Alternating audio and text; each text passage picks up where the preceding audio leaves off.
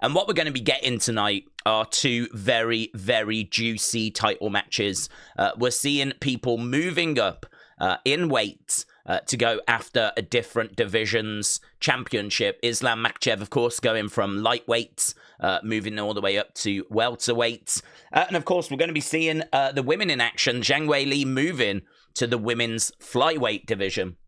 And she's going to be taking on Shevchenko. I think that is number 1 and number 2 in the pound-for-pound list. So it is like a dream fight, a mega fight. It's a fight many of us have been wondering when we're going to get it. And recently, even if we're going to get it. But it's here, and that is our co-main event. So co-main event, from a women's point of view, is a very historic fight. Main event for the men.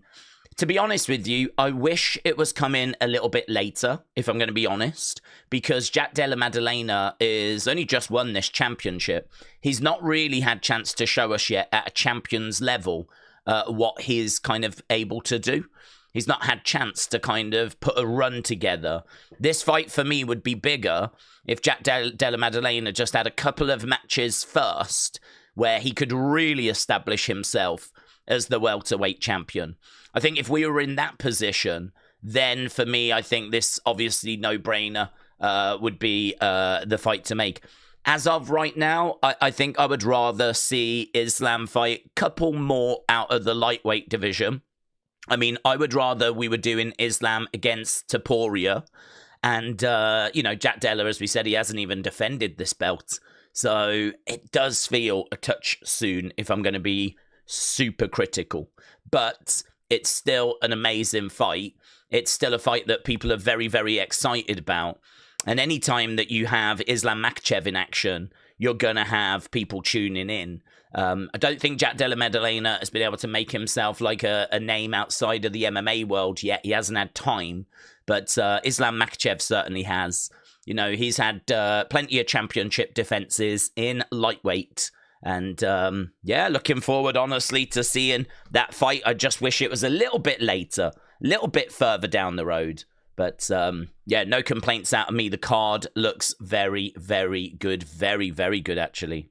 So, we are underway with UFC. And we are going to be having the first fight coming up soon. In fact, we've got both fighters already in the octagon by the looks of it. We do have to kind of get into it straight away tonight because we've got, I think, about 14 fights. So there's really no time to kind of wait around. There's no time to mess around. We are literally just going to be getting straight into the action.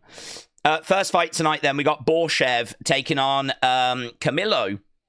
Camilo, don't know much about, to be honest, is 0-1 in the UFC. What I do know about him is that he's quite well-rounded. I know he's going to have a grappling advantage. Borshchev's got a real grappling weakness. Borshchev, though, does have a high finish rate, trains at Team Alpha Male. Of course, the striking coach at Team Alpha Male.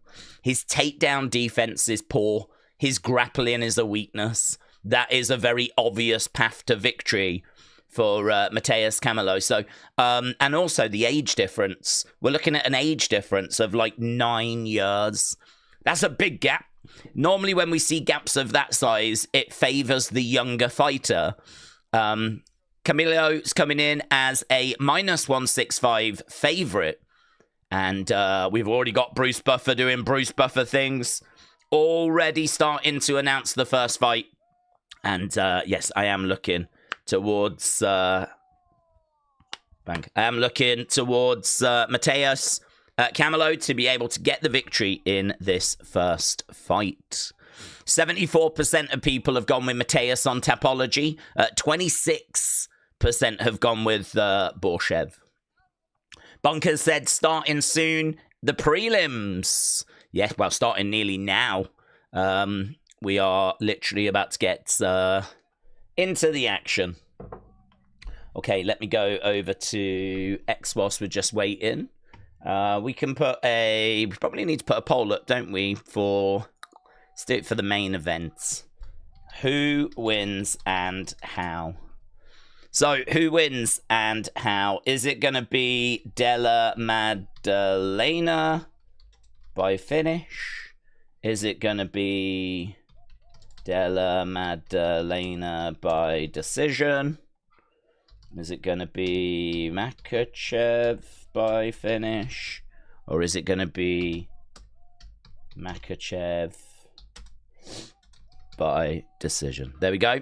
Polls up. You can vote for what you think is going to go down in that main event. I've seen so many fighters saying they think it's 50-50. So many fighters are torn on that main event. Okay, Keith Peterson has come out into the center and we're about to get underway. If you are watching and you've not left a like, leave a like. It seems really hard for us now to get to 1,000. Certainly not going to set that as an expectation, but it's certainly the area we would like to get close to. It's the area we would like to get to. I mean, we used to do it quite comfortably, but apparently not anymore. So if you are watching, hit that thumbs up as we've got Borshchev in red. We got Camilo in black. And Borshchev is the one that's putting the pressure on. As we said, the grappling is the key here. Leg kick there by Mateus, loses his footing. Borshchev continuing to apply the pressure. He's driven Mateus back against the cage. He's backing up, trying to circle around. He's 0-1 at the moment, only 24. Mateus lost to Green back in May. And again, Borshchev in the center, edging forward. Jab coming in there by Borshchev. Outside leg kick. You can tell these two just still feeling each other out. Jab coming in there by Borshchev. Couple of steps forwards. Camilo goes back into the center. Tries to gain a bit of ground. Edging forward. Kick coming down the center there by Borshchev. Outside leg kick coming in by Camilo. Oh, lovely hook shot. That hook shot was great. Borshchev again, just edging forward as Camilo edges back. Yeah, I'm surprised. He hasn't been looking yet for any takedowns. We've already had about 1:40. I am surprised at that. I don't think it makes sense for him to stand an exchange with someone that's a striking coach at Team Alpha Male and has got great kickboxing. Like, I don't really understand why he's not tried to go for the takedowns yet. Couple of jabs coming in by Borshchev. Perhaps he wants to just test out the striking first. I'm not sure. Perhaps he's feeling confident that he... I mean, he does have some power. He can strike. Perhaps he wants to just go toe-to-toe and test out the skills. But to be honest, I would just be going for those takedowns. At the moment, it's just very comfortable, very slow, as you can see the numbers. Oh, there's the takedown. There it is. Probably came a good minute after I would have gone for it, but fair play. You know, I think he wanted to test out his striking and just see how that looked and, you know, see if there was a way forward with that. Being able to use your striking to put down the striking coach at Team Alpha Male would be quite a statement. He's managed to get round the back there. Camilo. Borshchev up against the fence, breaking away. Camilo is taking a few steps back as Borshchev goes into the middle. Couple of jabs coming in there by Borshchev. Okay, he's stuck one on him there, Mateus. And again, he's getting a bit of joy with that left hand. So, the takedown, we managed to get it, but we did not manage... Kick coming in there by Borshchev. We did not manage to keep Borshchev down. Couple of shots coming in there by Borshchev. They look good. Borshchev has got that striking advantage. It's not great, but it's there. Jab coming in again by Mateus. We've got 1:20. Very close round, this. Very close round. There's not a massive difference in regards to the striking, and a takedown doesn't really mean anything. Certainly if you didn't do anything with it. Right now, we got Mateus backing up. We got Borshchev moving forwards. Oh, going for a spin attack there. No joy. Got 50-odd seconds to go. Outside leg kick coming in by Mateus. 50-odd seconds to go. Again, it's Borshchev just applying the pressure, moving forwards. Yeah, that was nice by Borshchev. And going to the body as well. That looked good. Yeah, Borshchev striking does look good tonight. Oh, takedown. There it is. Yeah, he stood up straight. He stood on square on, and Mateus was able to grab him and take him down. So we go back down to the mat. And right now we got Mateus in control. He's successfully managed to get 2 out of 3 takedowns. And we're right in the middle of the cage as well, so it's going to be harder for Borshchev to get up, but he finds a way. Very good, just as I said that. He kicked Mateus off, and then he was able to get back up to his feet. So there we go, end of round 1. End of round 1. Benny, hello. Shout out to you. James, hello. Hope you're doing well. Metal Mama, hello. Joe said, did you hear about Eubank? I did, yeah. I did. Okay, so round number 2 coming up.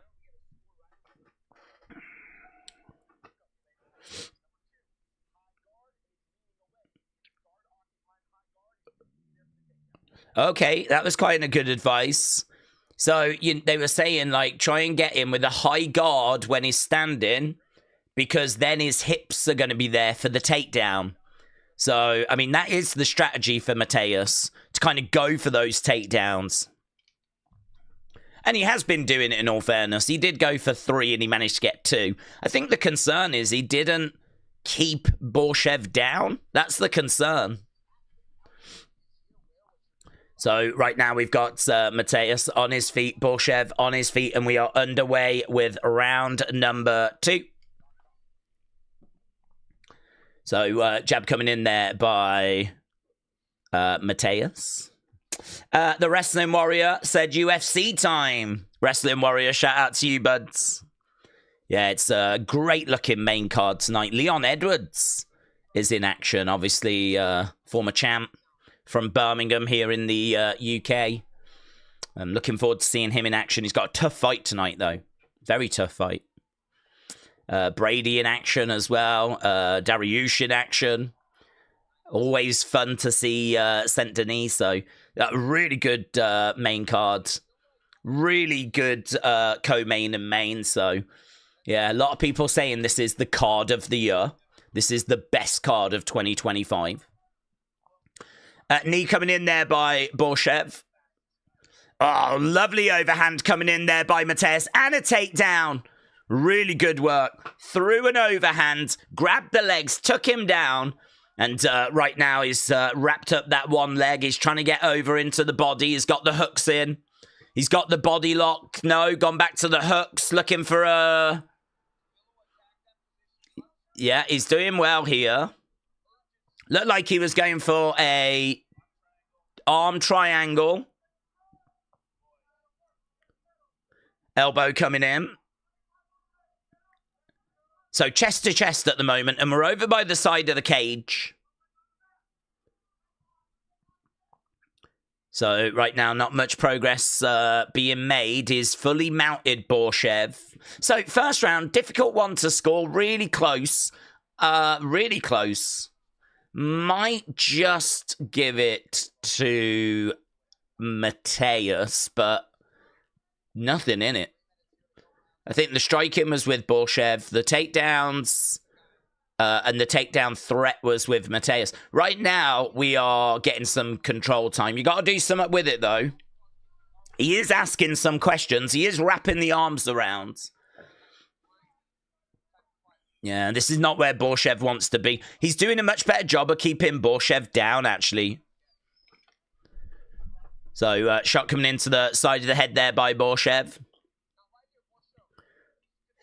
Doe said, Days, my go-to UFC stream. Thank you, my friends. Appreciate the support. Yeah, welcome to everyone that's joining us. Obviously, we're just settling into the show. It's a sprint, not a marathon. But, yeah, it's a good card tonight. Prelims will start in about an hour and 45. So, you know, we've got the early prelims, and we've got a lot of early prelims as well. So it is going to be like fight. It's going to come thick and fast. There's a lot of fights on tonight's show. I think we had 14. Both guys back up to their feet right now. Jab coming in there by Mateus, looking for the takedown. Getting it again.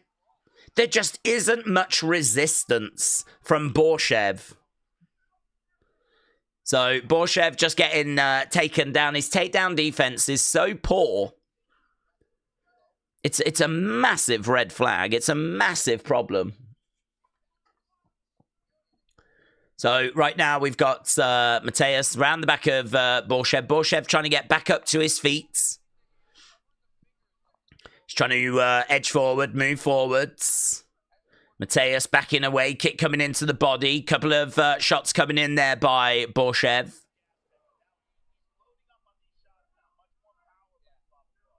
Yeah, Borshchev. Oh, big right hand coming in. Trying to throw in a couple of jabs, couple of shots. Mateus on the outside, looking for that lead leg. Reaching for it, but Slava Claus just takes a step back. Doubling up on the jab, but couldn't get through with them. Got about 40-odd seconds left to go here. Digging to the body, yep. Digging into the body. Trying to move forward, couple of jabs coming in. Mateus over against the side of the cage. Tries to take a step forward. 30 seconds left on the clock.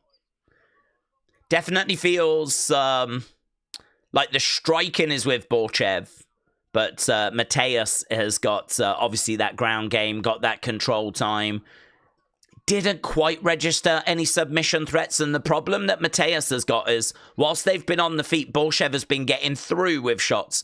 They don't look to be troubling Mateus. But it is a problem, because look at that gap in the striking. That is a problem. The gap on the striking is quite wide in that round. He really started to pull away, Slava Claus. Yeah, what do you think? What do you think? Asib said, do you consider Islam one of the greats? Or do you need to see him win tonight as he's moved up? No, I think he's one of the greats. He's definitely one of the greats. I don't know at what point we call him the GOAT. You know, some people are saying he's like the greatest in lightweight history.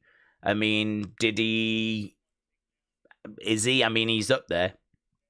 And I think if you're a great of a division, you're a great in general. And certainly of the lightweight division. So, no, Islam's a great.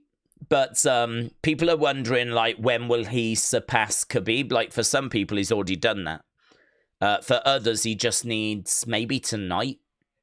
I have heard some people saying that if he wins tonight at this different weight class, he will then kind of go past what Khabib had achieved. And some people, he's already done that. So, no, definitely a great. But when it comes to, like, being, you know, in that GOAT conversation, I think we've still got further to go. You know, I think about, like, Anderson Silva and the run he had with the championship, or the run that John Jones has had in his career. I mean, I think Islam's got to add a bit more to get to that level, which I would class as the GOAT level. But, you know, one of those kind of Hall of Famers, one of those people that we talk about as a great of the sport, he's already there. I don't think you'd find too many people disagreeing with that, actually. A couple of jabs coming in. I mean, he cleaned out that lightweight division, had some banging matches with Volkanovski. Camilo is showing levels to grappling in the division, says Korean John. Okay, we are underway. Round number 3. I think this is a little tricky to score because Borshchev is so far ahead on the striking, but then Mateus is really far ahead on the takedowns and the control time. But has he done enough with that? Nice shot coming in there by Borshchev. A couple of shots coming in, driving Mateus back. Benny says, hence the main event. Yeah, a lot of people are excited for tonight because there is, with those two matches, not just titles at stake, but, you know, more than that. It really, really adds to people's legacies. If Islam wins tonight, he takes a massive step forwards when we are talking about his place in the sport.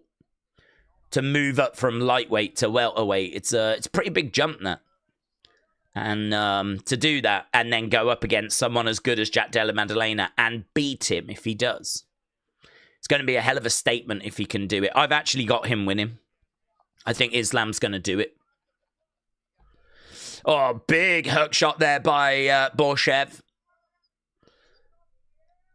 Mateus takes it, doubling up on the jabs. Outside leg kick there by Borshchev.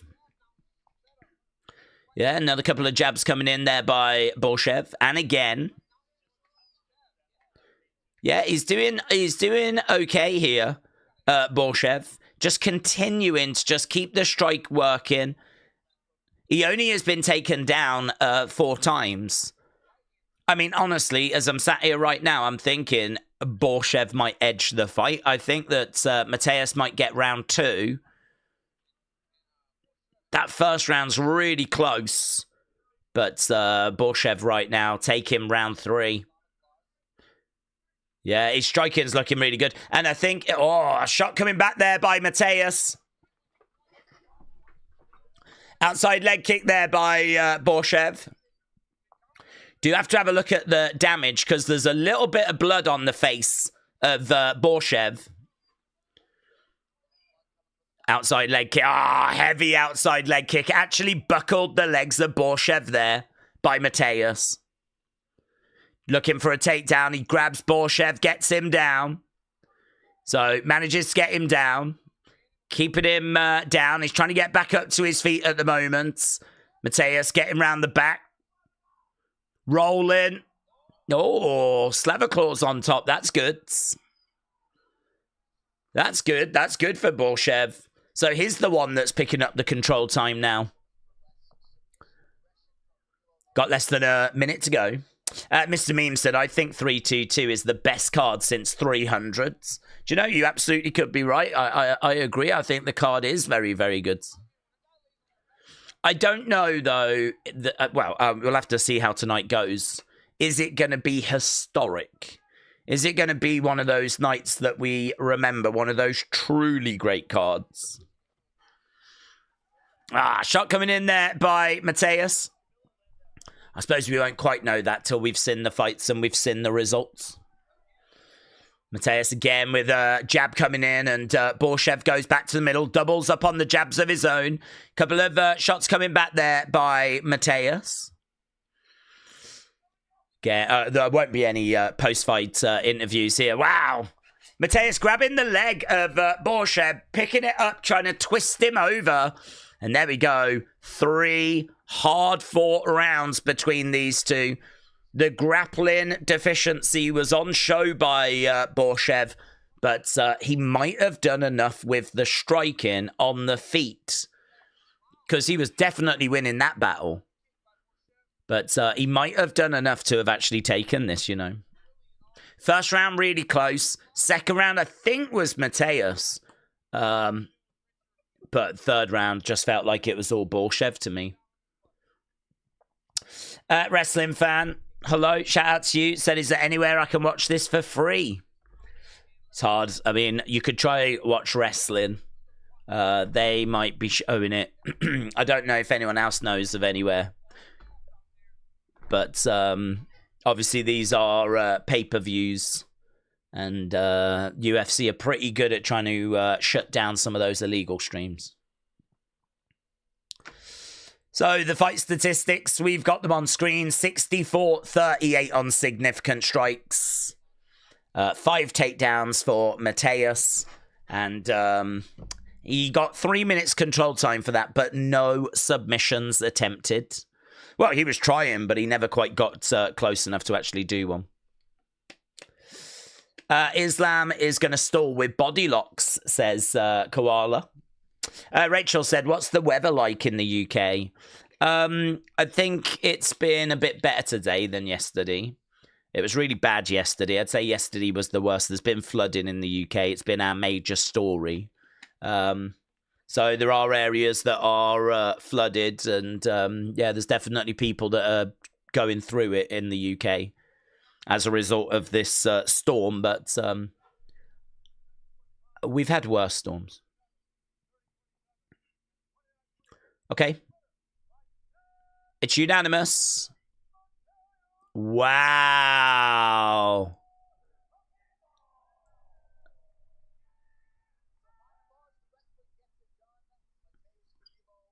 Wow, they went Mateus. I am shocked at that. Certainly when you look at the numbers. So Borshchev threw 196 shots. Mateus threw 125. Borshchev landed 64. Mateus landed 38. There was no submission attempts. There's 3 minutes control time, which we've seen fights that have had way more than that. 5 takedowns. I mean, the takedowns look good, but we don't see people scoring for takedowns. Yeah, I don't really get that one, to be honest. 2 judges went 30-27. The other judge went 29-28. So maybe I could understand 29-28 because I think the first round is close. Second round is Mateus, but I think the third round is Borshchev. So I could understand it being 29-28, but I don't understand the 30-27s. Well, either way, it is a win for Mateus. And I could understand Slavaklaus feeling a little bit aggrieved. Right, we're moving on. No time to wait around. We have to move on because our next fight is already starting, or ring walks are already happening. So this is going to be Susurkaev.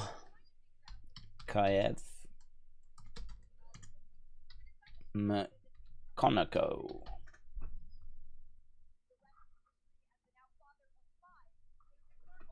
Okay.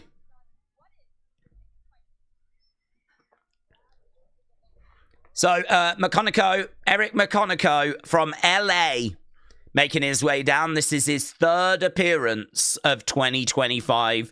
He's got kickboxing. He's very counter-heavy. He's very durable. He's got good takedown defense. He's very calm under pressure, but he can be a slow starter. He can be a bit too patient. You can be waiting for him to get going, and it's just not quite getting going. So he can be a bit too patient.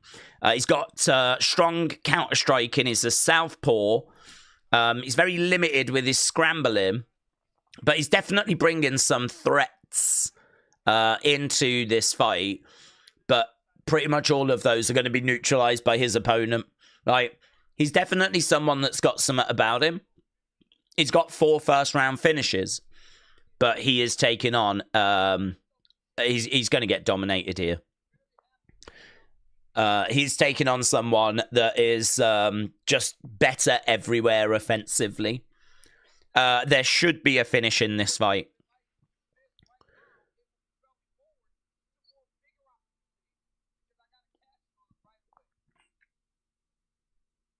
I was just listening to Cormier there. He was saying that McConico, at his age, 35, he's got to cash in on this opportunity.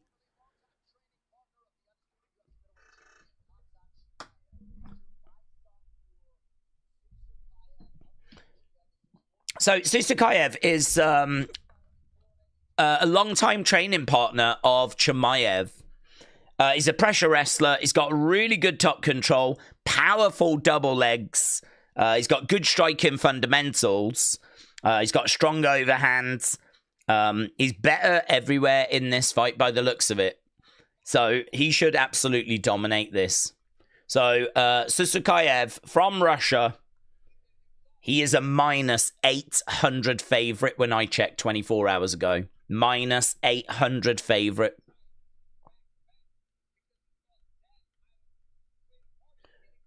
Long time training partner.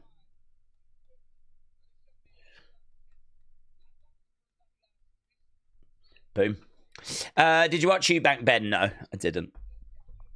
Miss Dell Jr. said the card is live from the most iconic arena, Madison Square Garden, says Mr. Dell Jr. Yes.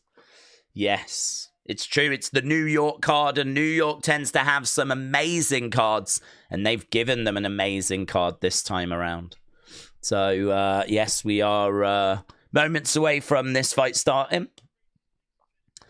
Notorious Nightmare said, I'm sad that Eubank lost. The weight drain took a lot out of him. Squared, shout out to you. Dude said, always love a card from the Garden. AP Football Prodigy said, when is Islam against JDM? That's our main event, of course. So we're hours away from that.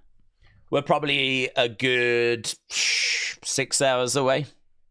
It's a long road. We're only at fight number 2 out of 14, so long time. Rachel said, are you excited for Raw on Monday? John's final Raw. Absolutely. Very much so. Don't know who he's going to be facing. I do wonder if it's going to be Braun Breaker. I mean, he wasn't put in the tournament, which is very strange. So, but I think Bronson Reed is. So it makes me think they've saved Braun for Monday. So I'm gonna be a betting man and say it's gonna be Braun. Did you hear the rumors about Jake Paul and Anthony Joshua for December? I did, yes. Nothing's been announced yet, has it? But I think, is it Happy Punch put a message out saying it was done. I mean, yeah, at that point, I'm putting everything on Joshua, of course. The only thing is, would you go Joshua by finish? I mean, without knowing if it's an exhibition. They've said that it's not going to be an exhibition if it happens. It's going to be a legit fight. If it's going to be a legit fight, it's Joshua, innit? I just don't see any way that it's not Joshua.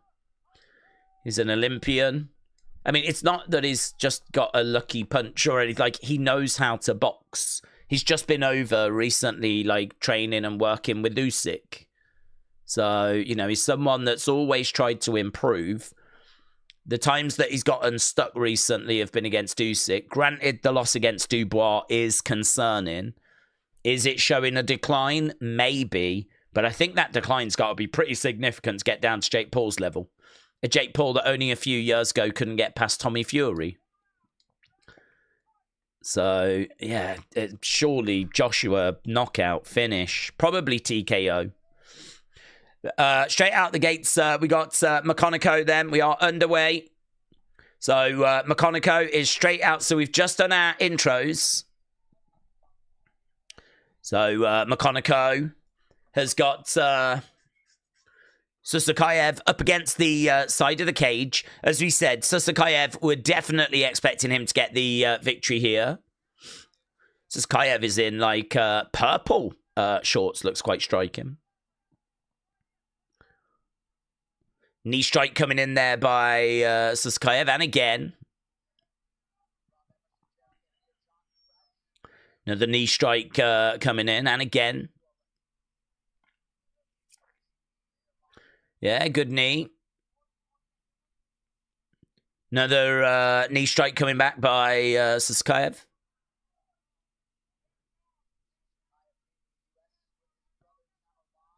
Knee coming in. So he's got him up against the cage here. So McConico drove at Susurkaev. Drove him against the cage. Susurkaev has managed to reverse the position. And right now we're in a weird position. A clinch over by the cage. Where we've actually got the... both have got underhooks. So the arms are like all tied up. And they're just exchanging knees. They're just throwing in these big knees at each other. Another big knee coming in there by Susurkaev.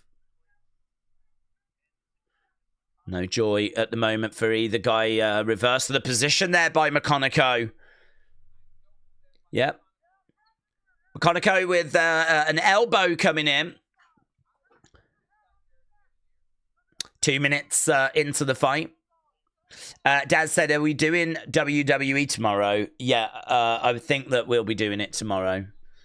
Mid-time, our time. Haven't looked at it yet, but my focus has been this. Tomorrow is just a bonus. This weekend is all about tonight. So if you are joining us and you've not left a thumbs up, hit the thumbs up. It really is appreciated. We always try to get to about 1,000 likes. We haven't done it the past couple of times. I really don't know if we're going to be able to do it tonight either, but see 106 of you have hit that thumbs up, which I really appreciate. Okay, heavy leg kick there by McConico. Susurkaev edging forwards. McConico, bang, big shot. That was good by McConico. Yeah, that was a good shot. And actually had Susurkaev backing up a little bit there. Susurkaev trying to get the fight down to the ground. Some shots coming into the side of the head. McConico's got a game plan here. I mean, I don't know that he's winning this fight. If you look at the numbers, it's 39-23. Knee coming in there by McConico. Shot coming into the side of the heads.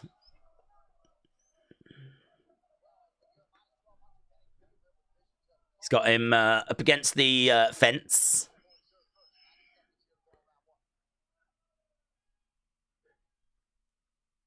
Again, driving him back against the cage. He reverses, and Susurkaev goes back against the cage. Yeah, there's a lot of clinching. There's a lot of, like, not much progress. Crowd have booed a couple of times as they've got a little bit restless in this second fight, but Susurkaev has managed to get around the back of McConico. That brings out a cheer.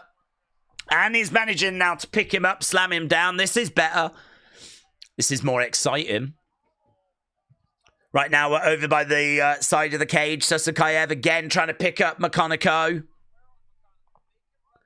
Knee coming into the side of the leg. Drags him down. McConico again getting back up to his feet. Another big knee coming in. And again. Yeah, he's trying to pick him up, trying to get him. It's blocked, though, by McConico. McConico's been dragged down a couple of times. 30-odd seconds to go. Weird little round, this. Weird little round. Ooh, spinning back elbow there by Susurkaev.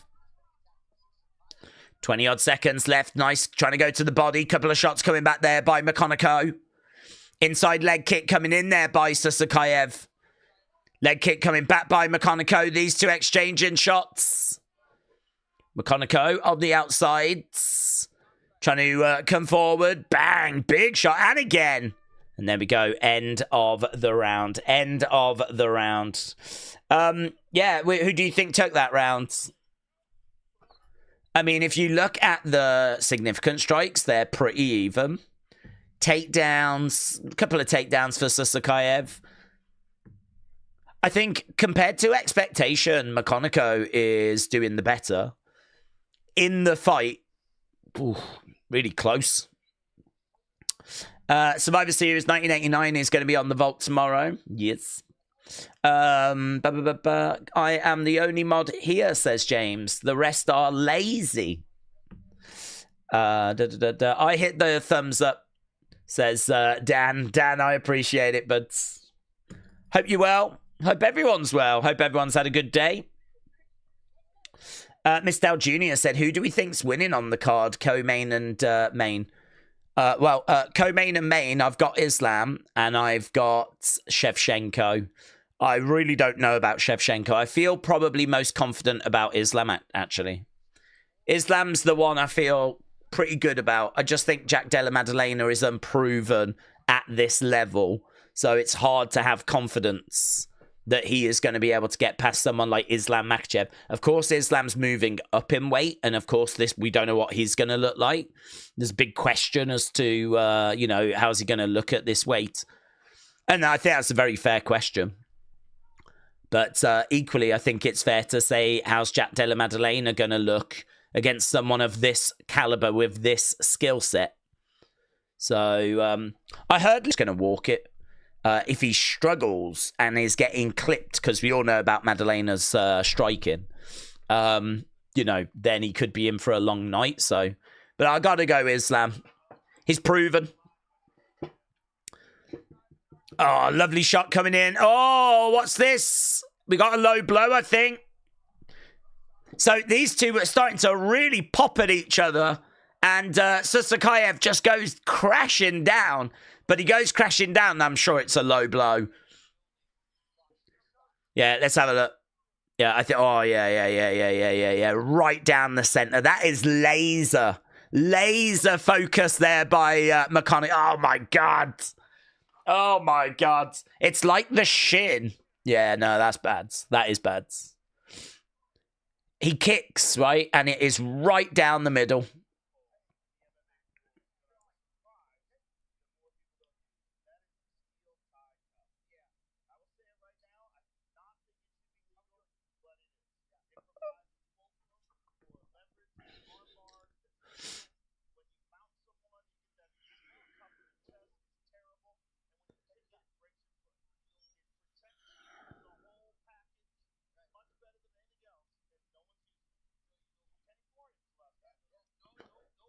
Okay, so Joe Rogan was like, there's a loophole in MMA, which is the steel cup. People aren't really using it too much. But if you do, if someone was to kick you there, it would cause serious damage to their leg. Okay, we are back underway. It was, honestly.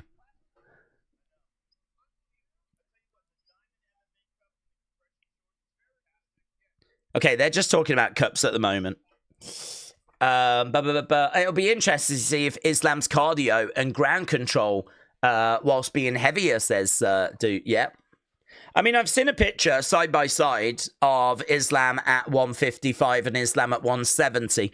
Doesn't look drastically different. Doesn't look drastic. He's just lost a bit of like muscle definition. He looks a lot more, you know, shredded at 155.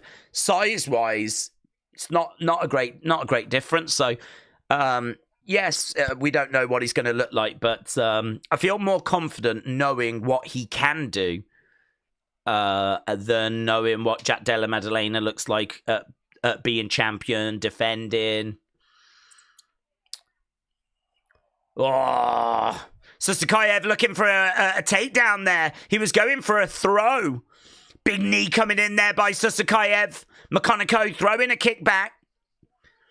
Right now, we are seeing a real battle where the fighter's really woken up since that low blow. Susurkaev grabbing a hold of McConico. He's got the leg here. So right now, he's got the leg. We're not making much progress. Susurkaev has got McConico's leg. If we look at significant strikes, we can see it's quite close. He's looking for the... He had the one leg. He was trying for the trip. Couldn't quite find that trip. He's managed to drive McConico back against the side of the cage. Couple of knees being exchanged by both fighters right now. 1 minute 30 odds. We need to skip forward a touch. I think we got our timeout a little bit wrong. So about 1 minute 30 left in this round. Knee coming in.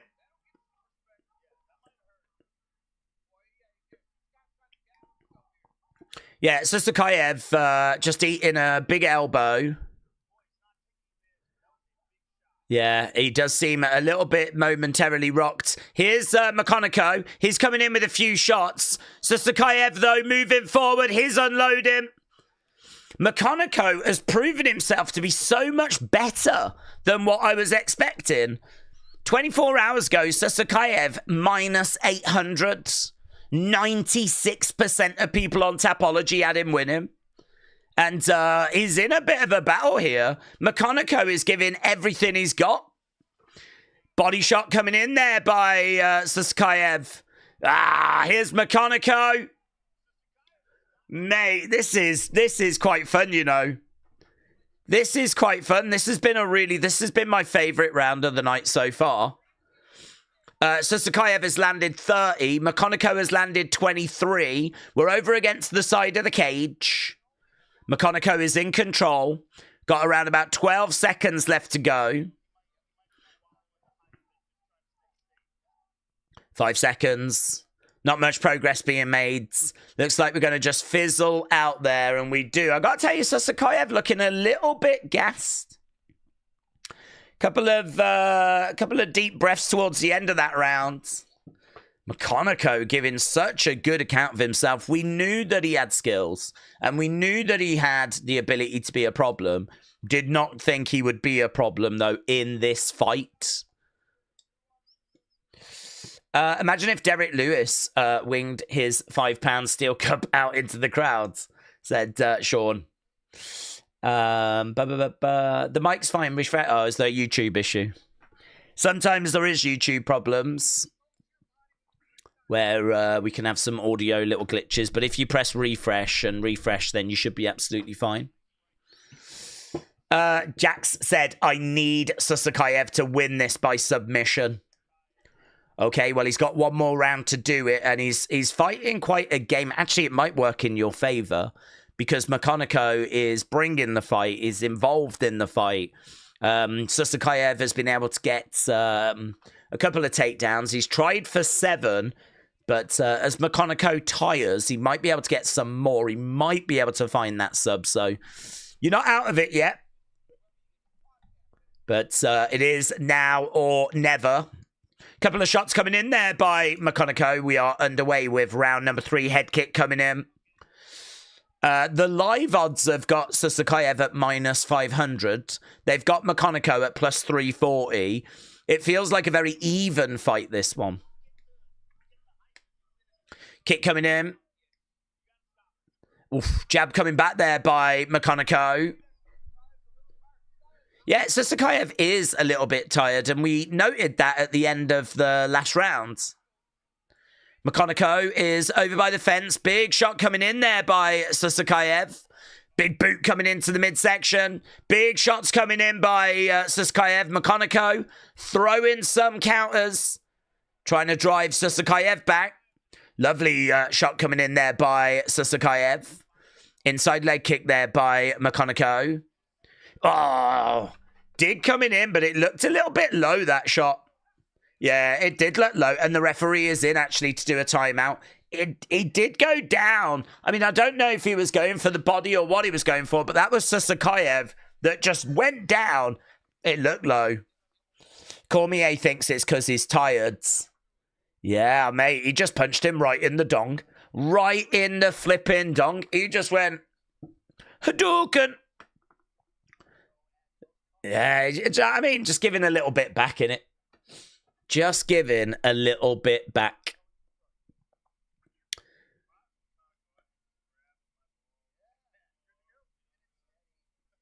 Okay, we should be back underway very soon. Not much of a timeout on that one. It is crazy, though, when you see someone, like, go bang! I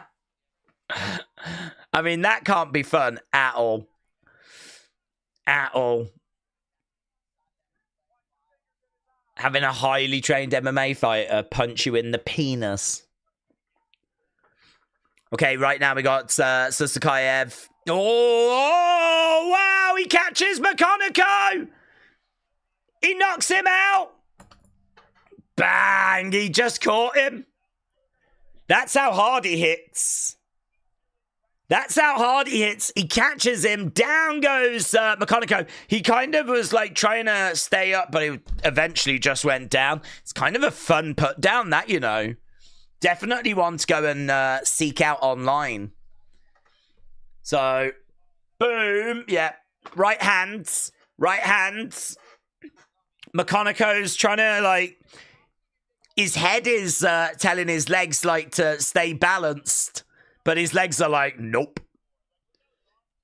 Bang, yeah. And he just goes down. And as soon as Susurkaev's coming in for the follow-up, the ref's like, no. Boof. Yeah, do you know, that's crazy, man. That is crazy. You can actually see him telling himself, don't go down, don't go down, don't go down. You can see his legs desperately trying to prevent it, but he ends up crashing down, face planting. And there was no follow-up there by Susurkaev. So, fun fight that, to be honest. More competitive than I was expecting. But Susurkaev, the person we thought was going to win it, has, and that's no crazy prediction, he was minus 800 favourite, has ended up winning it. Boom! Merle, Philper, 74, shout out to you, buds. GS Dub, hello.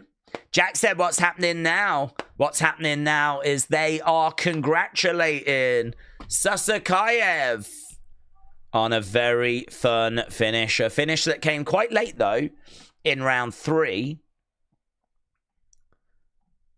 He was looking a bit tired. Joe Rogan's in there, which I'm really surprised at. I didn't think there'd be time for a Joe Rogan interview. I don't need to hear it. Yeah, next up is Angela Hill. Always love watching Angela Hill. She's in big trouble tonight, though. She's in big trouble tonight. Taking on Fatima Klein. So this is going to be our next fight. You can see the fight odds, actually. They're on screen, which is... They haven't always done that, have they? I think that's a new addition where they've added the fight odds. That's good. So that's interesting as well, because 24 hours ago, I had Klein at minus 450. She's now minus 600. I had Angela Hill at plus 335. She's now plus 400. So more money has been coming in on Klein for this next fight, our third fight. And so Angela Hill, 18 wins, 15 losses. She's actually 13-15 in the UFC. She's lost more than she's won, but she's still won 13 times in the UFC, which is great. She's 1-1 in 2025, so she's not on like a terrible losing run or anything.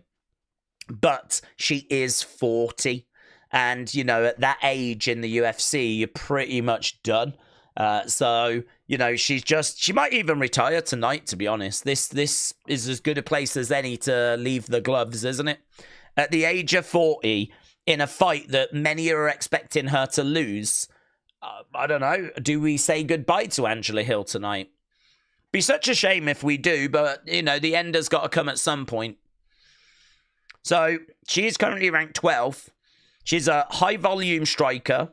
She's got good cardio, good experience. She's got constant movement, good jab. She relies on her footwork. She is slowing down. Her skills are clearly declining. But she uses elbows when she gets in close. She's got a good jab, as we said. She's got pretty good defensive Brazilian jiu-jitsu. She can get taken down and she can be controlled. But she's bringing a lot of experience. She's bringing a lot of skill. And I like Angela Hill a lot.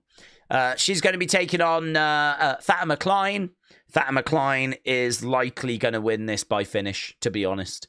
Don't know at what point that's going to come, but she's likely going to win this by finish.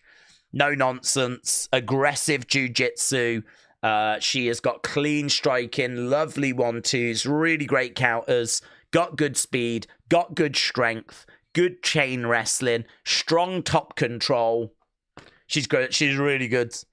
She's really good. And she's 15 years younger.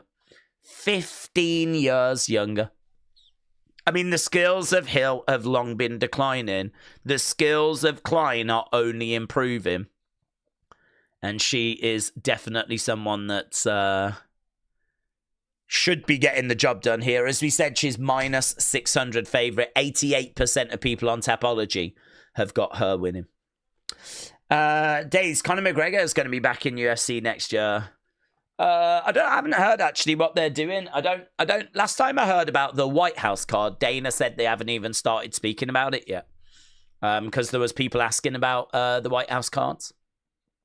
And Dana says that he has not even really thought about it. So I don't know if John Jones is going to make it. Dana says no. I saw that John Jones had apologized to Dana for messing him around. So I don't know. Do you put John Jones on that card? Is John Jones going to make that card? I'd imagine Conor will be on that card. I'd imagine Donald Trump's going to have a bit of a say. I mean, he obviously won't be able to book the card, but, you know, he can certainly say, hey, can we get this person? Can we get that person? And, yeah, I don't imagine Dana's going to want to let the president down. The plans for that thing just look absolutely incredible, don't they? Absolutely incredible. Like on the White House lawn with the White House in the background and the stands and everything. Just amazing. Amazing. Makes me wonder why they can't do something like that in the UK, because I remember when it was like the Queen's Jubilee, they did a concert on the island just in front of Buckingham Palace, and they had like stands, temporary stands, and they had a stage. There's an island right in front of Buckingham Palace. They put the stage there. They had stands. Kind of reminded me a bit of what we did for the Queen's like Jubilee, and yeah, I mean, I don't know. UK definitely is not in the habit of turning down opportunities like that. I think that we could absolutely do something special in the UK as well. It'd be really cool, actually, if this kind of really inspired something, you know? Rather than just running it in arenas, like looking at maybe some alternative spaces. Like, you know, if you go to Rome doing something, I think there is like a little mini Colosseum replica. That could be really cool. There is like a building, I'm sure, that's like a little mini replica of the Colosseum. Much, much smaller. But I don't know how many it can hold, but maybe you could do something in a space like that. Lots of very interesting spaces in Greece. And, you know, Buckingham Palace, you're doing the White House. Does make you start thinking about some of these alternative locations. Obviously not for all the shows, just for like special ones, 300, 400, any kind of anniversary, like, you know, America 250. It's going to be good, man. It's going to be a massive show. So much excitement around that, but no concrete details on the card from what I've seen.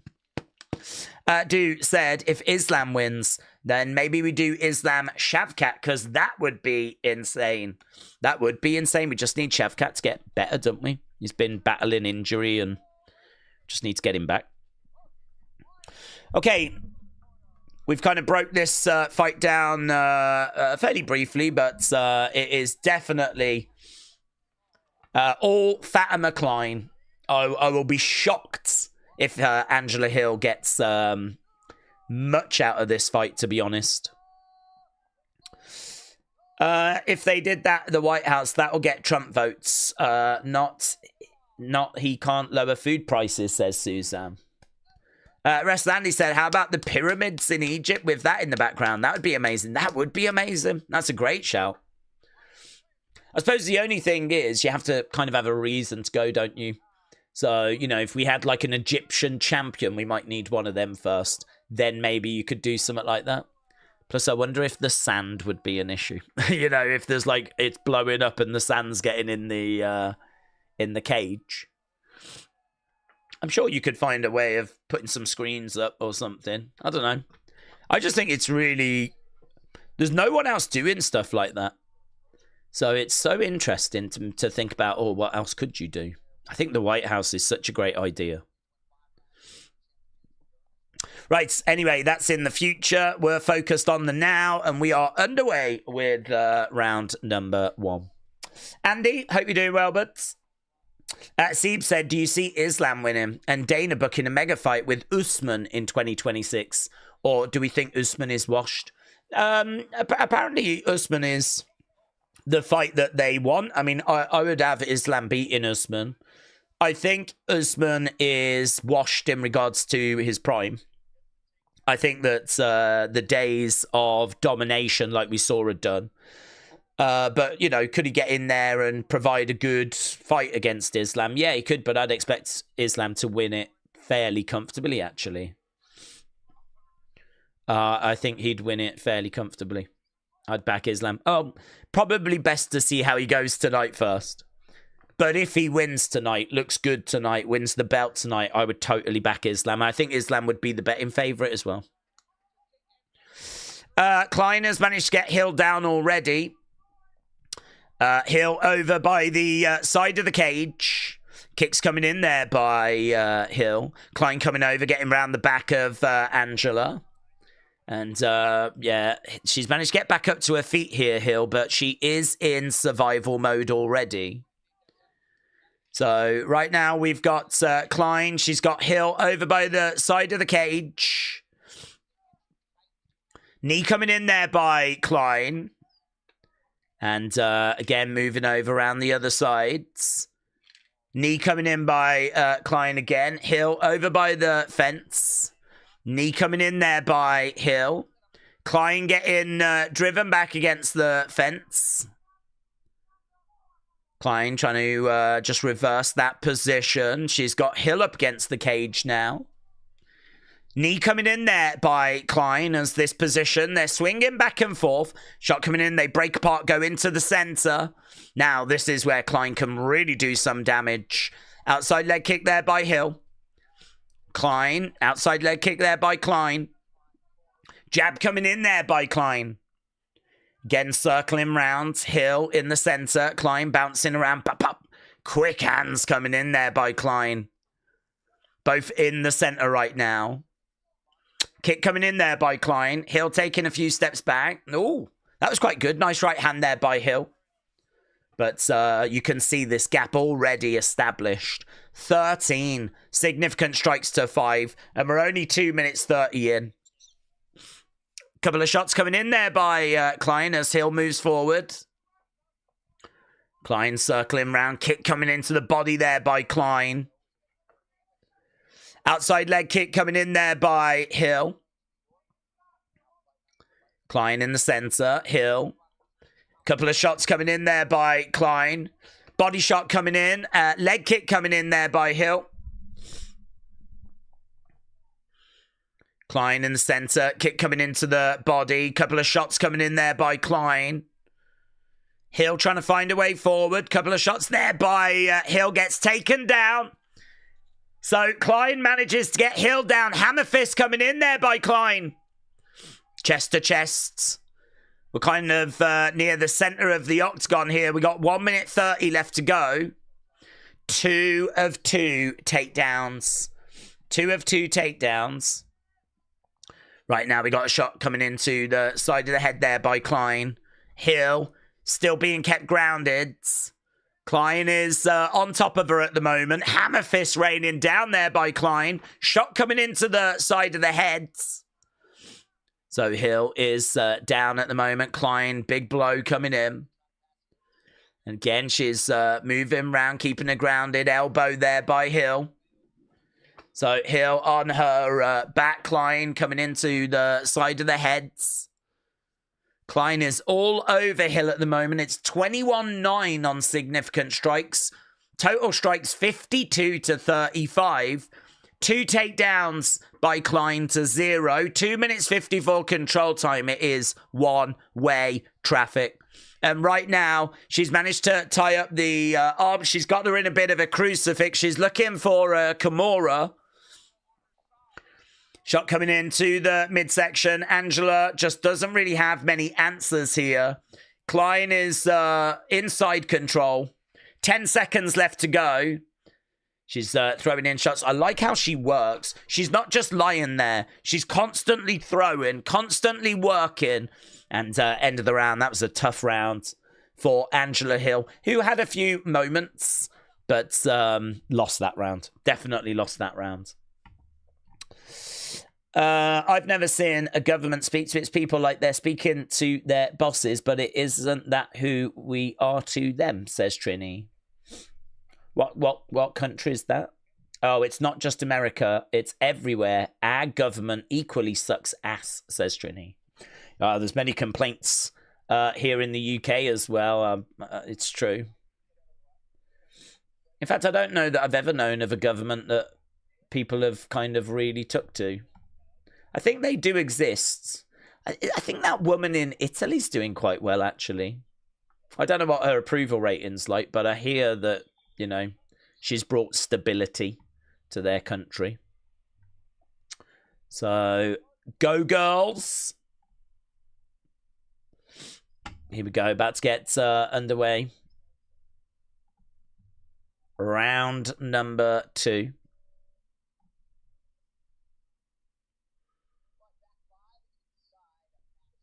Okay, and here we go. They step forward, and we are underway round number 2. Shot coming in there by Angela. I'm sure they've told her that what went down just not good enough. Body kick, though. 10-9 Klein after round 1, says Aaron. Oh, big shots coming in. Lock-in MMA said Klein takes round 1. It was great work on the ground. Kick coming in there by Hill. Jab coming in there by Hill. Klein just staying out of range. There was a kick that just missed there by Hill. Hill coming out and giving some fight, giving some fire. Giving this a good go. There's an overhand right there by Hill. We're about a minute into round 2. Looking for a takedown. Klein grabs Hill, drives her back against the cage in a clinch. Over by the side of the cage. Klein in control. Knee coming in. Forearm shot coming in. Knee coming back there by Hill. They break away from the side of the cage. Kick coming in by Klein. Looks like there might be a bit of damage on the face of Hill. We need to get a better camera angle on that. Looked like the nose. There might have been a bit of blood, I sense, but we'll have to have another look. Couple of shots coming in there by Hill. Pop, pop. Couple of quick shots coming in there by Klein. Jab coming back there by Hill. Looking for a takedown. She grabs Hill, drives her back against the cage. They kind of travelled over half the octagon then with that drive. Klein has got Hill up against the fence. She's got her hands all over her face at the moment. Knee strike coming in there. No joy at the moment as they break apart. Klein is very much in control of this fight. Kick coming in. Hill moving. Hill just moved forward. Bang! Big knee to the midsection by Klein. She just walked right into that. Couple of shots going upstairs. Angela just doesn't know what to do by the looks of it. She's just constantly trying to find, like, if she moves forward, she's getting clipped. If she stands there, she's getting clipped. Or she's getting driven. If she seems to be getting out-muscled. Oh, it must be really demoralizing, this. Just got to stick with it and hope you can find some sort of opening. Kick coming in, grabbing the leg. Is that an opening? She grabs the leg, knee coming into the body. Klein trying to drive Hill back. Hill moving forward. Klein backing away as Hill continues. Yeah, there is blood. There is blood coming down the nose of Angela Hill. Jab coming in there by Klein. Right hand coming in there by Hill. Kick coming into the body there by Klein. Jab coming in. Hill moves out the way. Hill moving forward, edging forward, outside leg kick. This is our third fight of the evening. Our third fight of the evening. We got 50-odd minutes to go. If you are watching and you've not left a like, leave a like. Hit that thumbs up. It's really appreciated. We're desperately trying to get back to kind of 1,000, which we used to do quite comfortably. I say comfortably. We used to get there by the main event. Angela Hill has passed Arlovsky for the 7th most fight time in UFC history. 6 minutes, 50 plus. Wow. 6 hours.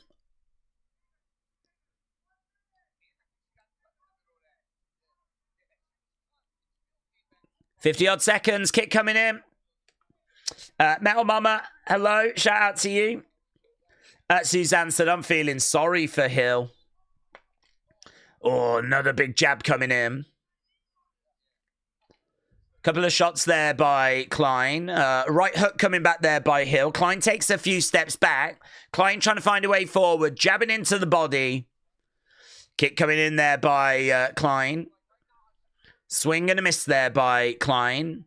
Nice right hand there by Klein as Hill is in, clinching up, driving back against the cage. She's been game. It's just she finds herself 23 shots down and over 3 minutes down on control time. Still that couple of takedowns that Klein got earlier in the fight, end of the round. It was battling. I don't think it's enough, but Hill does put her arms in the air. She is thinking she got something there. What is Hill's scorecard again? Well, the numbers you can see on screen. So significant strikes, she's landed 34. Klein has landed 57. Total strikes, Hill has landed 46. Klein has landed 75. Klein definitely takes round one. Definitely takes round one. But round two, a little bit closer, but I think it's still Klein. Klein just, I haven't seen the round by round breakdown, but I'm pretty sure she got more through. Klein did. And you've got to take into consideration the damage as well. Damage is very important. Blood pouring down the face of Angela Hill. That's going to play a factor in the judge's decision making. Right. This is like Days versus Undertaker, with Days being 21, says Metal Mama. It's just like that. Here we go. We are underway with Klein moving forward, throwing in some shots. Leg kick coming in there by Hill. Are we at the point where Hill needs a finish? Klein in the center. Dude said, I'm going to be at Saturday night's main event in January. First row. I'm really hoping to see Stephanie up close. Oh, have a great time, buds. Have a great time. That's really cool. First row as well. Big right hand there by Hill. Klein is backing up a little bit as Hill bounces around. Moves forward. Jab coming in there by Hill. Kick coming in by Hill. Klein continuing to move forwards. Couple of jabs coming in there by Klein, and a hook shot comes in. Hill letting her hands go. Klein just keeping it tidy, getting a few counters. We're a minute into round number 3. What we've not been able to find is really that big crunching blow. There's not been many of those in the fight. I do like Klein's work, though. She is keeping behind that jab. She's keeping things quite tidy. And she's just like going upstairs quite a bit. So 56 of the shots have been to the head. 14 to the body. Only 3 leg kicks. So, you know, look at the amount of volume that's going to the head. Jab coming in there by Klein, and again. Yeah, she is wearing it on the face. She's been wearing it on the face for quite a while, though, to be honest. Kick coming in as Hill continues to apply the pressure. She's game. This is why I like Hill. She'll take the fight to you. So Klein on the outside, circling round. Jab coming in there. We've got about 45 minutes until we get to the prelims. I wouldn't be surprised if these fights just go a little bit late into the prelims. Because we have got quite a few fights we need to get to. Jab coming in. Kick coming back there by Klein. They're still going, still throwing, but it's just lacking that kind of the bombs. We haven't really got any bombs. Kick coming in, blocked. Angela Hill in the center. Jab coming back. Feels very comfortable, this. Do we think Leon wins tonight? I think that's a really close fight because I don't know what version of Leon we're going to get. Leon can be, if he's on form and confident, devastating. But if he's not very confident, he can be a slow starter, can't he? And he can allow fights to get away from him. It really depends what version of Leon we get. If we're going to get like the Leon of old, and he's going to come in confident and he's going to be in a good mindset and aggressive and not put himself in stupid situations, but, you know, look to progress the fight, be on the offense more than the defense, then I think he can get the win, yeah. But I don't know. I've been so underwhelmed with Leon performances of late that I'm actually thinking he might not. I'm thinking he might not.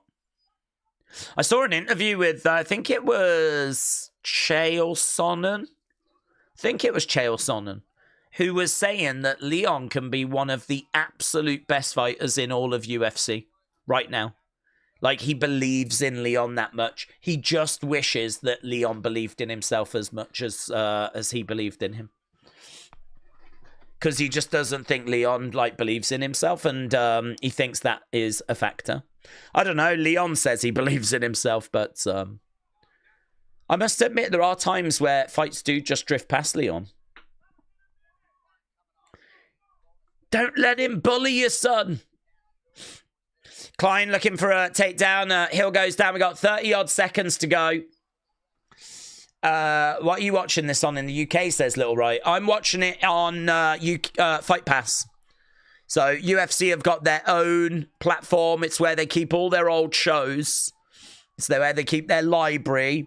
Here's Klein. She's throwing shots into... we're down on the ground. Okay, now we're getting a bit exciting. 10 seconds left to go. They're both down. They're both just throwing at each other.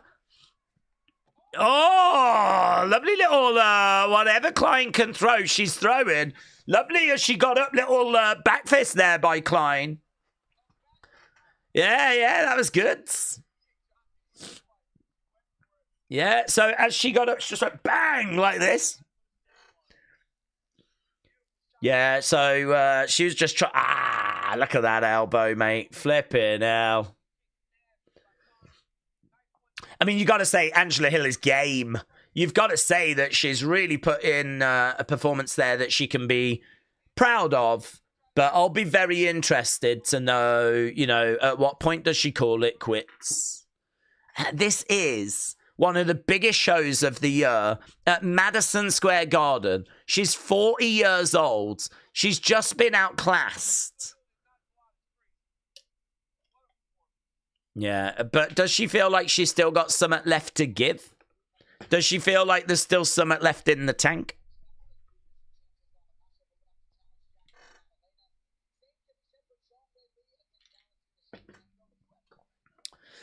How many minutes till the Islam fight starts? Many.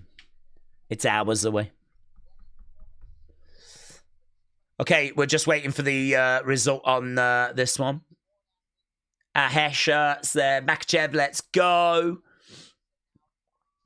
Okay, significant head strikes. Angela Hill, 30. Klein, 95. 4 takedowns in the end. Over 5 minutes of control time. The numbers are saying this was very much Klein's fight.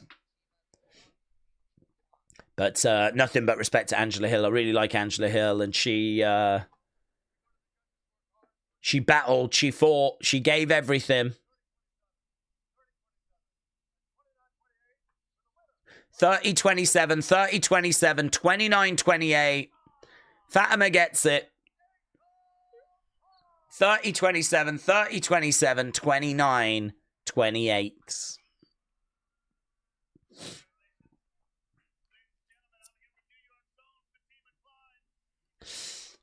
I don't know that Angela is going to be leaving any gloves. She might do. She might not do. I'm not sure. But she might have just exited the octagon.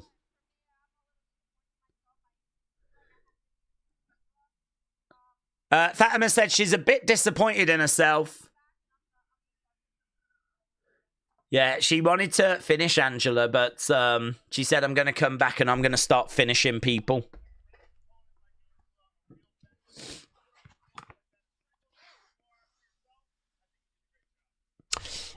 Days, are we doing any special streams for... No is the answer. Whatever it is, I don't have any plans for any... I think we stream enough. Immensely impressive performance from Fatima to get the dominant win over Angela Hill. Aaron says, 30-27 Klein, a brilliant performance against an always game Hill. 30-27 Fatima Klein dominated the fight from bell to bell. Okay, I'm surprised that they interviewed her after, to be honest, when we've got so many fights we need to get to.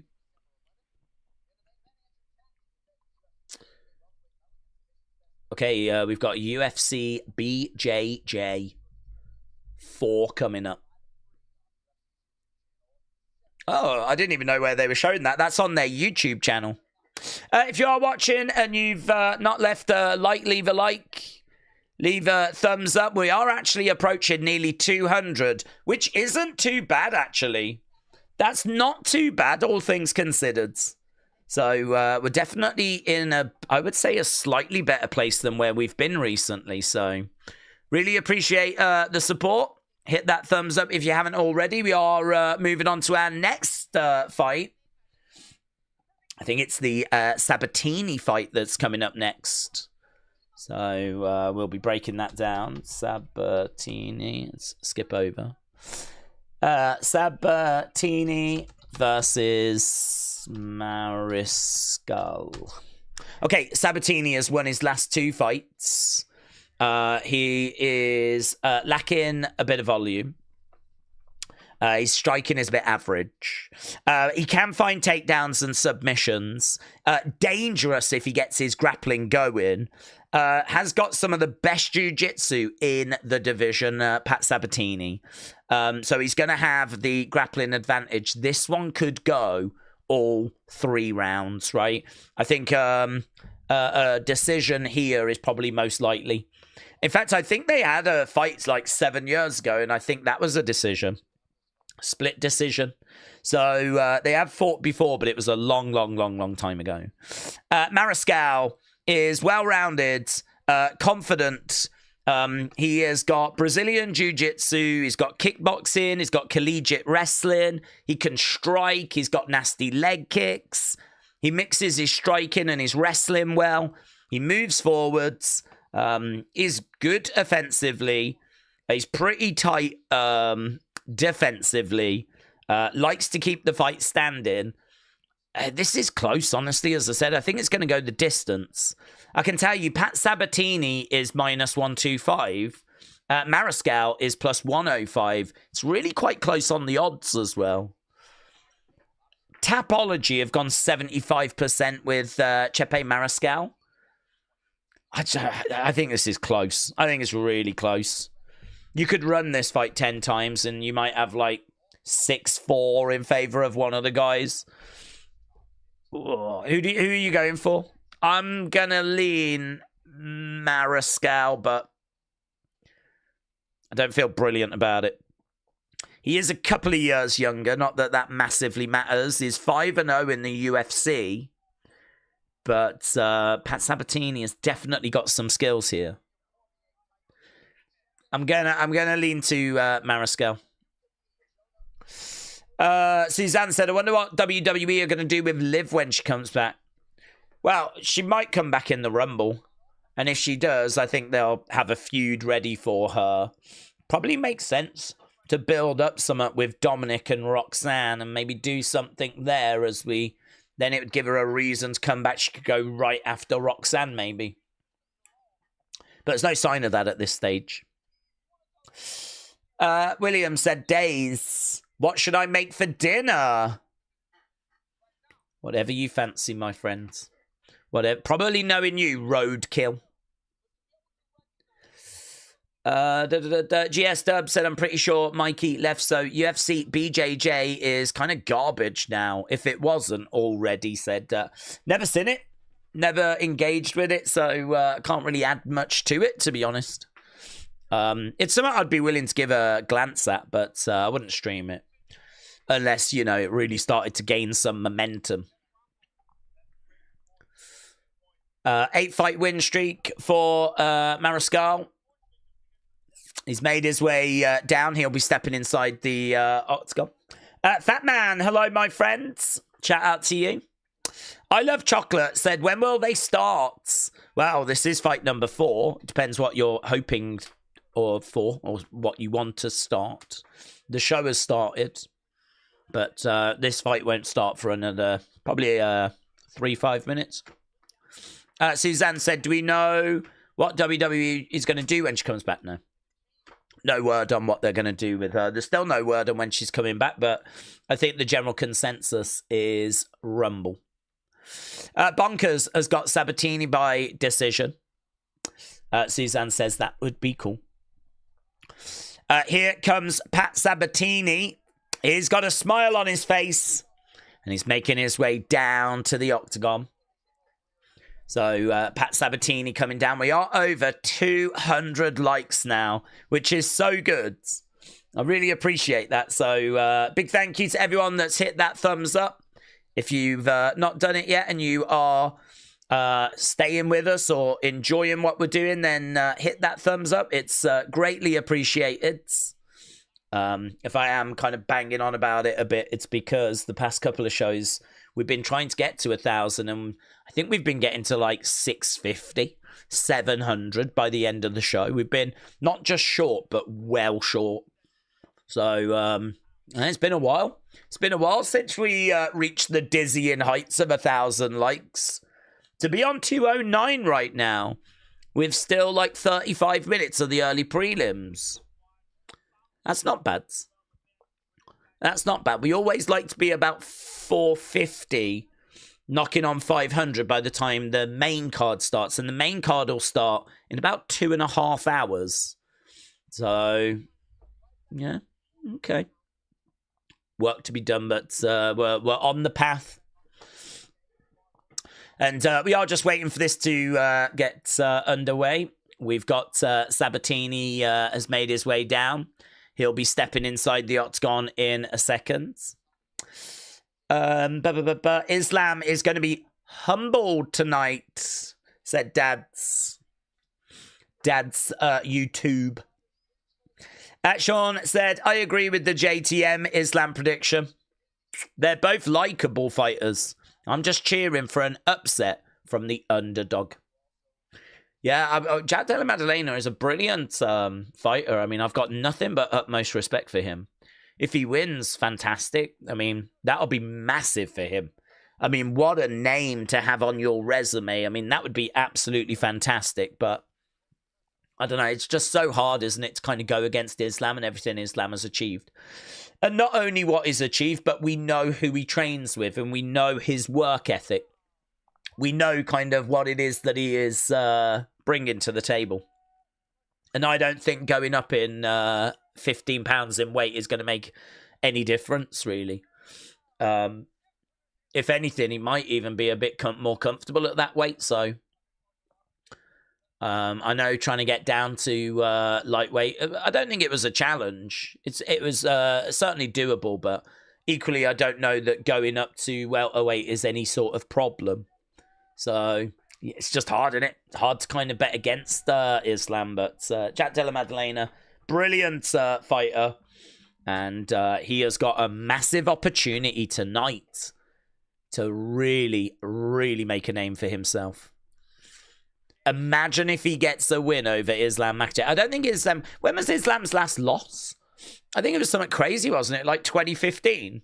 He has lost, but it was a fluke nonsense flipping thing. I mean, the guy that beat him went on to achieve absolutely nothing. In fact, the guy that beat him, I think, went on to lose his fights after. I mean, it was just got caught situation. A lesson learned. But I'm sure that was like over 10 years ago now. So that's the size of the challenge facing Jack Della Maddalena. Sabatini is in blue. Mariscal is in green. And we are underway with fight number 4. And we've got Sabatini on the outside. Mariscal is in the center. Days, I'm just watching old episodes of Bullseye until the prelims are on, says Joe. Well, fair play. Respect. I saw the newer one the other day. It was okay. I didn't really love it, honestly. I didn't think that Flintoff was that good of a host. And it felt like the studio was too polished. It was too, you know what I mean, fake. And the old set felt homely. Felt right. This one's too studio. It's too glam. Don't like it. It's too produced. Right now, we got Sabatini on Mariscal, and we're down on the ground. Sabatini asking a few questions of Mariscal here. Really close, this. As you said, very difficult fight. because both are bringing skills. They're very close on the odds. Yeah, he's good. He's doing some good work here, Sabatini. We know what he's like with that jiu-jitsu. He's managed to get round the back of Mariscal. Body lock is in.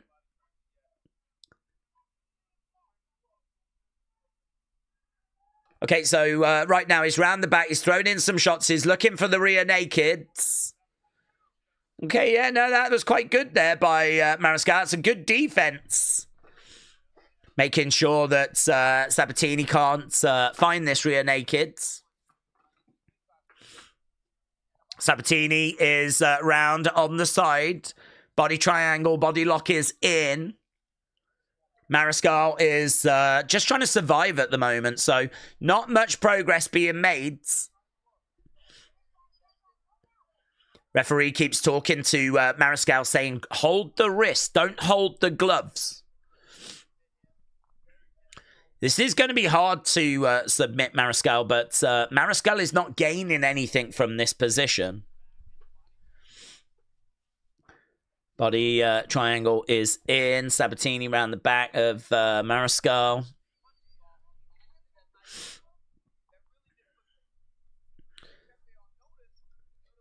Yeah, no progress being made. There's not really too much to talk about. At the moment, we've just got Sabatini on the back of Mariscal. We're down on the ground. Sabatini is trying to find a way of getting a rear naked. Mariscal preventing it.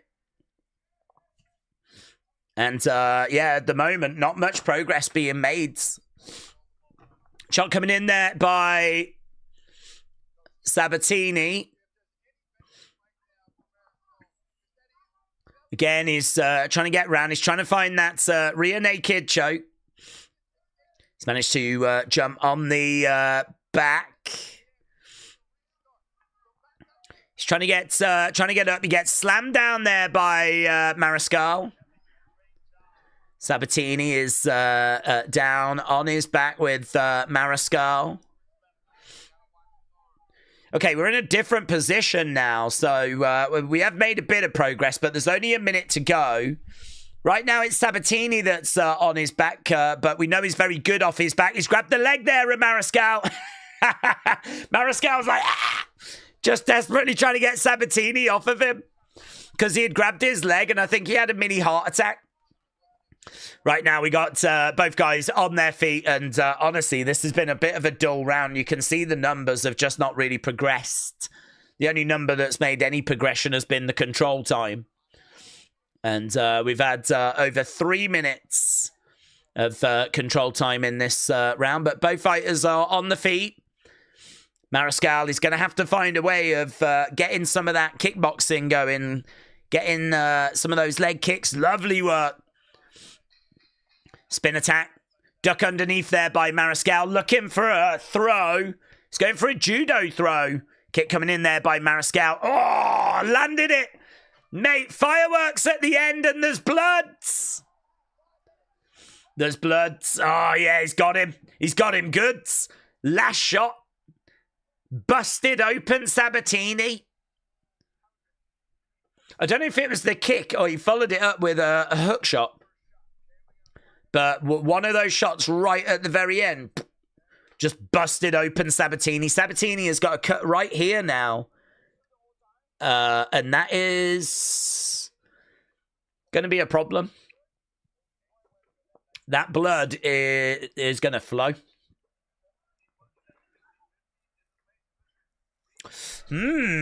Okay. Little bit slow.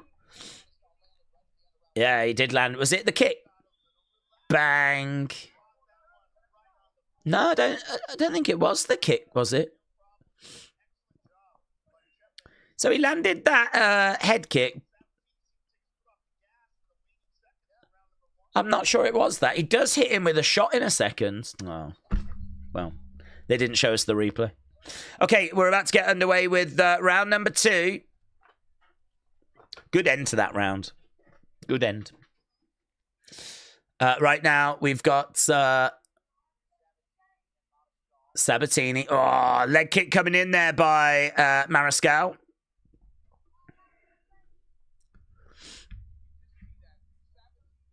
Sabatini in blue. We got Mariscal in green, looking for the leg, looking for the takedown. Sabatini grabbing Mariscal's leg. Drives him over against the side of the cage. It's, you can see the blood on the back already. So that cut must have opened up again. It must have opened up again because you can see the blood on the back of Mariscal.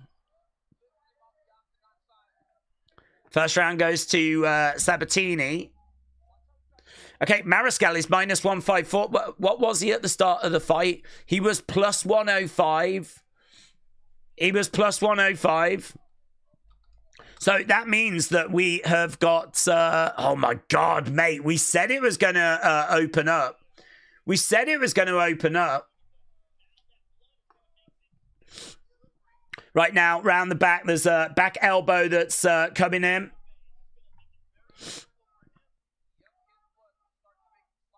He's looking to try and drag Mariscal down. Mariscal goes down.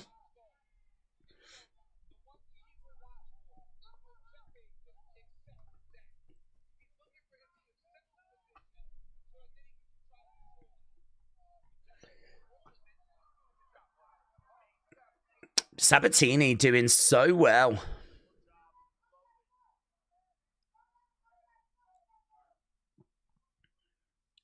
Sabatini is all over Mariscal. Mariscal is down on his knees. Elbow coming into the side of the head.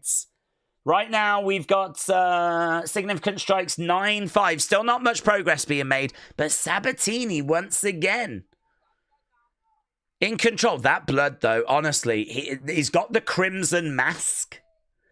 He's got the crimson mask.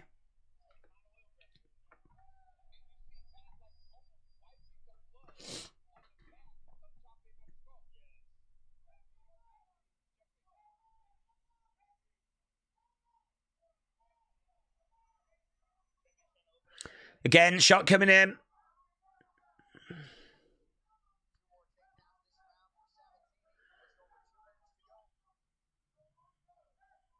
Shots to the side of the head by Mariscal.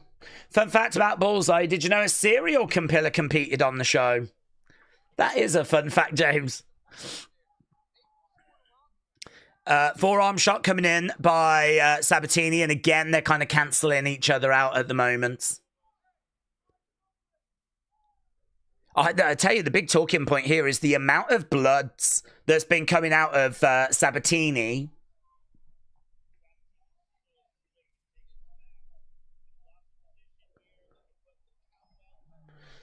Getting back up to his feet. Yeah, that cut is bad.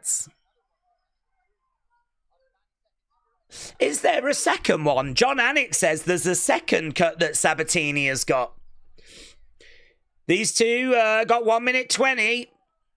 They've both been battling away in this round. We've seen a bit more progress with the striking, but significant strikes-wise, it's still only 12-11.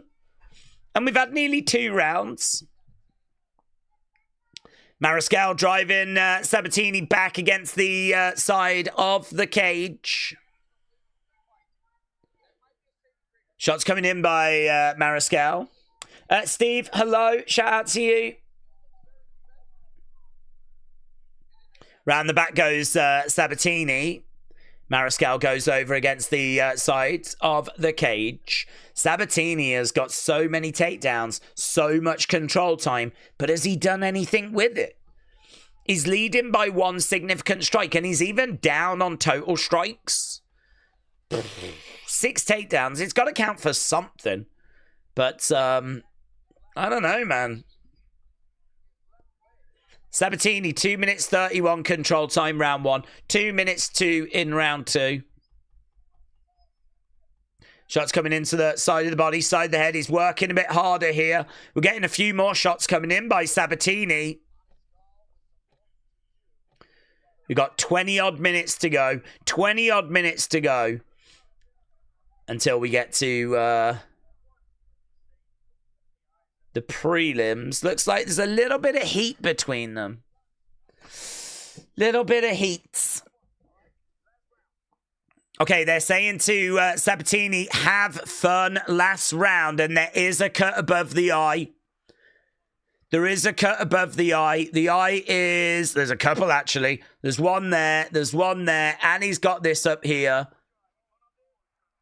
Ah, yes. Yes. That eye is bad, isn't it, mate? It's swelling shut, the eye, you know. It's swelling shut. Oh, there's a cut under. There's a cut here. There's a cut here. There's a cut there, there. Oh. And he's got this one up here. And the eye is starting to swell shut. Yes. Just bleed. Let's go. Mate, I'd be the best cut man. I would be the flipping best cut man. I'd be like, oh, yeah, it looks like a beauty, this one, you know. Mate, this looks good. Here we go. About to get underway. Okay, Sabatini is now minus 180 favorite. So the live odds have spun it around. Okay, this could be a really fun final round, you know. This could be a really fun rhino. I just want Mariscal to punch Sabatini in the face again. Punch him in the eye again. Bang, takedown. Sabatini gets Mariscal down. Sabatini looking so good. Multiple cuts on one eye. Down on the ground at the moment. Sabatini very much in control. Mariscal is on his back. Sabatini on top. Side control. And you can see the blood, mate. It is pumping. I mean, he was just over Mariscal there, and you could see drops going all around the octagon around him. Oh, my God. He's trying to take the back. Yeah, bang, back elbow, right in the eye. Right in the eye. Right now, Sabatal round the back. You'd put salt in the cut. Yeah. I'd be like, this might sting a little. If you don't mind, I'm just going to make it a little bit bigger. Yeah. Just bleed. That's what it's about, innit? Shots coming into the side of the head. Everyone loves to see a bit of colour. Sabatini round the back of Mariscal.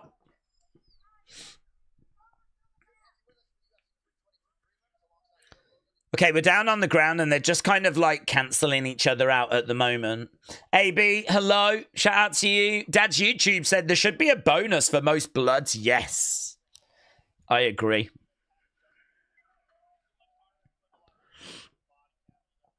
Crowd are booing a little bit because, unfortunately, we've gone down to the ground. Sabatini is round the back of Mariscal and we're just cancelling each other out now. So we're not really making too much forward pressure anymore. So, unfortunately, it's just sort of on the ground, control time, rolling around. Significant strikes are still only 16-30. It's amazing, actually, that we've got damage of this level when we've got so few significant strikes. Tell you what, though, look at that. He's really putting a squeeze here on Mariscal. Around the back at the moment, trying to get a choke applied. Mariscal trying to find a way out. William said those shots. He is twisting his fist away from the natural curvature of the punch. Right now, he's trying to throw back some shots there, Mariscal, but time's running out. Tell you the problem Mariscal's going to have. Sabatini might not be making much progress, but Mariscal's not doing anything at all. At least Sabatini's getting takedowns, getting control time. He might be down a little bit on total strikes, but Joe Rogan said this is one of the best pay-per-view cards of the year. That main card is stacked. Joe Rogan is excited. Round the back is Sabatini. Mariscal trying to get up to his feet, but just getting dragged back down again. Looks like it might be Sabatini. We thought this was going to go the distance. Sabatini deserves it, actually, for, you know, flipping the state that his face is in. He's trying to get a rear naked choke. So Sabatini over 10 minutes. Control time, Mariscal 48 seconds. We're about 30-odd seconds away from completing fight number 4. We're getting ever closer. 15 minutes. We'll be at the prelims. I don't know why they did post-fight interviews. Sort of feel like we've still got to fit one more fight in before we go to the main cards. Shot coming in there by Sabatini. These two breaking apart. Mariscal is going right after Sabatini. He lands a kick, but they're out of time. They're out of time. Two fighters put arms around each other. I mean, it's got to be Sabatini, hasn't it? That's going to win that, surely. It's got to be Sabatini because what would you give it to Mariscal for? He's down on significant strikes, well down on takedowns and control time. Ahead a little bit on total strikes, but they don't count for much. Neither guy managed to get a knockdown or a submission attempt. There was just a lot of time that was taken out of the fight. I don't see how you give it to Chepe. So, there we go. Pat Sabatini, surely the winner. Wes, hello. Hope you're doing well, buds. Alex, hello. Asks how everyone is doing tonight. What's that fight look like, said Alex. Well, we had more blood in that fight than we've had in any of the other fights. And I thought Sabatini was very controlling and neutralizing. And that is a fight that he absolutely could have lost. But with the amount of control time he's got and all the takedowns and everything, surely he's about to pick up the victory here. We're about to find out. Here's Bruce Buffer.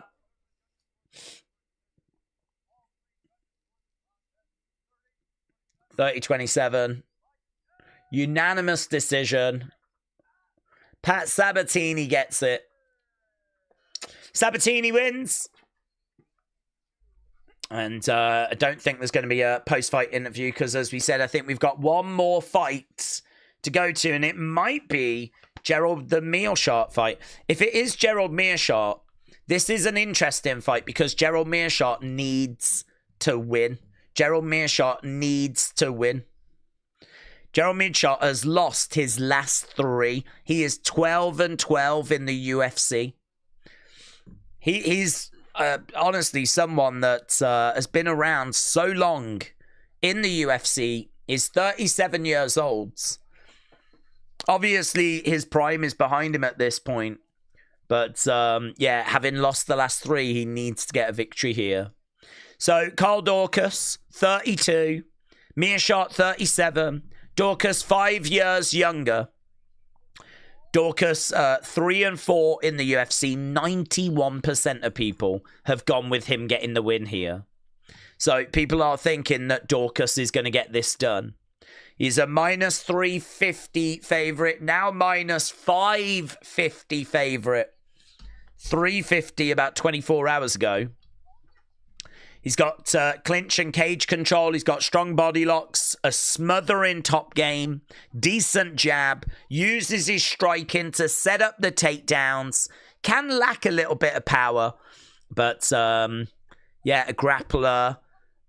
He is someone that I think is just going to have too much here for Gerald Mearshart. Mearshart, we know, has got brilliant submissions, but is a bit sloppy on the feet.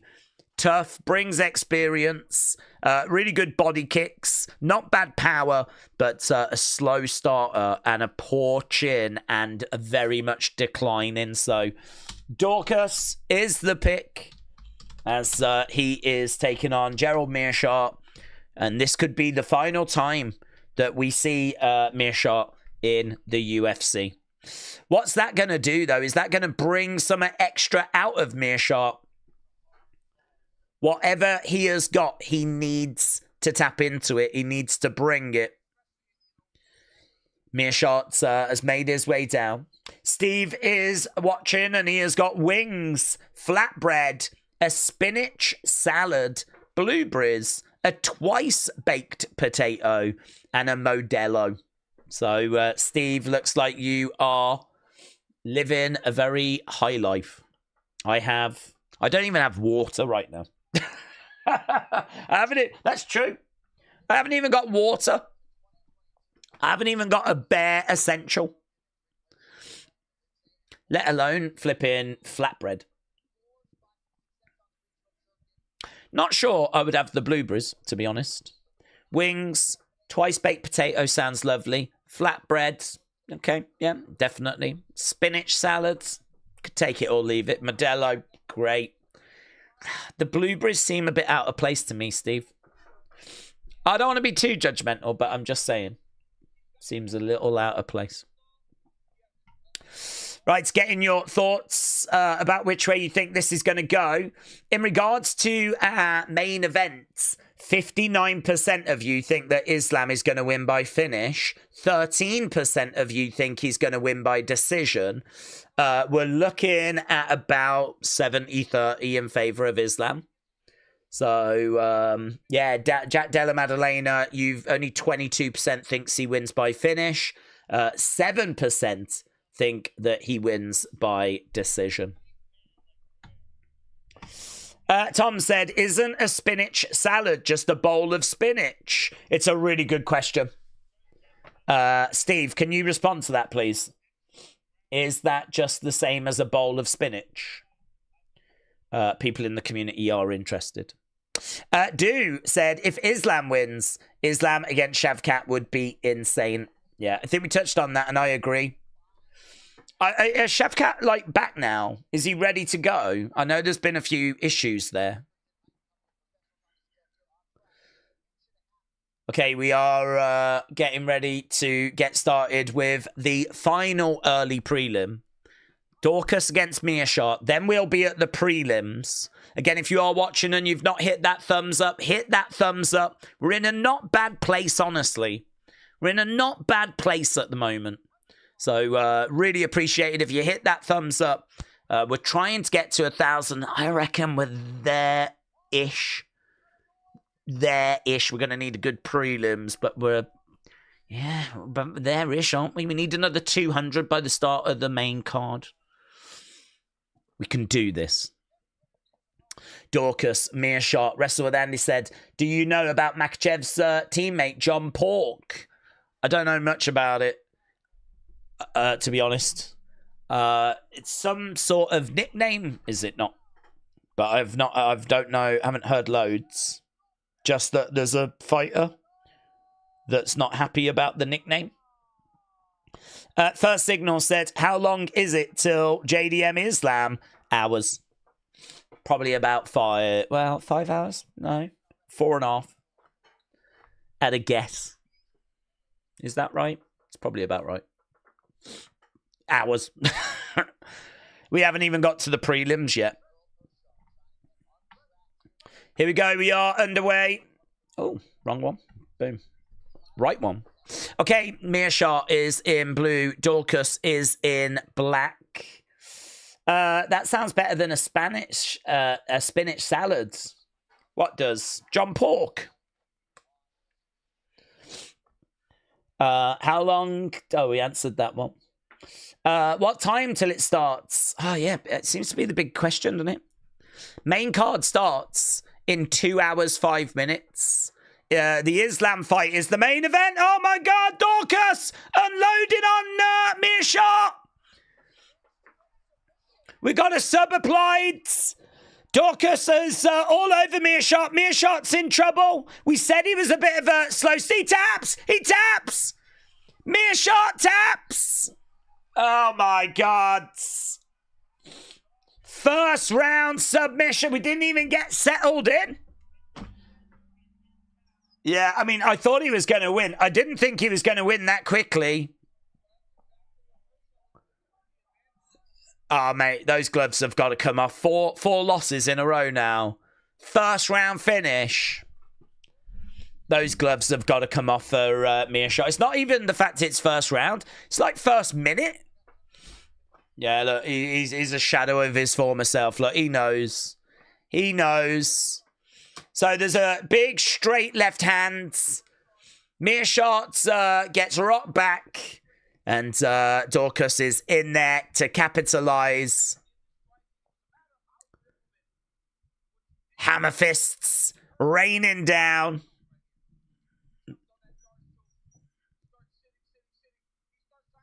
Do you know, it's a lovely choke, that. Yeah, he taps, and I didn't know if the ref had seen it, actually, but he did. Psh, mates. Blimey now. John says R.I.P. Bonkers said Daukaus first round KO. Close.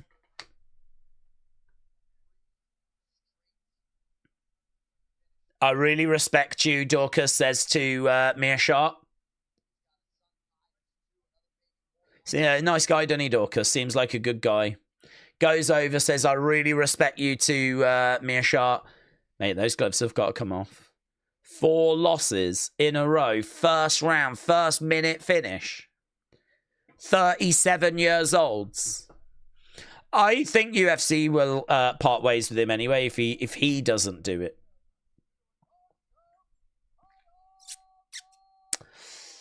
Perhaps that's what he wants. Perhaps he wants the UFC to do it rather than him do it.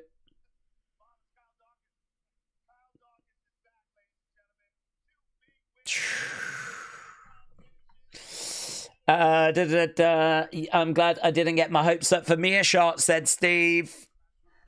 Days, I guess Miaot is getting cut after this one. What do you think? I think so, Charles.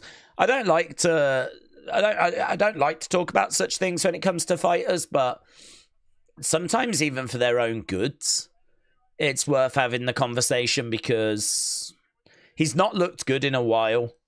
That's 4 losses in a row, and he's just been finished in the first round. I mean,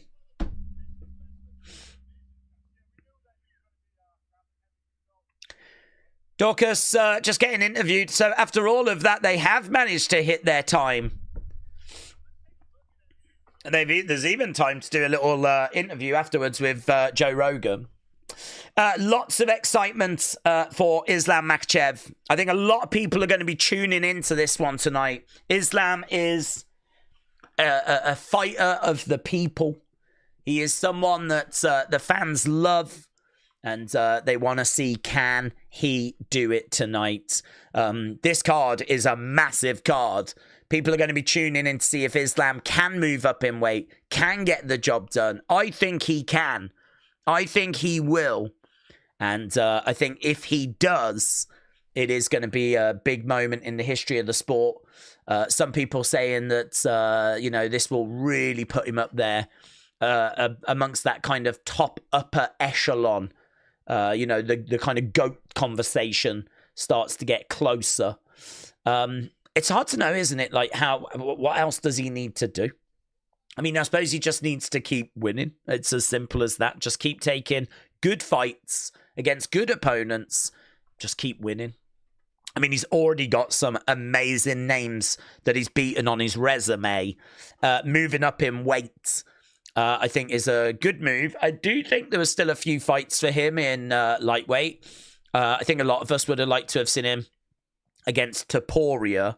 That would have been a brilliant fight. And actually, some people have said if he loses tonight, maybe he moves back down and we get that Topuria fight. So, don't know. It's hard to know what's going to be next for Islam if he loses. If he wins, of course, he's going to be the defending welterweight champion. There's plenty of great fights for him to have in this division. So, looking forward to that big main event coming up. And you can tell when it's a big fight because you get people jumping in going, when's the main event? When's the main event? When's the main event? There's some weeks where we don't really have people jumping in asking that question. But this week, we have got so many people jumping in going, when's the main event? When's the main event? No problem. I'll answer that all night long. We are still a distance away from it. We are just about to go over to the prelims.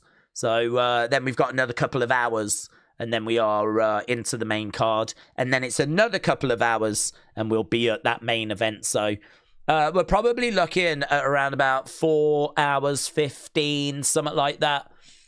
2 hours prelims, 2 hours to get through the main card, and then we'll be at our main event. But the great thing about this card is there is genuinely some brilliant fights still to come. This is a card that you can sit back and really enjoy.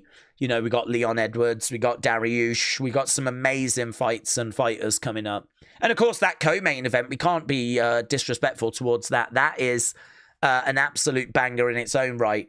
That is the #1 pound for pound female fighter taking on the #2 pound for pound female fighter to try and figure out who is the best female fighter in all of UFC right now. Obviously, it looks like Nunes is going to be coming back, Amanda Nunes. I believe she is back in the pool. So she is back being considered and whatnot. So we should be seeing Nunes back. But as of right now, it's Valentina and it is Zhang Weili. AB, shout out to you. Joseph said, I don't think they're going to cut him. He's probably not super expensive. And not to be cruel, but he's good for just that purpose, like a gatekeeper to get up and come us over, says Joseph. Well, that's an interesting one. I genuinely don't know. I mean, I think they will cut him, but maybe there is something to what you're saying. But I don't know. I mean, he just lost in the first rounds. At what point is he not even a gatekeeper anymore? 4 losses in a row, and that last one was a first round, first minute finish. Do they give him one more? Where do they draw the line? Don't know. Don't know. I'm sure it's a conversation they're going to have, but maybe you're right. Maybe they give him one more. UFC prelims are on TNT. They are, yes. They are. So we have got the prelims on TNT. We were just watching it on UFC Fight Pass. And now we are just getting a little intro. We're in New York. We're in Madison Square Garden. It is always one of the big shows of the year. And as we said, they've given us a card this time around that we can get our teeth into. William said, you can hit the like if you want to. I'm not going to make you. I might ban you if you don't know, says William. Thank you, William. Arian, thank you, my friend.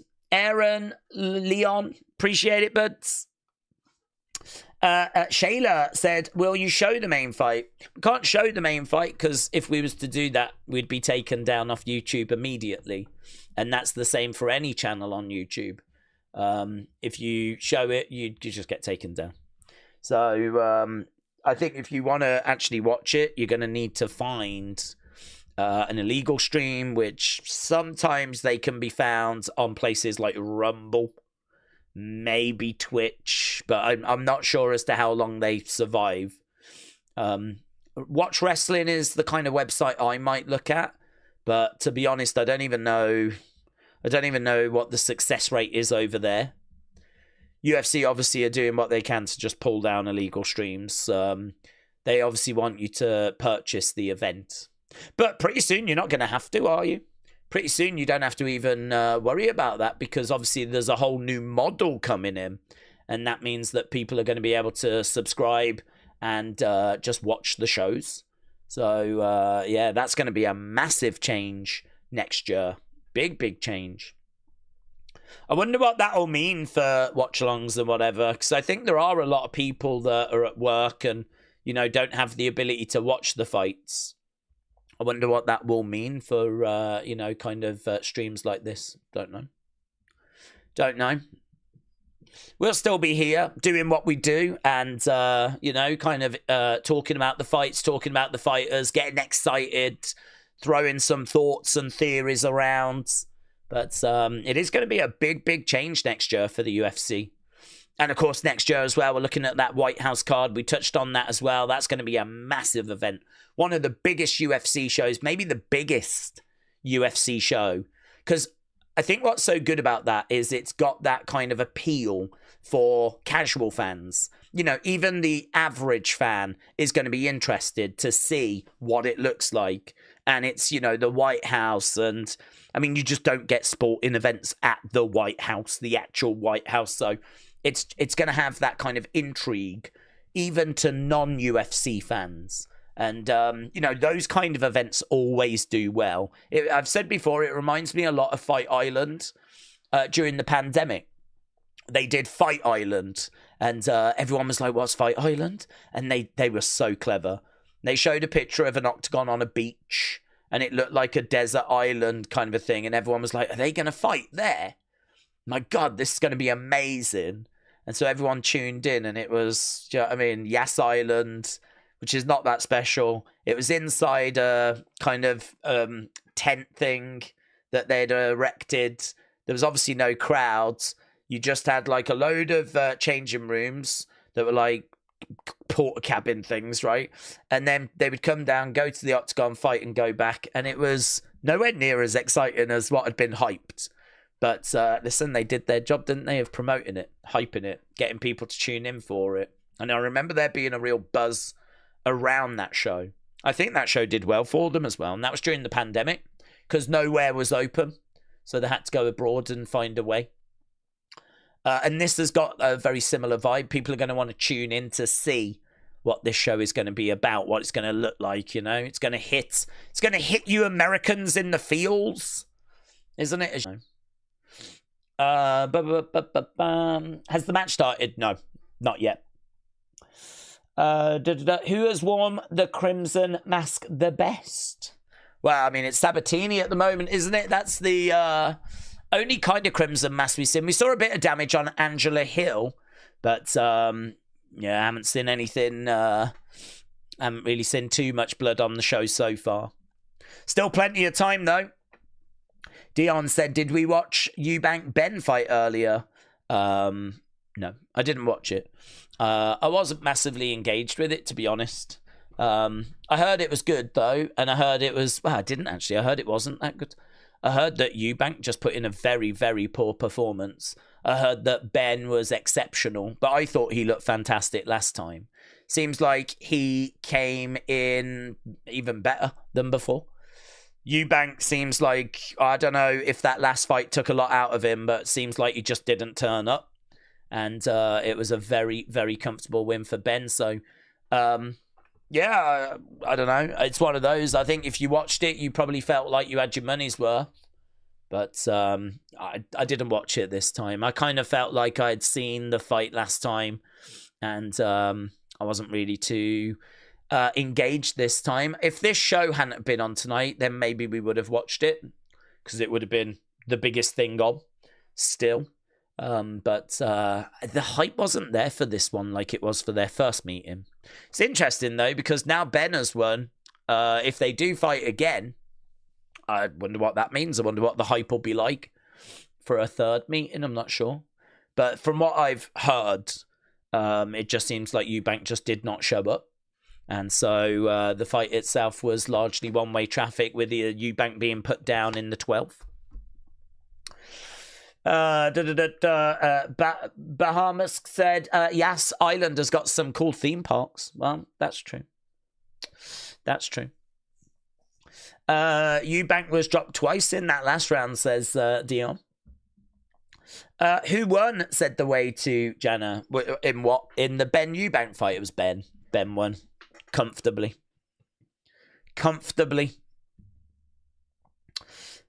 Zaman says, I am here for 322.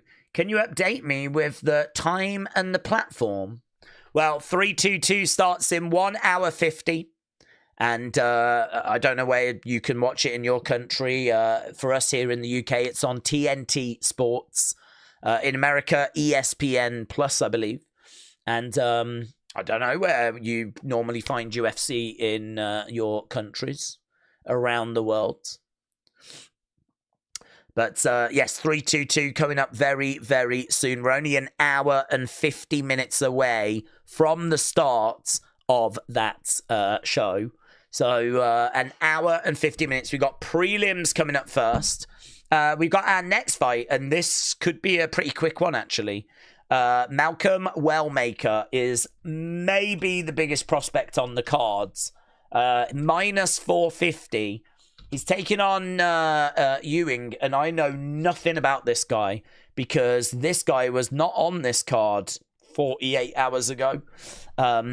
This is a very, very late replacement. Wellmaker is someone the UFC are very excited about.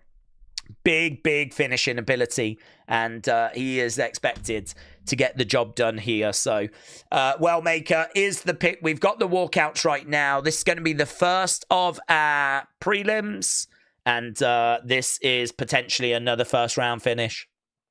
So we have got some real potential here to see a very explosive first round finish from Malcolm Wellmaker. So this should be fun, actually. This should be good. What site will stream the fight, said Toxic. Well, the fights are going to be streamed, obviously, through their official channels. Illegally, don't know. I mean, UFC are looking to pull those illegal streams down wherever they can. I know that you won't find it on YouTube. YouTube is constantly auto-looking, like, you know, they're constantly scanning the streams to see if there's any stuff that shouldn't be shown. So, I mean, you're going to have to, like, really work hard to kind of hide it to get it past those detectors, those scans. And, you know, if you get picked up, then that's it. You get shut down. So, I'm not sure you'll find it anywhere on YouTube. I know that Rumble and Twitch can be like the Wild West sometimes, so you might get some joy over there, but to be honest with you, I doubt it. I think you're probably going to want to look for Amazon Fire Sticks and, you know, things along those lines. That might be your best bet. Asib said, when you do the research card must normally be easy. Main card must normally be easy. Well, I wouldn't say easy, but easier, yes. Main card is easier because all of those fighters, you've got previous UFC fights to look at. So, and, you know, we will have watched them. So, there's a lot of times where I don't even need to massively do loads of research when it comes to the main card because I've seen the fighters like 4, 5, 6 times. But yeah, once you get into prelims, and certainly early prelims, that's where you're like, oh, okay, have to start digging into footage and really digging into, you know, certain MMA websites that kind of break fights down and tell you about fighters, and that can take quite a bit of time. Normally doing a research for something like this will take up one of my evenings. This is, you know, from the moment I'd finished doing what I needed to do on Thursday night, I spent the next like 7-8 hours just getting ready for this show. So it does take up quite a bit of time. I might start looking actually at AI and things like ChatGPT, but you can't really trust it, can you? That it's going to bring back the like right information for you. But if that was able to bring back accurate information about strengths and weaknesses, that would be so much quicker. That would be so much quicker. But at the moment, I just can't find myself trusting it. Because sometimes you ask it stuff and it just does not come back with the correct answer. James, shout out to you, my friends. So James Brassington said, I'm watching with my dad. Can you please shout out Greg Brassington? Absolutely. So James Brassington and Greg Brassington, shout out to you guys. Hope you are looking forward to the show and the main card, and hopefully it delivers for all of us. I think it will. I'm very excited by this. Really, a lot of people saying this is the strongest card of the year. Jack Della Maddalena is going to shock the world, says James Brassington. Well, he could do. He's an amazing talent. I think it is a mountain for him to climb, but listen, he's climbed mountains before. He is someone that I think has got the skills to get the victory. This is what makes the fight so exciting. But it's so hard to pick against Islam, isn't it? I mean, you're right. If he does it, it is going to be like a shock the world moment. But I don't know. It's a bit disrespectful as well because he's such a great fighter in his own right. So main event, you can understand why there's so many people asking about it. The excitement is real and we are getting ever closer. Okay, we are underway with fight number 6. And we got Wellmaker in black. We got Euan in blue. And as we said, expecting a finish here. Could come in the first round. Should probably come in the first round considering the hype around 10-0. Wellmaker, Malcolm Wellmaker. Right hand coming in there by Euan. Wellmaker. Nice. Bounce on his feet. Bounces back. He's in the center of the octagon. Euan on the outside. Trying to find a switching stance there by Wellmaker. Throws in a leg kick. Oh, tries to move forward. Euan coming forward as well. Both seem to have kicks in their arsenal. Nice body shot. He's very composed, isn't he, Wellmaker? Very comfortable. Standing up straight. Got quite a wide stance, actually. It's quite Conor-esque. Kick coming into the midsection there by Euan. Wellmaker, when he unleashes, he can really put people away. Crowd are quite excited by this as well. They're chanting away. And we're a minute 15 into this. Kick coming in there by Wellmaker. Euan. Ah, there it was. Big right hook shot by Wellmaker. Euan stumbles. He's over against the cage. Wellmaker right in front of him. Kick coming into the midsection. They're in a clinch at the moment. Wellmaker with Euan into the middle of the octagon. In a clinch. Knee coming into the midsection there by Wellmaker. Euan probably still feeling the effects of that. He got really rocked by that hook shot. Wellmaker in a clinch right in front of him. Shot coming into the body. Shot going in upstairs. Knee coming back there by Wellmaker. 3 minutes left on the clock. 2 minutes in. Yeah, he's very composed. Daniel Cormier said he doesn't seem intimidated, Wellmaker. Kick coming into the body. He's 31 years old. He's got a record of 10-0. He's 2-0 in the UFC. This win would take him to 3-0. He is regarded as a knockout artist. Undefeated, as we said. He's got 8 stoppages out of those 10 wins. And as we said, don't know much about Euan. A very late replacement. Swing and a miss there by Wellmaker. Outside leg kick coming in there by Wellmaker. He's edging forward. Euan takes a few steps back. 2 minutes 10 on the clock. Euan right in front of Wellmaker. He's already cracked him once. I'm pretty confident he'll land something else juicy before the end of this round. Euan right now is using that footwork, circling round. He's coming forward in a clinch. Elbow coming in there by Wellmaker. We're in a clinch right in the middle of the octagon. Knee coming in, looking for a trip. Oh, Euan with a takedown. Wellmaker, though, gets back up to his feet. Yeah, okay, we're doing a bit of wrestling at the moment. He's managed to get round the back. Wellmaker gets over. This is good by Euan, actually. There's no point trying to stand and exchange shots with Wellmaker, so why not grab him? Why not make it a bit of a brawl, a scramble? Euan, though, finds himself over by the side of the cage. Knee coming in there by Wellmaker. Another big knee coming in by Wellmaker. I mean, this is comfortably a Wellmaker round, but just looking to see, can he find the finish in round 1? Euan is making him work at the moment. Over by the fence. In a clinch, knee strike coming in. Standing tall, shot coming into the body there by Euan. Driving Wellmaker back. Wellmaker up against the side of the cage. Big hook shot coming in there by Euan. Knee strike coming back there by Wellmaker.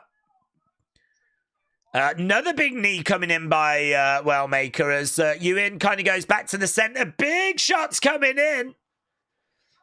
Okay, Euan just letting the hands go a little bit there. But Wellmaker in the center, backing away, back striking.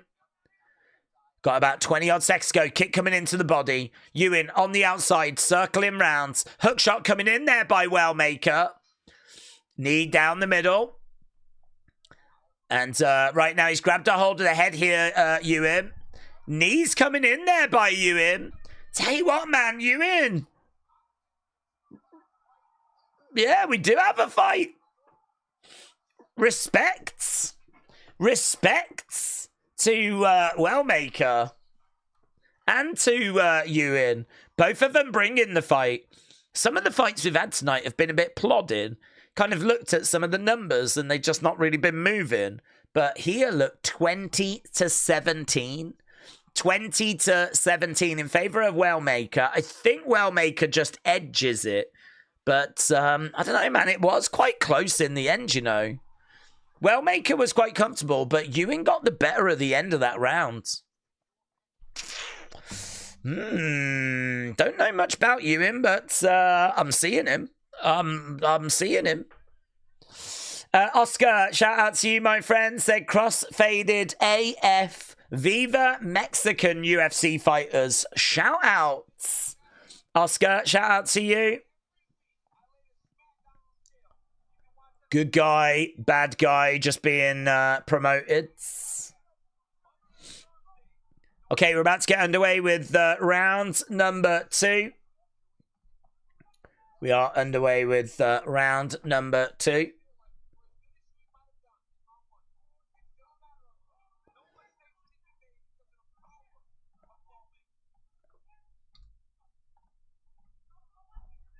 Okay, again, shot coming in there by Euan. And big kick coming in there by Euan. Euan is good. This is Euan's UFC debut. Is 8-2. Kick coming in. Wellmaker getting a real workout here. Getting a real fight. Oh, a couple of shots coming in there by Euan. And again, Euan just really sticking it on Wellmaker. Wellmaker was minus 400 coming into this. He was minus 400. Shots coming in by Euan. And again, body shot coming in. 97% of people on Tapology says Wellmaker is going to take this. But I've got to be honest, I think a lot of people, myself included, didn't know what Euan was going to be bringing. Shots coming in there by Wellmaker, which has made for a very interesting fight. Wellmaker is definitely in a fight. He's definitely got to work this out. Euan is on the outside. Wellmaker moving forward, throwing out a jab, covering up, swing and a miss. Body shot coming in there by Wellmaker. Euan grabbing a hold of the head of Wellmaker. It's 34-35 in favor of Euan right now. Euan is winning on the striking. This is mental. This is mental. Okay, so Cormier says that Wellmaker is overextending himself. Kick coming in there by Wellmaker. Shots coming in by Euan. Oh, lovely shot there. Big right hand by Euan. Wellmaker, I think, having to try and recalibrate a little bit here. This very much feels like a Euan round. And that gap getting a little bit wider. 41-38. Wellmaker in black, standing right in front of Euan, who's wearing blue. Euan moving forward. Right hand coming in. Wellmaker trying to get out the way of some of those shots. Euan throwing in a kick. He's having the absolute fight of his life. This is his opportunity to come in here and show the world that this is a stage he belongs on. And make no mistake about it, he was being fed to the wolves. He was being fed to what was one of the most exciting prospects on this card. And he has more than gone toe-to-toe. Shot coming in there by Euan. Wellmaker grabbing Euan. Big knee to the midsection. Oh, there's blood coming down the side of the face of Wellmaker. Kick coming in there by Wellmaker. Euan gets out the way. Okay, it feels now like Wellmaker's having a little bit of a spell. Numbers are saying that Wellmaker goes back into the lead on significant strikes. Digging into the body. Euan is currently minus 180. Favourite on the live odds. No way, mate. This is mental. Big shot coming in there by Wellmaker, who is certainly not out of this fight. Ah, look at this. Pop, pop, pop by Euan. Ah, big right hands. Oh, my God. I was sat here waiting for a first round finish, and I'm sat here watching Euan win the second round. Oh, uppercut coming in there by Wellmaker. Oh, spinning back fist misses. Oh, I tell you what, Wellmaker is getting clipped and he's swinging back. Euan again with some big shots. Mate, this is fight of the night by a mile. It's not even close. This is so good. This is so good. Joe Rogan said Euan is very solid. Backing away, Wellmaker comes over. Big body shot. Big body shot. Euan looking for that takedown. He's trying to get Wellmaker down, grabbing a hold of the heads. 5 seconds left to go. Back elbow. Oh, shot by Euan. Oh, my God. That is so good. That is so good. That finishing sequence, Wellmaker, boom, big back elbow. Not only does Euan eat it, he eats it and goes, whoa. That is so good. They're saying to Wellmaker is slowing down. Dude, this is a fight that I expected him to steamroller his way through. I mean, if I'm Wellmaker, there's not much you can say to me in the corner that's going to build me up now, you know? I was expecting to come here and just walk this fight. So hearing them go, listen, he's slowing down. Yeah? What do you mean he's slowing down? I meant to have put him away half an hour ago. Mate, this is so interesting. Vikings Wolf said this is by far match of the night. Yeah, look, there's that back elbow. He doesn't quite get all of the back elbow. Yeah, there's a little bit of sort of shoulder that's kind of just doing a bit of protecting work, but oh my God. Let's go. Round number 3. This could be anyone's fight. I feel like Wellmaker might have shaded the first. I think Euan has took the seconds. I'm sort of thinking it's 1-1 right now, but the momentum with Euan. Ah, okay, Wellmaker coming in. I sort of want Euan to win, you know. I sort of want Euan to win. He's the younger fighter. He's just been given a call a few days ago. He's absolutely given everything here. No one is going to say that he's not given it. He's given everything. He's having the absolute fight. You could make a movie about this. Next year, coming to cinemas, Ewing. Shot coming in. And again there by Euan as body shot comes back there by Wellmaker. Coming in, trying to find a way forward there, Euan. I mean, he's not going anywhere. Kick coming in, nicely blocked by Euan. Oh, that was good. Ducked underneath the shot of Wellmaker. Came back with a counter. Couple of jabs coming in there by Euan. Kick coming in there by Wellmaker. Gotta tell you, man, I think this might bust a few parlays if Euan wins, because I'm not sure you would have betted Wellmaker just on its own. But you might have put it in a parlay just to sweeten things. And honestly, if anyone had done that, I wouldn't have said you were crazy to do it. But I suppose this is the danger in it. If you just don't really know the other fighter, it's easy to presume they're going to come in and just be out their depth. And I must admit, hands up, that's what I was thinking. mate. So good.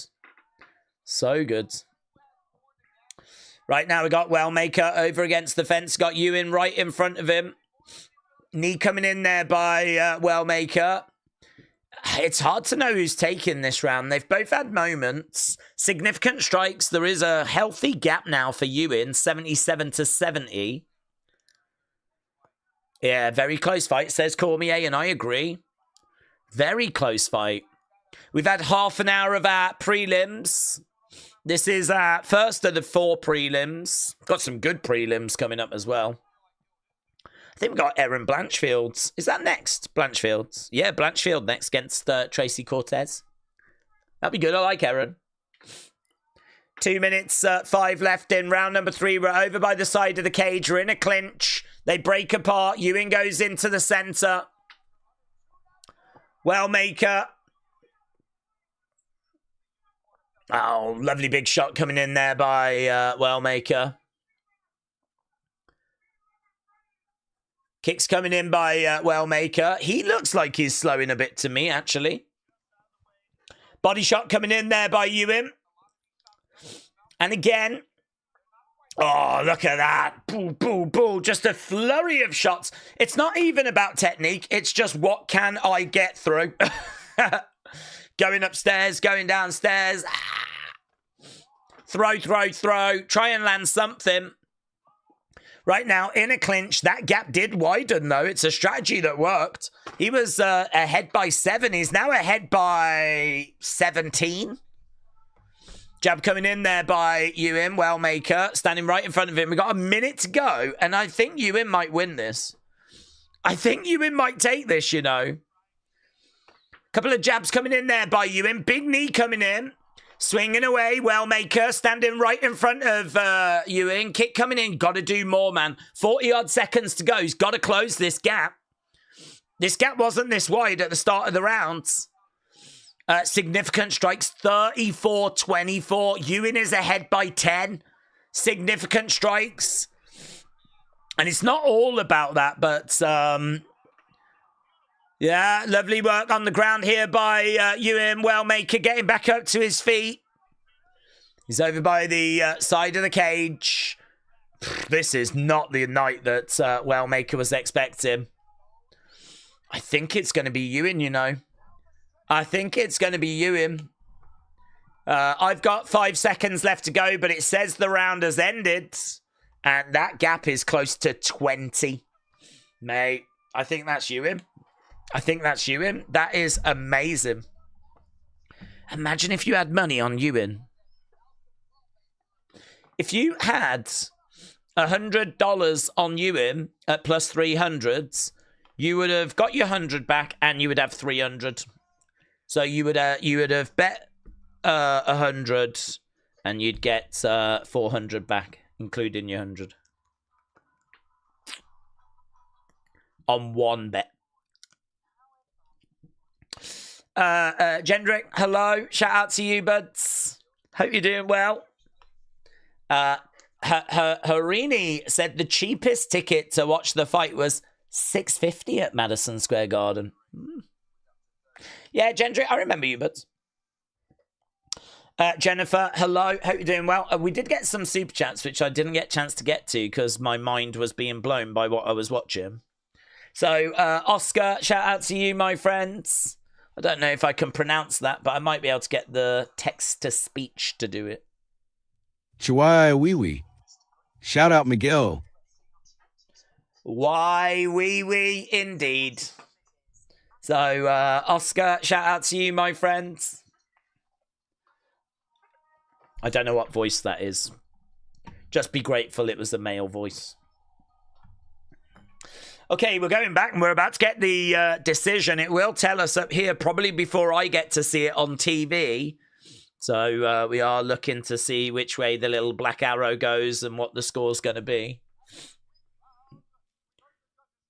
Okay, well, I do have Bruce Buffer, actually. Oh, it has gone to Euan, apparently.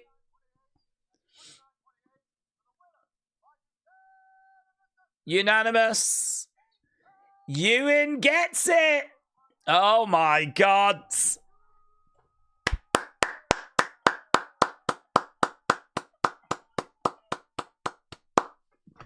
Wow, he's like doing that with the crowds. Yeah, he's the crowd are cheering.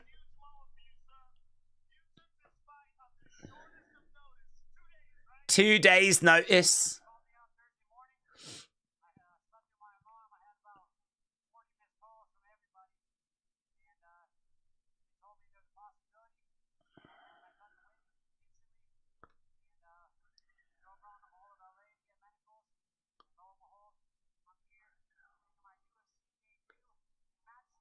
That is mental, innit? 2 days notice. I wonder if that worked to his advantage or disadvantage, because he didn't have time to think about it. He didn't have time to, like, dwell on it. So I wonder if that was a good thing that he, you know, didn't go through a camp and study all the footage, get in with any, like, it was just, I got 2 days. I got to make the most of this. I don't know, man. Mental.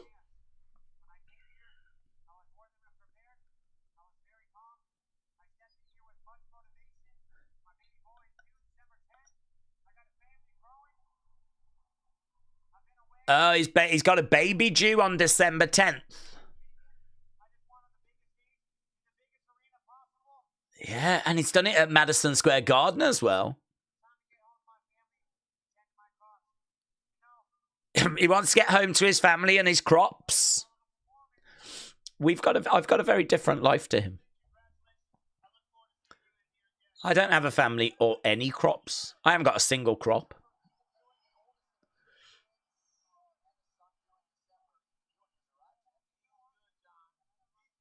There you go, man. That's crazy, isn't it? He sounds a bit like Dom Mysterio, said Iron Sentinel. I'm thrilled for him. And more importantly, I'm thrilled for us, because I feel like we deserve that fight. We deserve that fight. We deserve the blood from Sabatini, and we deserved that fight. Okay, so Action Bronson, Marlon Vieira, they're both in the crowds. There'll be plenty of people out. Will Donald Trump be here, do you reckon? He's a big fan, isn't he? I don't know.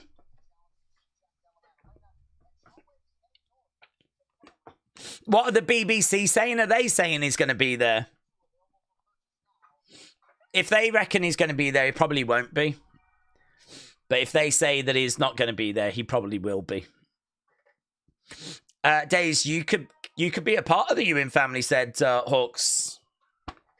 Maybe they'd take him. Maybe he's adopted me on the 10th of December and I'm the son that he's expecting. Can't rule it out, can we? Can't rule it out. I think I'd make an excellent son. Tapology is down for maintenance, said Bunkers. Is it really? Do you know, it's funny, actually. I normally have that up during the streams, but I haven't actually set it up today. Jennifer, hello. Shout out to you. King Without a Kingdom says, I bet $500 on Islam Makhachev. Let's go. Well, I wish you all the very best. I do think he's the pick. I do think he's the person to side with. I love Wellmaker, said Wrestling Russ. I'm going to be watching both of their careers. Yeah, man. Massive respect to Euan.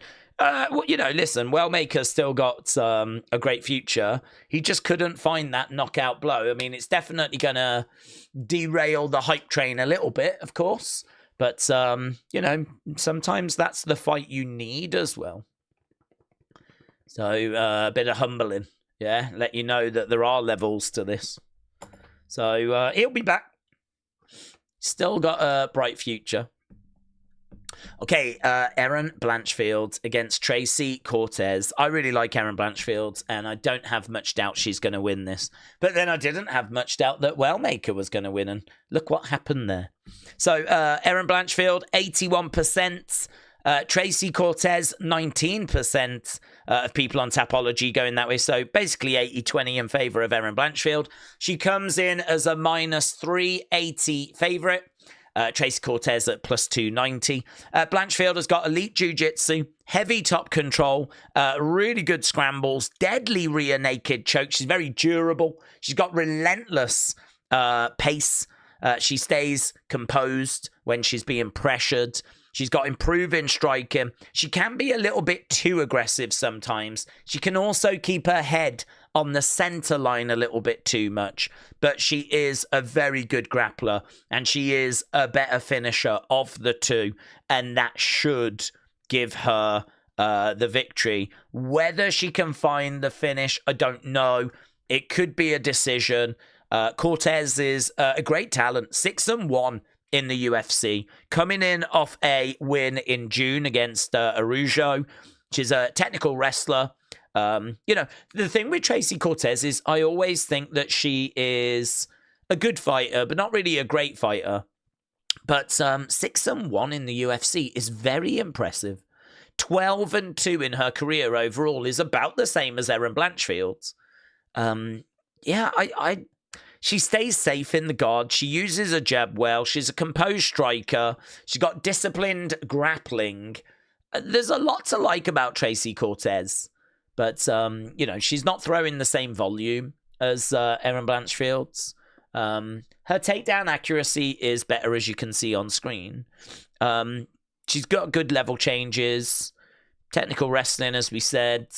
Coming in off a win. 6-1 in the UFC. She's a good opponent, honestly. It's a good fight. I just think Erin Blanchfield's going to be able to do it. Erin Blanchfield, still only 26. Tracy Cortez, 31. 5 years difference. Erin Blanchfield ranked number 4. Tracy Cortez ranked number 8. This in the women's flyweight division. So I'm going to go Erin Blanchfield's. Winning this will help her out a bit. I don't think it makes a massive difference if you beat number 8. It's not like you're going to shoot up the ranking. It's not like she's facing number 2 or anything like that. So it'll help her out a little bit. But I don't know that either of these are going to be next in line for a title shot yet. Might need to just get a couple more wins. Certainly for Tracy, of course. She would definitely need to get a couple more wins. And I think maybe the same for Erin Blanchfield as well. Good fight, though. Second fight on the prelims. Fight number 7 out of 14. And if you are watching and you haven't left a like, leave a like. It's really appreciated. We've done a few streams in recent times that have really struggled to get to 1,000. It feels like I just can't get a read. I know we need to be on at least another 100 by the time the main card starts. Main card is 1 hour and 18 minutes. So we definitely need likes. We definitely need a boost. We definitely need a push. But I can't get a read, man. I just can't get a read. I feel like it's doing better than it has been. Let's put it that way. So a big thank you to everyone that's left a like. And a big thank you to Minty Ice. Minty Ice, I'm going to get the voice to read out your message. Gives me a break. I appreciate it. Mintius, it's been about a year or 2 since I've been here. I've just been engaged and wanted to thank you for keeping my mind off the real world for a bit. Dude, shout out to you. Many congratulations. Getting engaged. I mean, I don't know how getting engaged relates to being away from the channel for a couple of years. Don't see how that's connected, to be honest. Yeah? I don't see why I should be punished because you've got engaged. But whatever. You know, it's lovely to have you back around again. So, yes, no, listen, I think this show is bringing out a lot of people that maybe haven't been around for a while. It is one of the big shows of the year, so welcome back, buds. And Wrestling Russ giving you a congrats as well. Has it really been that long? A couple of years. It doesn't feel that way. Okay, here is Tracy. She's in the octagon, and Erin's in there as well. We've done the ring walks. James said, I would rather have a prison sentence than getting engaged. It's probably the same thing anyway. I wonder if when Minty says he was engaged, I wonder if that's what he means. Do you know what I mean? I was engaged. I was busy. I was engaged. Serving time. Minty, you're the bad boy of the community now. Congrats. Congratulations. Stay frosty, said Steve. Mosin said, how long till the fight? Till the main event fight? Got a little way to go, to be honest. Got a little way to go. Good few hours. We're not at the main card yet. Metal Mama said, I think he might have meant engaged into the streams. Oh, no. He said, it's been about a year or two since I've been here. I've just been engaged. I think it's prison. I think it's prison. And it's probably something horrific as well.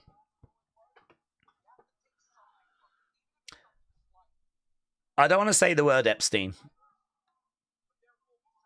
Right, we are underweight. We got Cortez in white. We got Blanchfield in black.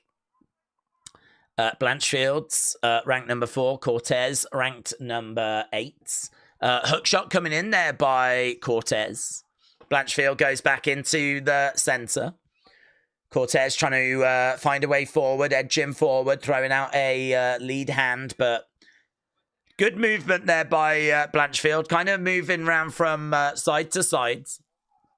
Nice shot down the middle there by Cortez. Blanchfield again moving forwards, circling rounds. Cortez in black down the middle as Cortez takes a couple of steps back.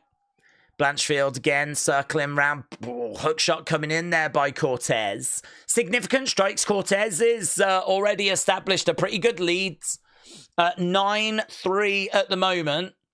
Blanchfield again on the outside coming in. Kick. Knocked away there by Cortez. Ooh, pop, pop. Down to the body, right to the body, left upstairs there by Cortez. Blanchfield has got a little bit of a... Got to be a little bit careful here with the striking of Cortez.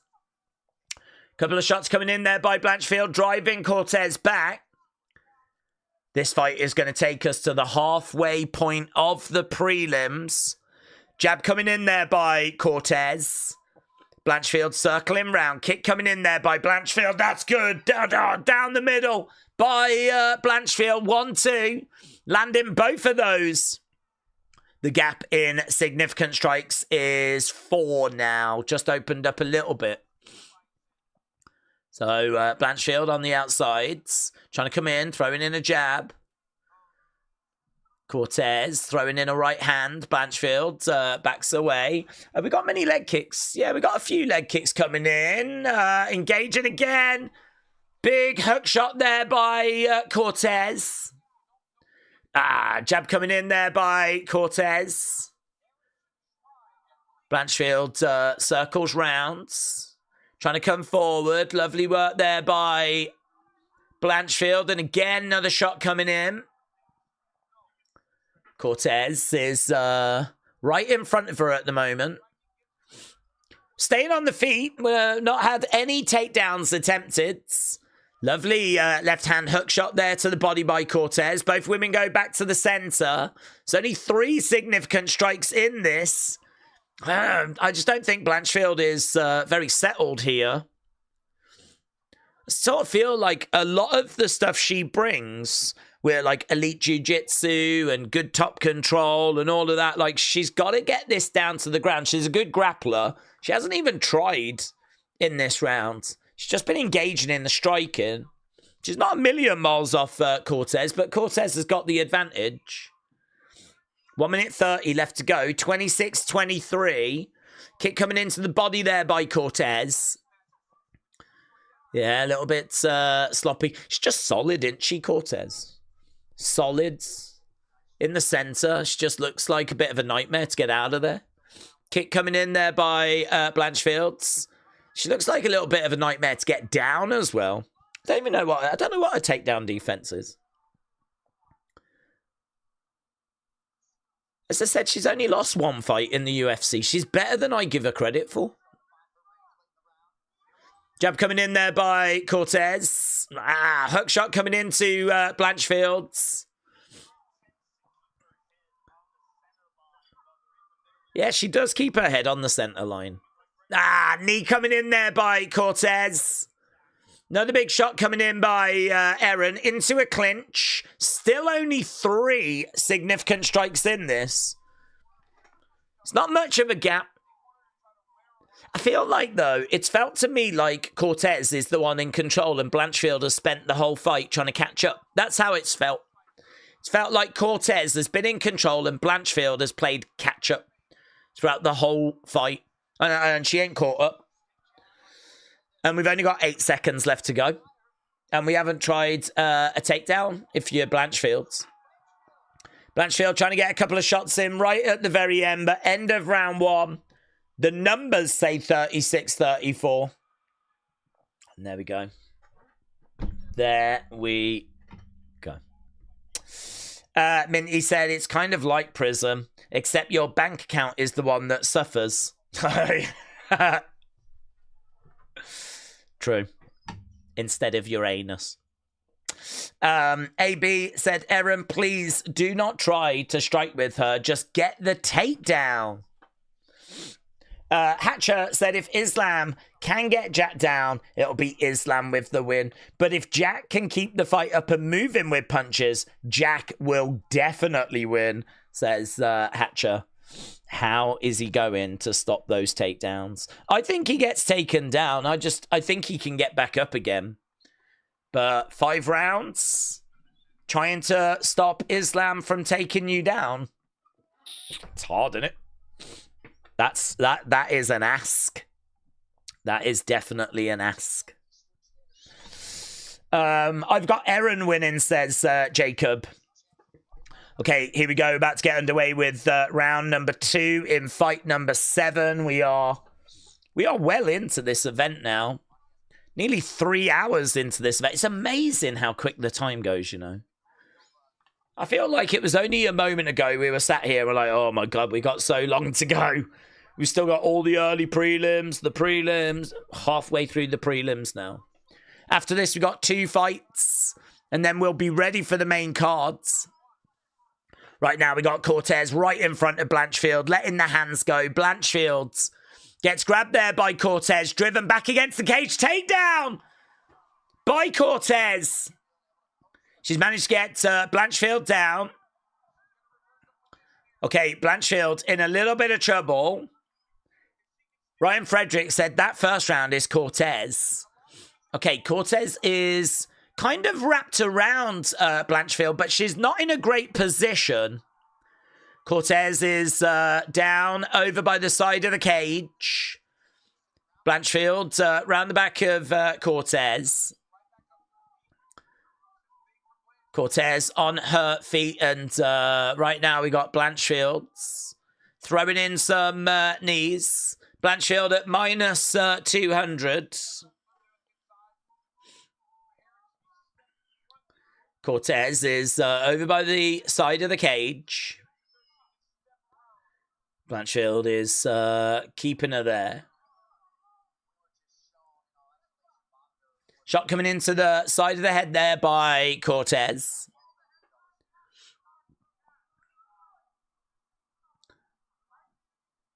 Cortez up against the fence. If you want to stay there, you've got to work, says the ref. So Blanchfield's in control. Cortez up against the fence. Referee just saying, if you want to stay here, you got to work. But at the moment, Cortez... It's interesting because we're not making much progress. And we've just lost the position. So we go back to the center. This is going to be good for Cortez. Still no takedowns attempted by Erin Blanchfield, which is mental. Cortez is in the middle. Erin Blanchfield, she's, I think, a round down. This round, there's not much in it. We momentarily lost the picture there, and I think we even lost the picture in the arena because there was a big reaction from the fans. Cortez in the center, kick coming into the body. Blanchfield throwing in a kick. Leg being grabbed there by Cortez. Couple of jabs coming in there by Blanchfield. Into a clinch. Trying to drag her down. She gets her down. Takedown by Blanchfield. Big moment in the fight. Big moment. Cortez knows it. She's trying to find a way, work her way to the cage. Blanchfield just grabbed Cortez, put all her weight on her. Managed to get her bundled over. Right now, yep, she's managed to get her arm around the head. Okay, Cortez has trapped the leg, so Blanchfield can't move her body over to the side. If she could have moved her body over to the side, she would have got the leverage. Cortez has also done well to get over to the cage. That's going to offer her some protection. I think there's a bit of damage on the face of Cortez. I think we got some blood coming down the from the eye. Yeah, there is. You can see some blood just coming out of the side of the face. Okay, Erin is all over Cortez now. This is Erin's best part of the fight. Cortez, though, managing to get up to her feet. That'll be a little bit demoralizing for Erin, but she's done some good damage. Blood on the face of Cortez. Erin, again, trying to find a way of getting Cortez down. Gets her down. Mate, they travelled the whole length of the octagon. They started on the one side, and she was, like, desperately trying to get her down. Mate, she has to work so hard to get her down. Right now, what has she got? She got a choke on. She's got a choke. Erin Blanchfield with a choke. Cortez taps. Oh, my God. Yes. Yes. Erin Blanchfield. She had to work so hard. All started with that journey across the octagon. She managed to get her down. As she got her down, I think it was as she got her down, arm was right round, and it was pretty much in. Rear naked choke. Squeeze was in, and as soon as we saw Cortez, you could see the arm was under the chin, and that was it. Just shows, doesn't it? I mean, you can put in so much good work. You can do so much good stuff. And it really only takes like a moment. Erin Blanchfield picking up the win. It's a good win. I don't think we've seen Blanchfield for a little while, actually.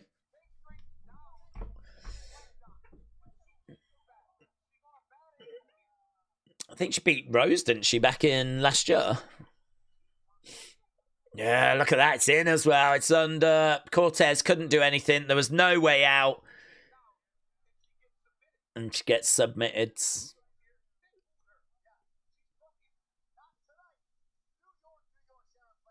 Erin Blanchfield from New York getting the victory. Good dub for Erin, said Hatcher. Who won? Was it Cortez, said Ray? No, she got choked.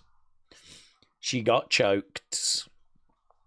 Some smart moves by Cortez. Jennifer, hello. Hope you're doing well. Shout out to everyone that's joining us. AB said, I just worked 8 hours and I've got to go back to work at 7 a.m. Well, listen.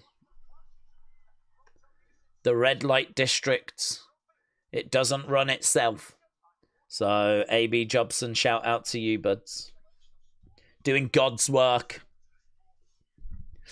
Right, we're at commercial break. We'll be going back to the commercial, back to the show after this, where Erin should be getting a quick little interview, and then we'll be moving on to our next fight. I believe the main event of the early prelims is Bo Nickel. So, I mean, we've got a really interesting main event of the prelims. Kopylov against Rodriguez should be next. The co-main event of the prelims. So, Kopylov versus Rodriguez. Good win for Erin. She'll be, she's got a smile on her face. She'll be pleased with that. Getting a victory over Tracy Cortez. Yeah, there we go. Erin with a smile on her face. gets the job done. And I really like Erin. I'm really looking for her to get a title shot, title opportunity. I think there's still a bit more work to be done, though. She's still quite young, though, isn't she? I mean, she's still only 26. So she's still quite young. Right, Dave's question. What is your favourite knockout ever? That's a great question. I've seen so many over the years. I mean, the one that... Well, there's a few that comes to mind, but do you remember the front kick to Vitor Belfort from Anderson Silva? That one just took my love of MMA to a different level. Anderson Silva was doing things that I had not seen before. And a front kick finish I don't remember ever seeing before. That was crazy. And actually, a lot of my love of MMA comes from Anderson Silva fights. He was my favourite ever fighter. And his fights were just... amazing, just amazing. Like, they just were so monumental. I mean, his loss when he lost the title to Chris Weidman after showboating, and then he gets clipped and put down. I mean, that is a true OMG WTF. What the hell have I just witnessed? Like, you know, something that never should have happened has just happened. I can't say it's my favorite knockout though. It's maybe the most shocking knockout. Seeing Anderson Silva lose to Chris Weidman, someone that I did not expect him to lose to. And he only really lost because of the showboating. And then, of course, he does the rematch, and everyone's thinking he's going to win, and then he ends up breaking his leg in the rematch. So, I mean, that whole thing was mental. And then there was no coming back for Anderson after that. So, but yeah, I think about Anderson with that front kick to Vitor Belfort. I flipping love that. That lives rent-free in my head. There was another one, wasn't there? Was it Kasanganai with got one a few years back during the pandemic that I remember being like a KO of the year. I remember that being like an amazing, I want to say spinning back fist, spinning back elbow, bang, brutal. So we've seen so many great ones over the years, but yeah, I'd probably go with that. Days, I have got JDM keeping his title tonight. I love Islam a lot, but Jack is the hardest hitting boxer. He's got some great wrestling stuff takedown. I think Islam needs to go back and fight Topuria at lightweight, says Christopher. Anderson Belfort is mine as well, said Eric.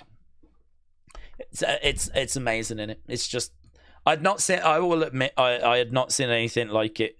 I'm not sure if it had happened before, like a front kick to the face knockout. But it is just one of the great UFC moments, isn't it? But there's so many great knockouts. I mean, very fortunate we get to see some great knockouts. What about, I mean, recently we saw like with Holloway and Gaethje, you know? I mean, there's been so many amazing moments in UFC. I probably have to, you know, kind of recalibrate a little bit. There's been quite a few good stuff recently that probably deserves its flowers. What about flipping Masvidal, Ben Askren? Comes running out, bang, knee, like 3 seconds in. And it turns out that he knew that Ben tended to just, when he comes out, kind of go down. So he's like, I'm just going to run at him and throw a knee, because if he does go down, I'm going to catch him. And it went exactly that way. That's got to be one of the most famous. I mean, that took Masvidal to a whole new level. That moment where he was in there, just went running over. Bang. Ah, so good. So good. Right, what about Roman or Kopylov next? Yes. Next up, we have got Kopylov against Gregory Rodriguez. Give me 1 sec. I'm just going to grab some water. I'm going to get it now before we really get stuck into this card. I'll only be a sec. But when I'm back, we'll break this down. We're just at a bit of a break at the moment. In fact, they're just talking about Valentina and Zhang Weili. I don't even think we've got the walkouts happening yet. So they're probably just killing a little bit of time. We've got 2 fights left to go on the prelims. Kopylov against Rodriguez. Then, of course, we've got Bo Nickel. Them are at the main cards. In fact, we've got pretty much amazing fights from now all the way through to the end of this show.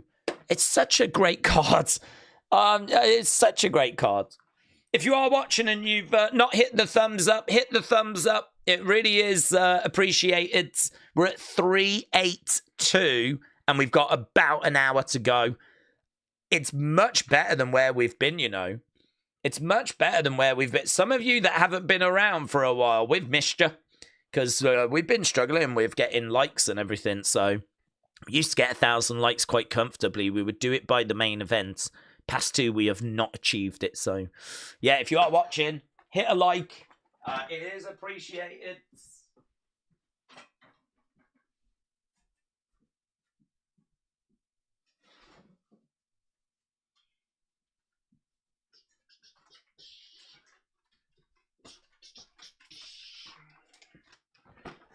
Let's go. Hydration. Hydration. Hydration. Some of you are out there with pheasant and foie gras and caviar. I'm sat here with a bottle of water. Bottle of water. Some caffeine pills. Not even Pro Plus. Can't afford it. Power Kick. That's what I live and die by. We're not sponsored by them because I don't even know who they are. I think like some guy down the market just makes them. Power Kick. That's what I live and die by. Yeah. Caffeine, glucose, extra energy. It's probably got, you know, other nasty drugs in there. So let's go. Right. Next fight, Kopylov, Rodriguez. Kopylov is a kickboxer, striker, poor ground game, picks his shots well, he's got good combos, can slow down a little bit, but likely to stay at range, throws great kicks, does well at defending takedowns, doesn't do well when pressured, and that feels like the key. Doesn't do well when pressured, because he's taken on Gregory Rodriguez. He's someone that's got a Brazilian Jiu-Jitsu black belt. He's got a clear path to victory by wrestling. Simple as that. Get on Kopylov, get him down to the ground, engage in the wrestling. He's got the Brazilian Jiu-Jitsu black belt. The thing with Rodriguez is he likes to stand and exchange. He likes to stand and bang. And that is not going to work in his benefit here. It makes so much more sense for him to engage the wrestling, get Kopylov down to the ground, and see if he can find a finish that way. Minus 195 for Rodriguez, plus 165 for Kopylov. Rodriguez has got 76% of people on Tapology supporting him, thinking he's going to get the victory. Only 24% think that it's going to be Kopylov.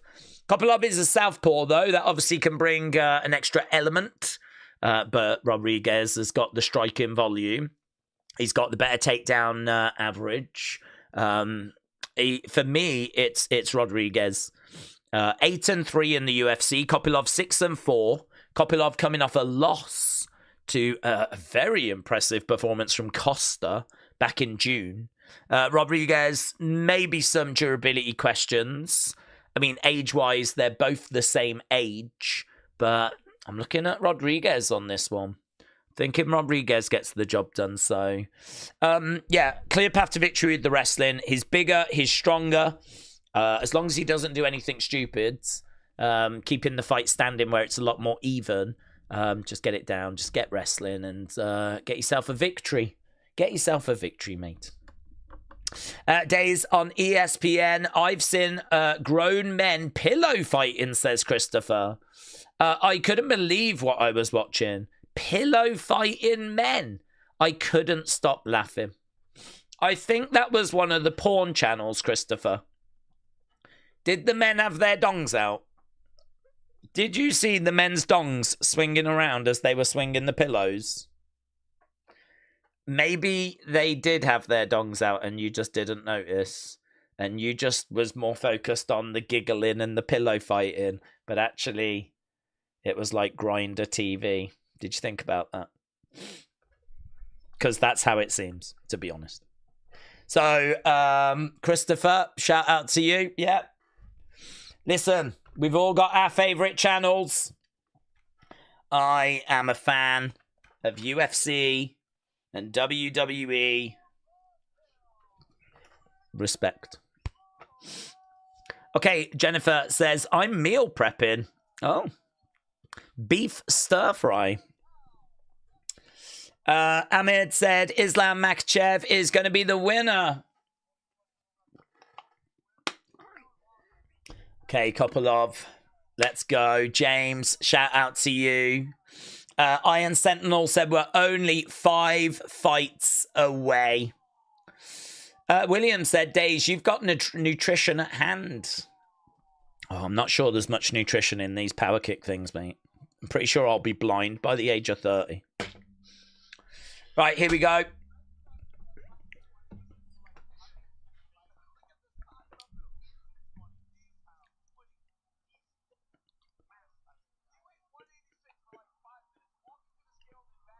They're talking about Rodriguez and the size of him. There's Kopylov. Okay, we're about to get underway. Bang.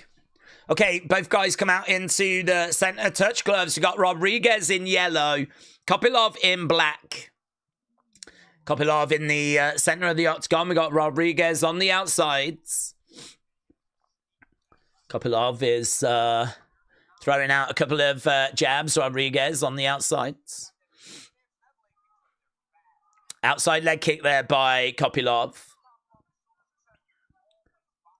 He is always bouncing. Cormier said that's the reason why Kopylov is so successful. Always bouncing. He does stay on his toes. Rodriguez staying very patient at the moment. This one, I don't know, it could go the distance. Could go the distance. It depends on how both fighters approach it. More Rodriguez, to be honest. Shot to the body. He does love standing and striking. Couple of shots coming in there by Rodriguez. Kopylov getting out the way. Low kick coming in there by Kopylov. Bo Nickel is coming up next. That's the main event of our prelims. Bo Nickel coming up next. He's taking on Rodolfo Vieira. This was originally on the main card as well, that fight, that Bo Nickel fight. Got moved off as they managed to add a couple of other fights. So now he finds himself as the main event of the prelims. Madison Square Garden. Such an amazing show. I flipping love this show. This is kind of one of those UFC shows you always look forward to each year because it's always significant. Shot coming in there by Rodriguez. Kopylov standing right in front of Rodriguez. Big kick coming into the body. Kopylov trying to find a way forward. Nice kick coming in there by Kopylov. Kopylov, Rodriguez backing up a little bit as Kopylov is right in front of him. Rodriguez again moving forward. Kopylov. A couple of shots to the body there by Rodriguez, but we're not really capitalizing. Everything's just like 1, 1, 2. I want to see some more flurries. Don't really get it though. Yeah, Rodriguez now looking for that single leg. Here we go. Looking for that takedown. He's got him right in the middle, but Kopylov manages to get away. Significant strikes. 3 significant strikes each at the moment. Over 400 likes on this now. If we can get to like 500, we are well in range. If we can get to 500 by the start of the show, we need another 95 in the next 45 minutes. That is achievable as the pace of this match is quite slow at the moment. Both guys just standing in front of each other. At the moment, there's only been the 1 takedown attempt. A lot of these shots are quite heavy, but single shots. Yeah, okay. Right hand, that got through. Again, single shot. Double up on the jab, like put in some flurries, put a kick at the end. Okay. Shot, kick to the body. Kopylov standing right in front of Rodriguez. Leg kick coming in there by Kopylov. Couple of jabs coming in there by Kopylov. Again, couple of jabs. It's 9-7 on significant strikes. Kick coming into the body there by Kopylov. Rodriguez edging forward. Inside leg kick there by Rodriguez. Jab coming back there by Kopylov. Body shot coming in there by Kopylov. Rodriguez right in front. Trying to kick, going upstairs. Right hand coming in there by Rodriguez. Knee coming into the body. Looking, grabbing the leg, trying to get a takedown. No joy. Kopylov on his feet. Rodriguez goes down. Kopylov is on top of Rodriguez. Rodriguez managing to kick Kopylov away. So, Rodriguez is ahead on the striking. That takedown is registered to Kopylov, but he couldn't do anything with it. Right now, Rodriguez on his back. Oh, that was quite good, actually, because Kopylov tried to throw in a shot, but Rodriguez kicked out. Kopylov goes over the other side. Rodriguez gets up to his feet. And there we go, end of round one. Tricky little round, that, to be honest. I mean, takedown, control time with Kopylov, but there's not much in it. The significant strike difference is 4 to Rodriguez. I mean, there's not really much in that. There's not really much damage on either guy. It's kind of meddling in it. It's like it's a little bit of this, little bit of that. I don't know. Might lean with Rodriguez. Might lean with Rodriguez. Look more composed. Firing out the shots. I don't think the late takedown did anything for Kopylov.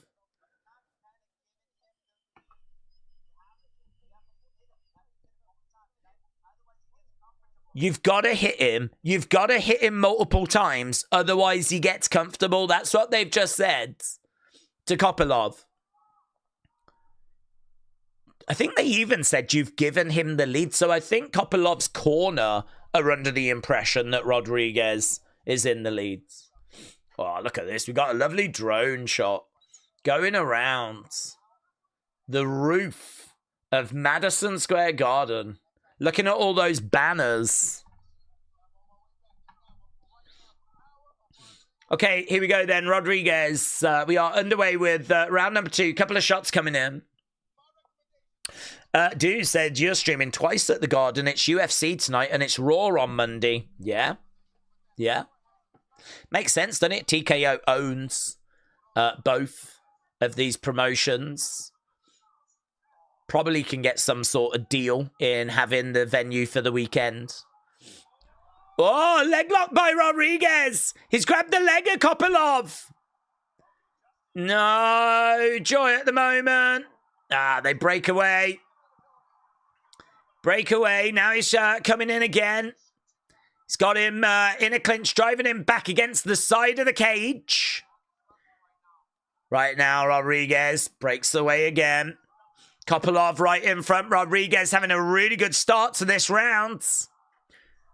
Really good start to this round. Robocop chance for Rodriguez. Jab coming back there by Kopylov. So Rodriguez starting well in round number 2. We've got 40 minutes left. 40 minutes left. Until we get to that main card, and what a main card it is. So much excitement around UFC 322 tonight.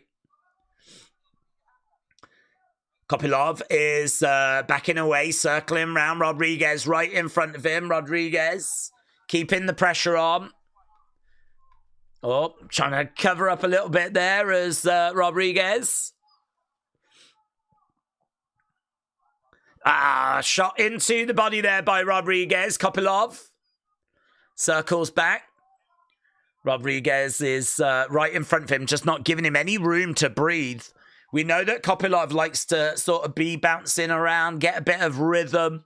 He's just not being allowed that rhythm by Rodriguez. Rodriguez right in front of him, really closing down the space. And we got a big kick coming in there by Rodriguez. Backs away a little bit. Kopylov right in front of him. Rodriguez goes right back to the center. They touch gloves. Momentarily, we're halfway in the fight. Jab coming in there by Rodriguez. Follows it up with the right hand. Digs to the body. Kopylov comes back with a shot of his own. And you can see that significant strike in gap getting wider. 31-16 right now. It's good. This by Rodriguez. He's just pulling ever further ahead in my mind. He has tried for 3 takedowns as well. He's not managed to get them in the fight so far. Ah, lovely body shot. Grabbed him on the head. Bang! Rodriguez advancing 34% of the time. Kopylov only 7. Lovely straight shot. Knee coming into the body. He's all over him, mate. He's all over him. This is a nightmare for Kopylov. Body shot coming in there by Rodriguez. We said he doesn't do well when he's pressured. And he is being pressured. Shot coming in. Not the way I thought he would win. He is very much winning. Yeah. Kopylov right in front of Rodriguez. Rodriguez digging into the body. Jab coming in upstairs. Kopylov just looks a bit flustered to me. Just doesn't really quite look like there's a game plan. Shot coming in there by Rodriguez. Feels like one-way traffic. The gap now is 24 significant strikes. Ah, big kick coming in. Kopylov, though, grabbed the leg. Rodriguez goes flying as he grabbed the leg and he managed to get out of there. Ah, big right hand by Rodriguez. He didn't get put down by Kopylov. He just sort of rolled back, but pops back up, cracks Kopylov. Kopylov is right over against the cage. Yeah, there's blood. That nose is busted. Kopylov's nose is busted. Blood pouring down. Absolutely pouring down. Look at this by Rodriguez. So good. So impressive. Ruthless. Relentless. 15 seconds left to go. It's an easy Rodriguez round. An easy Rodriguez round. 38 minutes till we're at that main card. Keep your votes coming in as well. We haven't really mentioned that. We haven't looked at that in a while. End of the rounds. I like Roman, but I couldn't pick against RoboCop, said AB. Kopylov is letting this slip away, said Steve. I just hope England don't get embarrassed. What in, James? In the Ashes, maybe. In the Ashes? That's starting soon, isn't it? Anyone on here want to fight? Preferably someone less than 125. I just want to get a warm-up for when the missus gets home, says Nathan. Okay, round number 3 coming up very soon. Round number 3 coming up very soon.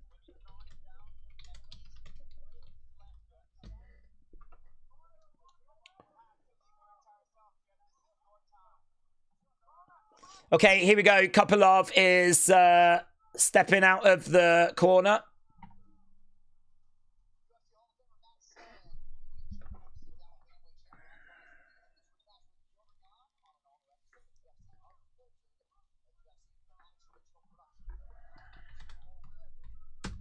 Here we go. Round number 3, and we are underway.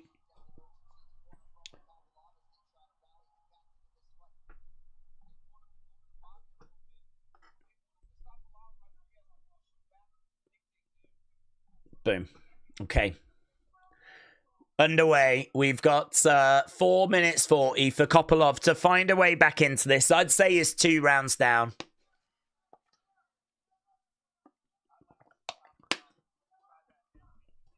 Joe Rogan said he would like to see Kopylov try the head kick again. What does Rodriguez do here? Because he doesn't need to put himself in harm's way, but he can't take his foot off the gas.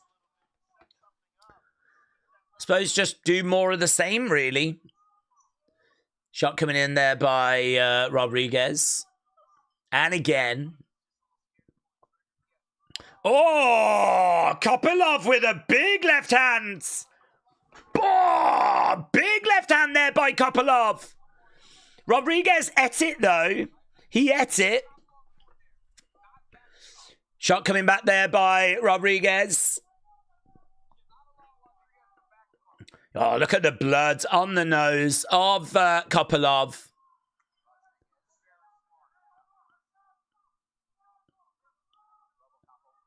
Yeah, at the moment, coming in with... jab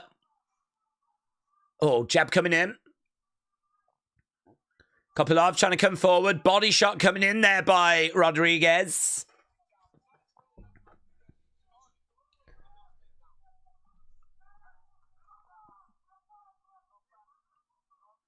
Jab coming in there by Rodriguez. Swing and a miss.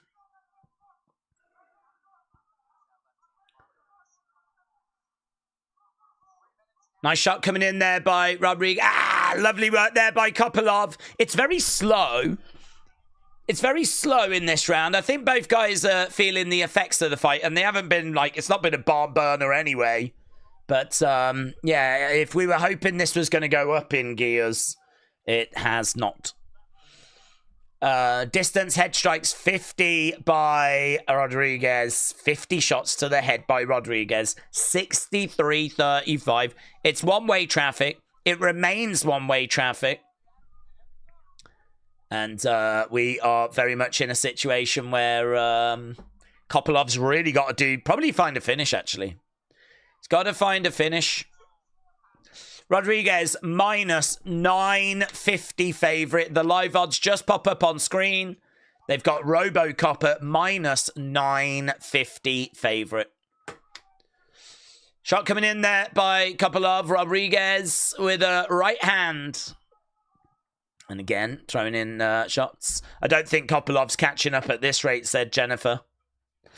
Johnny said, Joe had better not be the mystery person on Raw. I like Joe, but I don't want it to be him.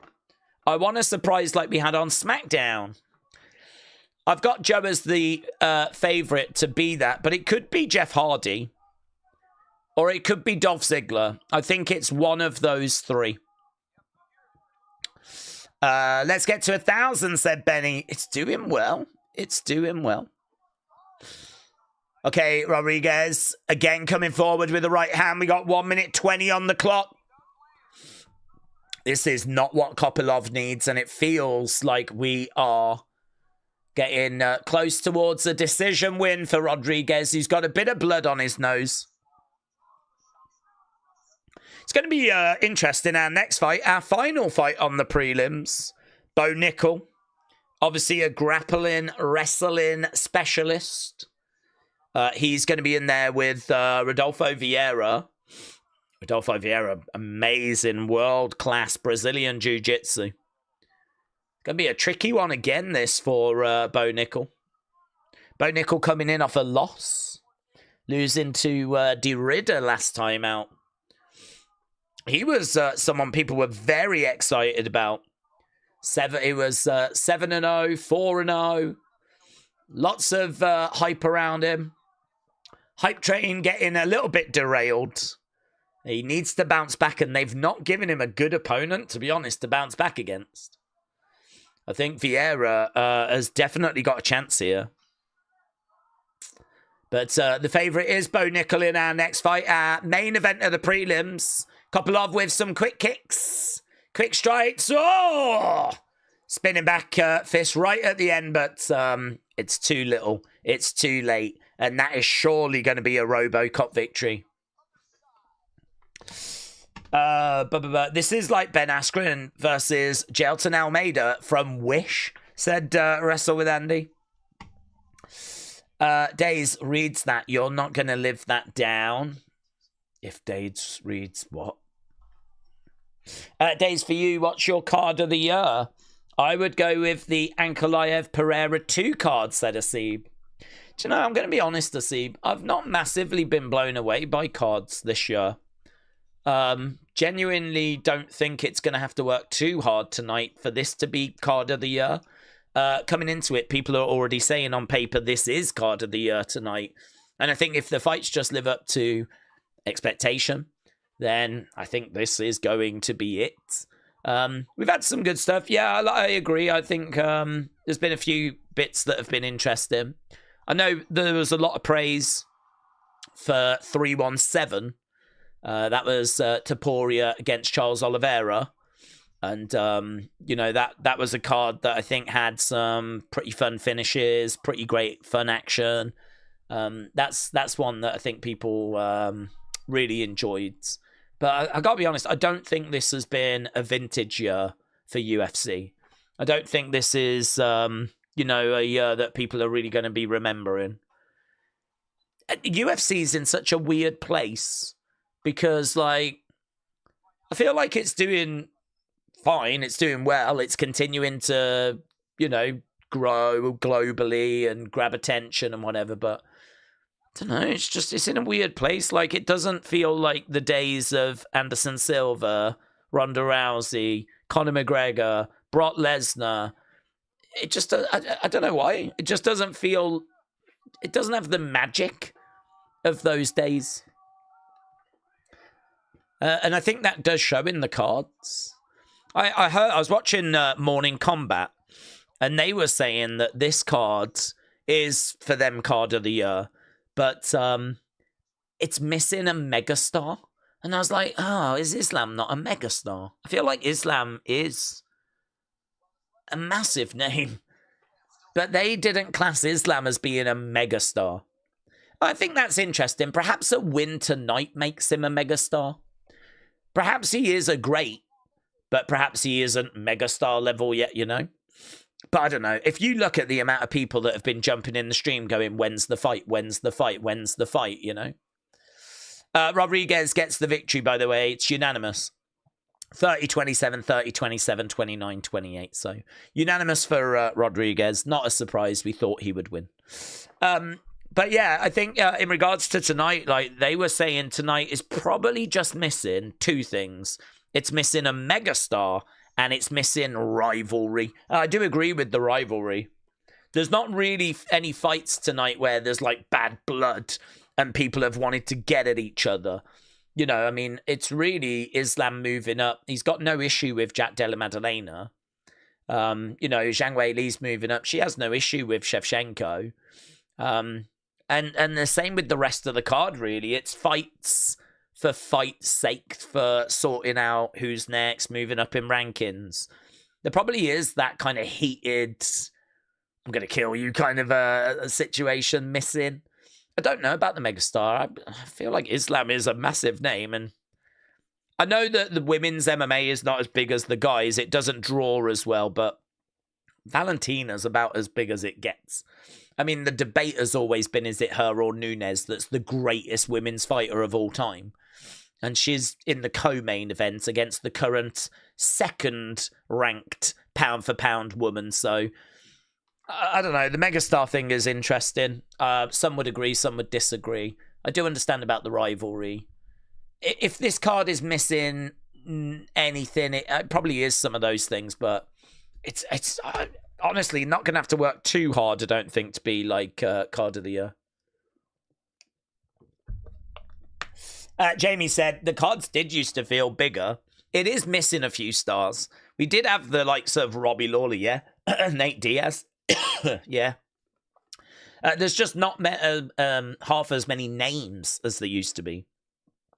Yeah, I think it's one of those where skills have developed.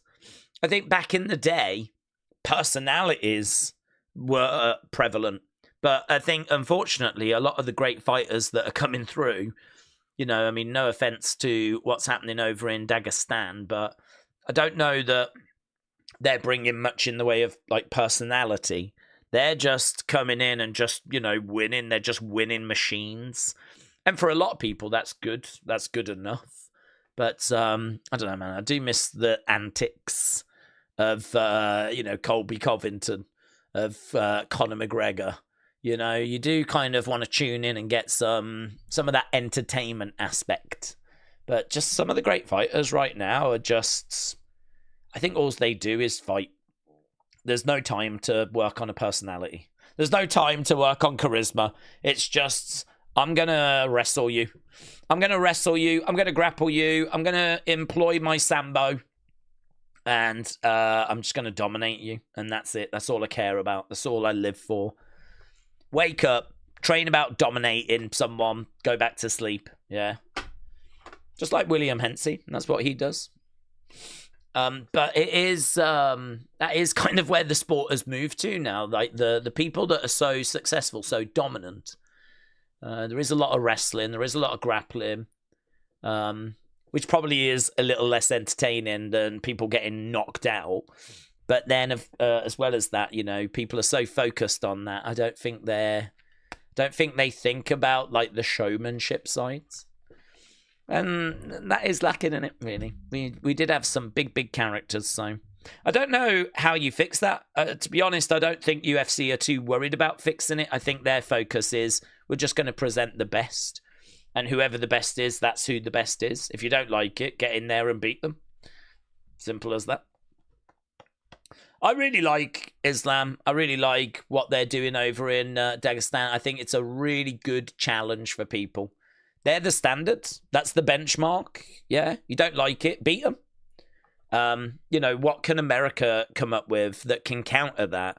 What can Brazil come up with? Very proud MMA history Brazil has got. You know, what can Europe come up with? I mean, by and large, the answer is nothing. Struggling to find answers. So many people from that part of the world being successful. It's their time. But I wonder what's next. I wonder where we go next. I wonder what the next evolution of the sport is going to be. Because it does feel like there's been a revolution, an evolution that's took place over the last 8 years or so. It does feel like we're in a different sort of spot now. And I wonder what that next wave is going to be. So, yeah, card-wise, it's not been a mind-blowing year, to be honest. James said, we got some good Ashes news. Josh Hazelwood's out. Yes, I did see that. Josh Hazelwood is out. That is good. I still think England are going to struggle. But they've got as good a chance as you could hope for in that first game. Hopefully a win would give them momentum, so I'm excited for it. I don't know quite how I'm going to watch it yet, because I think it starts the same time as SmackDown's on Friday. I have to have it on in the background. Have to. Sonny said, please consider supporting and buying my first book in paperback, The Thoughts Within. Right. We're about to get underway with our main event of the prelims. So almost at the main card now, kids. Okay, so Bo Nickel, coming off a loss. Grappling specialist, wrestling, NCAA wrestling champ.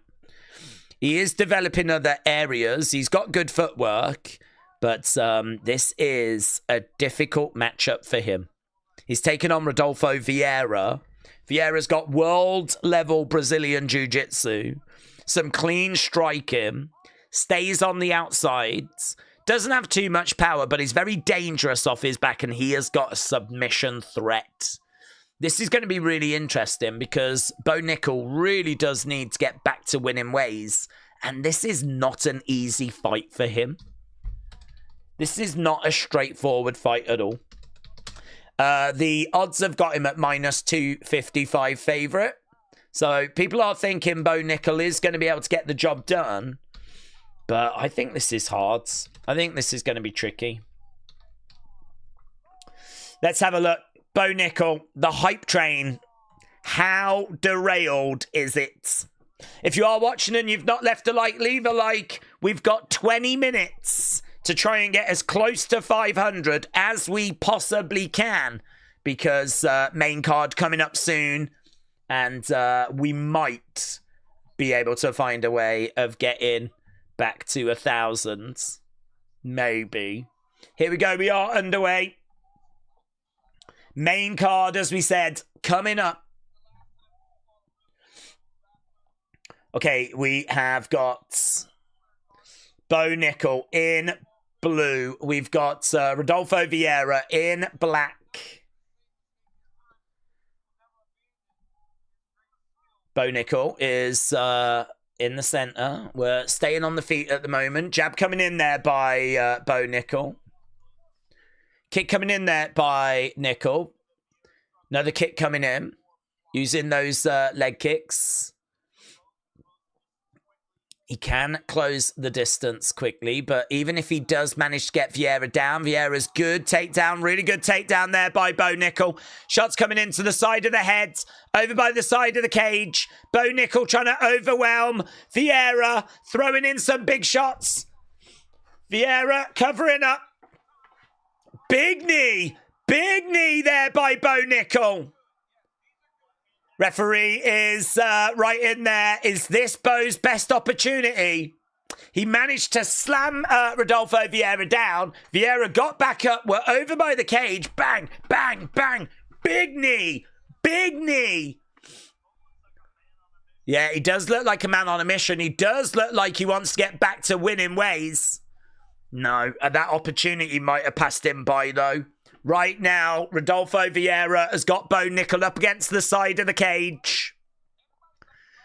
Vieira has got Bo Nickel up against the fence. Knee strike coming in there by Vieira. Another shot coming in as well. Bo Nickel up against the fence. Knee strike coming in there by Vieira. Bo Nickel up against the fence, up against the cage. Another big knee strike coming in. Breaks away, breaks apart. Bo Nickel. Leg kick coming in there by Vieira. Jab coming in there by Vieira. Bo Nickel throwing in a shot of his own as Vieira tries to find a way forward. Oh! Bo Nickel with a kick. Vieira got underneath it. The kick still went over. He grabbed the leg. We've just gone into a scramble. We're down on the ground and Bo Nickel has emerged on top. Okay, this is really interesting. Right now, Bo Nickel has got Vieira up against the side of the fence. Bo Nickel grabbing a hold of Rodolfo Vieira. Vieira trying to break out. Big shots coming in there by Nickel. Nickel looking better. Looking way better. It's a really strong start here by Bo Nickel. Outside leg kick there by Vieira. Bo is coming in. He's grabbing Vieira, taking him down. Vieira finding a way back up. And then Bo Nickel is engaging the striking as they're in those moments. And we've just done that a few times. And it's resulted in the numbers that you're seeing on screen right now. 20 significant strikes to 2. 2 takedowns. 1 minute and 6 control time. He's had a little bit of a submission attempt in there, but there wasn't really too much to it. Damage and blood coming down the side of the face of Vieira. It's a really good strategy, this, by Nickel. It's a really good strategy.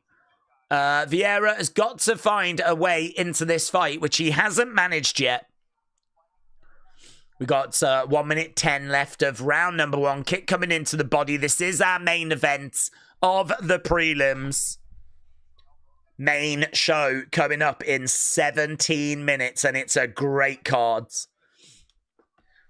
Blood coming down the side of the face there of Vieira. Hook shot coming in there by Nickel. This was a fight that was going to be on that main card. Vieira moving forward, trying to close off a bit of cage for Nickel to work, but no joy.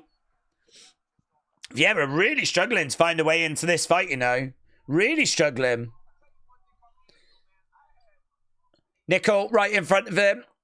Not much activity at the moment. You can see that gap has not really widened.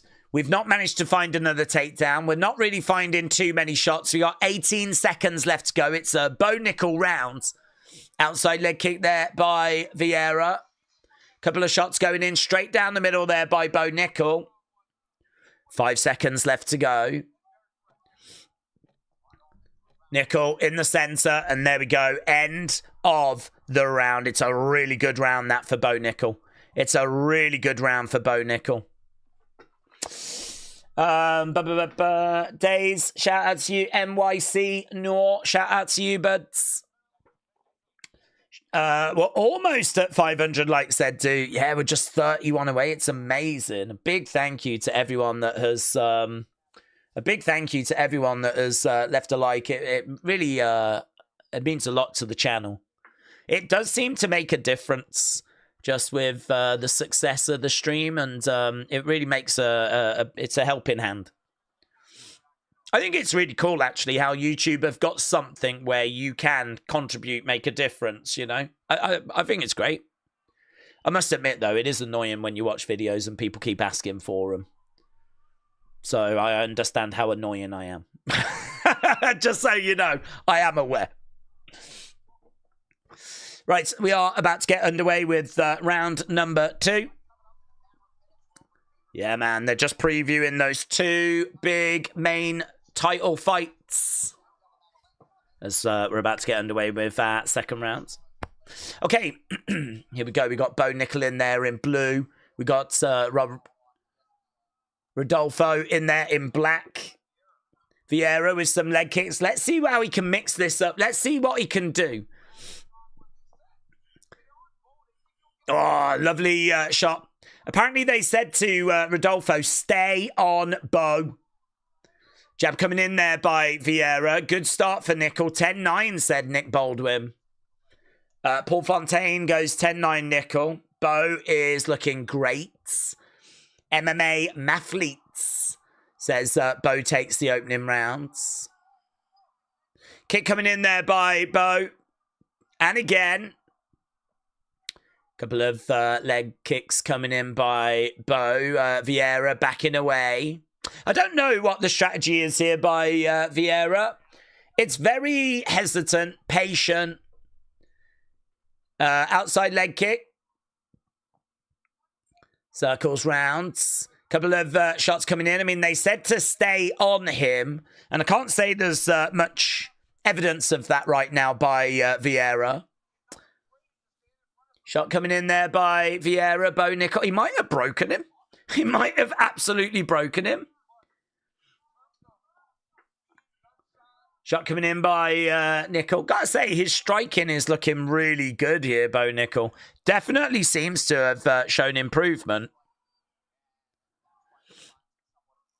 He has managed to kind of just keep it ticking over. I mean, I think after those couple of takedowns, he was on about 25. He's now on 48. So he's added an extra 20 shots just by standing and exchanging. He is a lot faster, a lot sharper, a lot more explosive. It is worth mentioning Bo Nickel is 7 years younger. Shot coming in there by Vieira, but fast shots coming back there by Bo Nickel.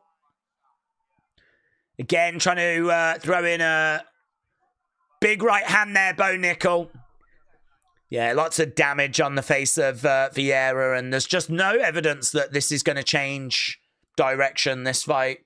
Feels like it's all Bo Nickel, and there's nothing coming from Vieira to kind of change that momentum. 2 minutes 22 left in this. Both guys on the feet. Shot to the body there by Bo Nickel. Kick coming back there by Vieira. Just exchanging shots. Oh, okay, here we go. Trying for a takedown. Vieira driving Bo Nickel back against the side of the cage. Yeah, he was trying to get a double there. He's trying something.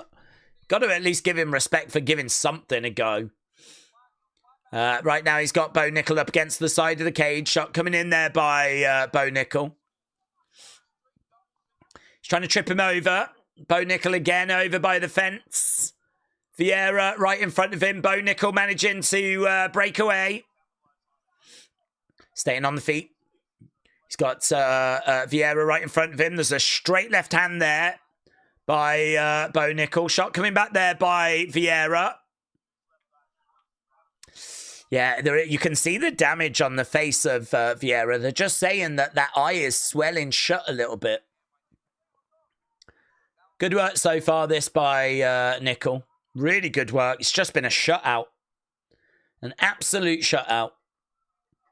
He takes round 1. He takes round 2. And look at the significant strike gap. It's getting closer to nearly 40 difference on significant strikes. Big left hands. Crowd really like that by Bo Nickel. 28-5, 28-12. He is throwing more. He's thrown 110 significant shots. Landing 63. One better has put over 7,000 on Bo Nickel to get the victory. That coming from DraftKings. So someone's got over 7 grand on Bo Nickel. Vieira trying to charge forward. Bo grabs the head. Got a bit of a guillotine in, but just can't see. It's not really him. Shot coming into the side of the body. Almost done with round number 2. This is just a Bo Nickel victory parade at this point. This is Bo Nickel's world, and we are living in it. Is this still the prelims, said Brian? Yes, but we are just 10 minutes away from leaving those. 10 minutes. We'll be at the main card. If you are watching and you've not hit the thumbs up, hit the thumbs up. We are on 489. We're only 11 likes away from 500s, and we're almost at the main cards, which is dreams coming true territory. James said, as it stands, it's going to be 2:30 for the first test. Well, that's fine for me, to be honest. I mean, by the time I'm going to bed, it'll be about the end of the game each day. It's borderline perfect, actually. It's just a shame that it starts during SmackDown. That's the only down. Because it does sort of mean like I'm going to have to sit here and talk about one thing whilst mentally thinking about something else, which I'm not very good at, to be honest. I'm a guy. I don't do multitasking very well. Okay, here we go. Vieira has got to find a finish. He's got 5 minutes to do it. Big shots coming in there by Vieira. Bo Nickel just taking a few steps back. Big Mac, we need to have a look at that poll as well, because we haven't looked at that poll in a little while, so we will have a look at that. We are underway with round number 3. Big shot coming in there by Bo Nickel. Shot coming in as well there by Nickel. If you are joining us, looking for the Islam fight, it is going to be a few hours away. We've got the whole main card to get through first. Bo Nickel is standing in front of Vieira. Vieira in front of Bo Nickel right now, moving forwards. Both guys standing in front of each other. Shot coming in there by Bo Nickel. Bo Nickel doesn't need to force anything here. Vieira is moving forward. He's got to find a finish, got to find a way forward. He's got to be asking questions. He's got to be taking risks. He's got to be asking and throwing and doing a lot more than he's doing. The activity from Vieira has been very underwhelming. Crowd are getting a little bit restless. Crowd are booing.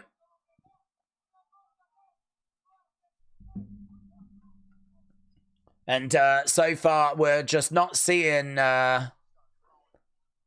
enough here out of Vieira at all. It's very underwhelming. 2 minutes into this round, we're not even close to any danger if you've got money riding on Bo Nickel. Chris said there's 835 watching. Everyone hit that thumbs up. It costs nothing. Thank you, Chris. Appreciate it, my friends. Rogue's Shadow said, I don't want to spend $70. I'm just going to skip the main card once the prelims are over and then just watch the rest of the stream and the main card tomorrow. Vieira down. Vieira out. Bo Nickel wins by finish. Bang. He cracked him. Wow. This was one-way traffic. Bo Nicholas just put Vieira down. He jumps on top of the cage, puts his arms outstretched. Rodolfo Vieira is down. Yeah. Cormier said, that little wrestling boy, he's got some striking now. His striking has looked so much better today. So much better. Yes, we are over 500 likes. Thank you, everyone. Boom. Sneak said, did you watch the Eubank Ben fight? I didn't know. I was getting ready for this stream. I heard it was not a very good performance. Bang. Cracked him. Dropped him. No follow-up needed. Still down. I hope Vieira's okay. Vieira dropped. Bo Nickel picking up the victory in round 3. Head kick dead. And yeah, down, out, and it'd been good to see if he's on his feet again, to be honest. Be good to see if he's okay. This was one-way traffic. It was one-way traffic all throughout. And, you know, we weren't even close to a finish. Certainly not coming from Vieira. He is being helped up, and he is being helped onto a stool. And Bo Nickel getting the victory. Bo Nickel looking a little bit more subdued now that he can see that Vieira is still struggling a little bit. Hell of a finish, though. Hell of a finish. This guy has got some striking. Bo Nickel continuing to add to his game. So, yeah, Sneaks. No, I didn't get a chance to watch it. I was too busy kind of locked in, getting ready for the stream, making sure we had some tweets set up and whatnot. And but I was kind of following it. And I heard that Eubank was just not very good at all, like really didn't get going, actually. A lot of people saying that Ben was just overwhelming, the word I heard. So, to be honest, I really liked Ben's performance in their first fight. And we actually watched that first fight. And I thought that he put in a really good showing.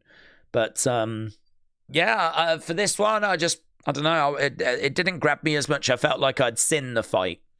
And seems like it was pretty much the same fight as last time, except Eubank did not show up. So, yeah, I don't know if that'll set up a third fight or if we just leave it at 1-1. It's probably definitely money to be made in a third fight. But Sneaks, if you watched it, I hope you enjoyed it. We're up to speed with all of that. We are going to go to the main card in 3 minutes' time. 3 minutes' time. Brian said he was weight drained. He lost the fight because of dehydration. It appears that Ben can only do post-fight press conferences. Can't wait to see Leon's walk out and reclaim the octagon. Yeah, man, this next card, this main card. I mean, the first fight on the main card is Beneil Dariush, right? Top challenger in that lightweight division. 17-6. You know, brilliant fighter, and he's taking on Saint Denis. I mean, that is such an amazing fight. Then we've got Leon Edwards in action against Cortez in what is going to be a banger, right? Then we've got Sean Brady. You know, the winner of this fight really should be in contention for the welterweights. Sean Brady, if he does win, I mean, he just feels like he's pretty close to being the uncrowned champion. Or certainly the guy that should be getting the next title shots, though. You know, huge. Brady against Morales. That could have big repercussions for the welterweight division. And then, you know, Valentina Shevchenko against Zhang Weili, who's the best female in the world right now. Let's figure that out tonight. And then we've got Jack Della Maddalena against Islam Makhachev. And you can tell the excitement. We've been saying all night, whenever you get a show where people are jumping in going, when's the Makhachev fight? When's the Makhachev fight? You know, and you've got all of that kind of buzz. You just know that you're in for a really big card, really big night, really exciting night. And I really don't think this card's going to have to work very hard to be kind of the card we remember for 2025. So, yeah, some really good stuff coming up. I've got Makhachev winning. I've got Shevchenko winning. I've got Sean Brady winning. I don't know about Leon. I think Cortez is a fantastic fighter. Cortez is the pick for people on Tapology and also the favorite in the fight as well. I don't want to bet against Leon, but I might have to. I think Cortez might be the pick. And then, yeah, Dariush against Saint Denis. I love that fight. That fight's like a 60-40 fight. Saint Denis is the lean, but it's going to be so good. Minus 190 for Saint Denis. Beneil Dariush coming in at plus 170. And just not much between them whatsoever. Saint Denis is a pressure monster. He's a power grappler, a violent finisher. Pressure, pace, durability. He's got some underrated submissions, really strong wrestling, really good top control. Looks to break people and then get finishes. He's a really fun fighter to watch, you know. Benoit Saint Denis. So this could be a finish. But then on the other side, you got Beneil Dariush, one of the best in the lightweight division. 36, though, maybe coming out of the prime now. He has got high-level jiu-jitsu. He's got unpredictable striking.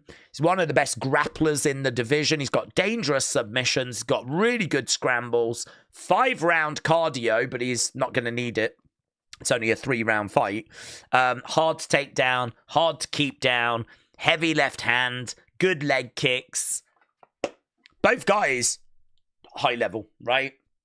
Plenty of skill. And it's also number 9 against number 13 in the lightweight division. So, but yeah, I got to tell you, Tapology and the odds makers have gone with Saint Denis, Benoit Saint Denis. They think it's going to go that way. So that's the preview of this first fight. It's going to be fun. It's going to be high level. It's going to be very technical. It's going to be a lot of fun.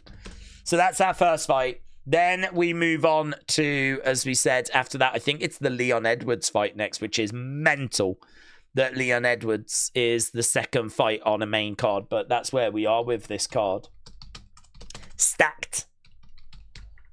Absolutely stacked. So, Dariush against Saint Denis. I keep saying we're going to have a look at the poll. If you are watching and you haven't left a like, leave a like. I know there's a lot of people that have just jumped in because of the fact that we are live. UFC 322. One of the big cards, one of the great cards of the year.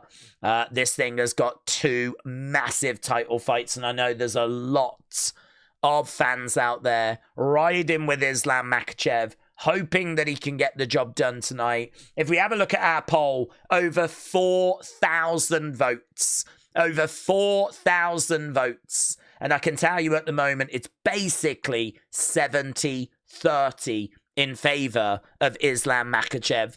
So Islam Makhachev by finish, 61%.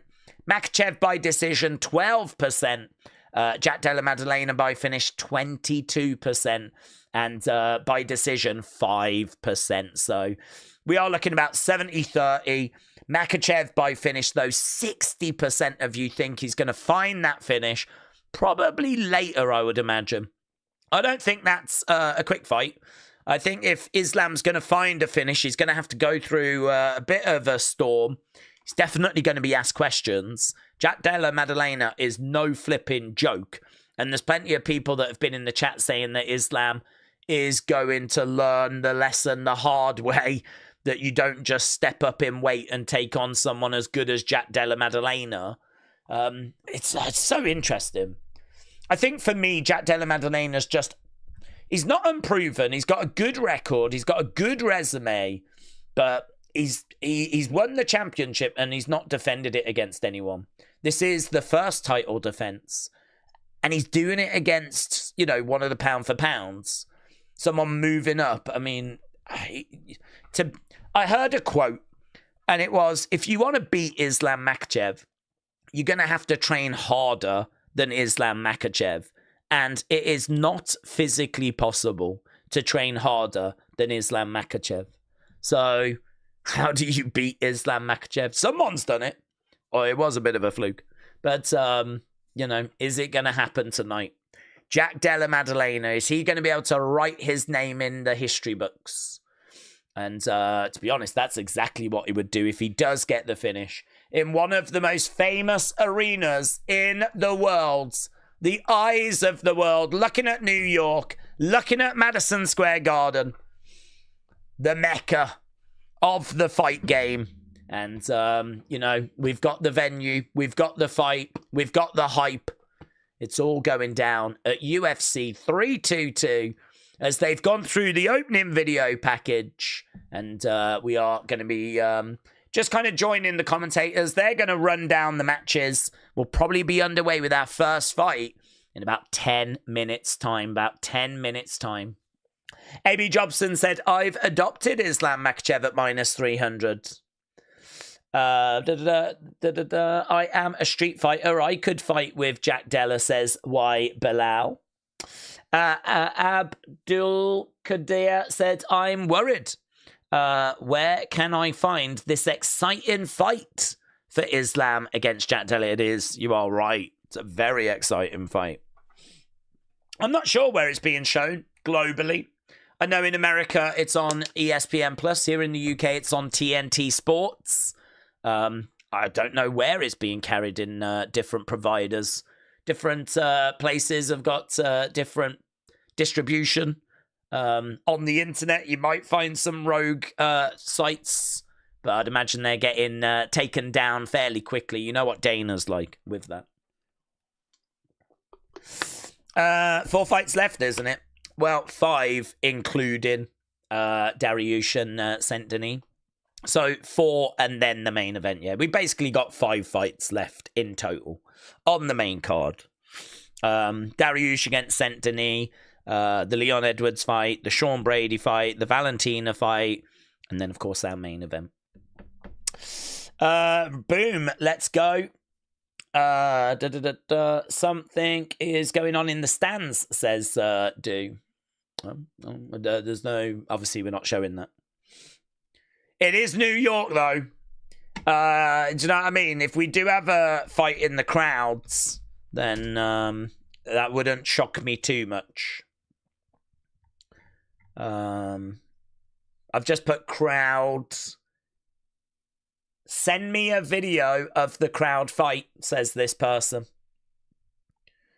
So no footage or anything. But, yeah, maybe a little something going on in the crowds. Wouldn't be the first time. Can't wait for the Paramount deal, said Jay, to start so that people can ask him where to watch the fight for free. Yeah, that is going to be a massive thing next year. K-Dub said, spent like 500 on a ticket, only to get booted before an epic main card. They're dumbasses. That's true, innit? That's true. But some people are so rich, they might not think along those lines. To them, you know, this is just a night out. I think someone was watching Days Live in the garden and everyone was trying to like the stream. And then a fight started out, said Do. Wow, I mean, judging by how generous everyone has been, you might not be wrong. 555 at this stage is really, really good. It honestly, it's on track, isn't it? I mean, you know, to be at 500 by the start of the main card is kind of on track. So obviously we can't rest on our laurels. We still need to keep asking and hoping that people will leave likes. It's been a while since we hit 1,000. We could do it tonight. So if you think that Jack Della Maddalena is going to win, hit that like button. It really is appreciated. Show support for your guy. Equally, if you think Islam Makhachev's going to win, smash that like button. Let him know. Send a message. That's the kind of thing YouTubers say, isn't it? I think it works as well, though, you know. Bang, bang, bang. We're just looking at some of the great Shevchenko moments right now. Chris, shout out to you. MSG is an amazing venue, said AB. Islam via guillotine. You heard it here first, said Gav. Dion said, Days, how do you think crowd fight starts? Oh, that's easy, isn't it? I mean, like, it could be that someone is yelling and shouting and someone doesn't appreciate it. And they're like, can you just keep that down? And they're like, you know, F you, bang, we're off. Yeah. Could be that someone's got some drinks, spill it over someone. I was at the Oasis gig in Wales. And I went with my brother and a friend of the family. And so we were there watching Oasis. And the guy next to me had travelled down from Scotland. And he'd already had a few. And he was like, oh, it's going to be amazing, innit? I can't believe everyone's just staying sitting. Everyone should be up. So this was still hours. Like, even the warm-up band hadn't been on. And he was like, everyone should be up. And he was like, having all these drinks. His missus came back with all these drinks. Knocked the drink, like a whole pint, on the guy in front of him. Guy in front of him stood up, turned around, right? I'm kind of standing there going, if this kicks off, I'm right in the middle of it, right? And, you know, it didn't, because the guy from Scotland was like, oh, mate, I'm so sorry. Here, have one of my drink. Like, he kind of, you know, but the guy in front, man, he was gone. You could tell the red mist had descended. So, I mean, that must happen all the time in various, you know, football stadiums and UFC fighting things, and, you know, people shouting and cheering for, you know, other people. When you go to, it's weird actually, because when you go to a football game, you've got like an away end and a home end, and so you can separate who you're supporting. But if you think about UFC, because you're watching so many different fights, the guy next to you might be supporting someone completely different. You could be passionately cheering for Islam Makhachev, and the guy in front, the guy to the side, the guy that you could be surrounded by Jack Della Maddalena fans. And so if people are going to get really touchy about things, you know, like, shut up, your guy sucks. I mean, that could do it, couldn't it? You don't have home and away ends in UFC because we cover so many different fights. There's just a million different ways, isn't there? Someone could turn around and go, your girlfriend looks like a pig. Yeah. Bang. We're off. Yeah. We're off. It could be anything. So many different ways that it can happen. I've never been any sporting event where one has kicked off, though, to be honest. But, yeah, that Oasis one felt like, oh, mate, where's this going? Where's this going? Days, who do you think is going to be the surprise opponent on Monday, said Hannah. Well, I think it's either Hendry, Jeff Hardy, or Nick Nemeth. I mean, those are the names that we were expecting. We did mention Matt Cardona originally, and then it just slipped out of my kind of thought process. I was fairly confident it was going to be Joe Hendry, but on yesterday. So he's got to be in the mix for Monday, hasn't he? But I wouldn't rule out Jeff Hardy. Imagine the pop for that. Imagine Dolph Ziggler. So I feel like one of those names.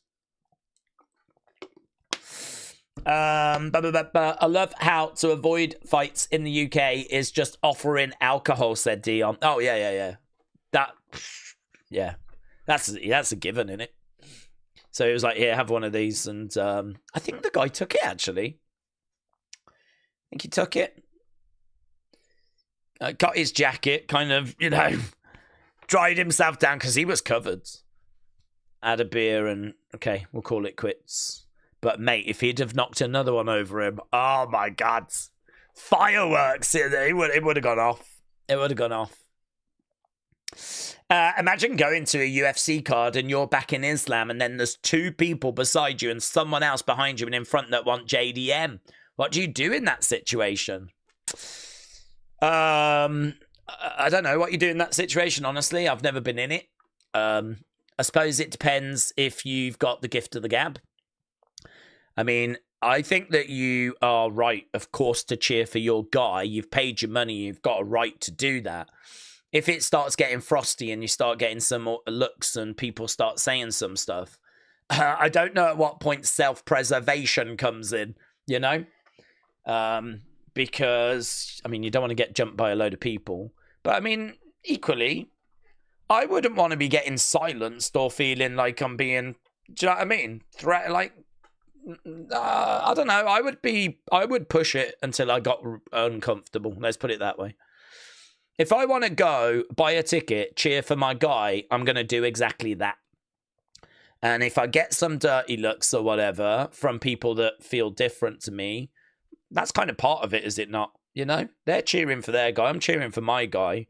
So, but there is going to come a point, isn't there, where if you're getting a few dirty looks and you're starting to feel like I'm in danger here, that's when you have to make a decision, isn't it? Like, do I dial this down a little bit?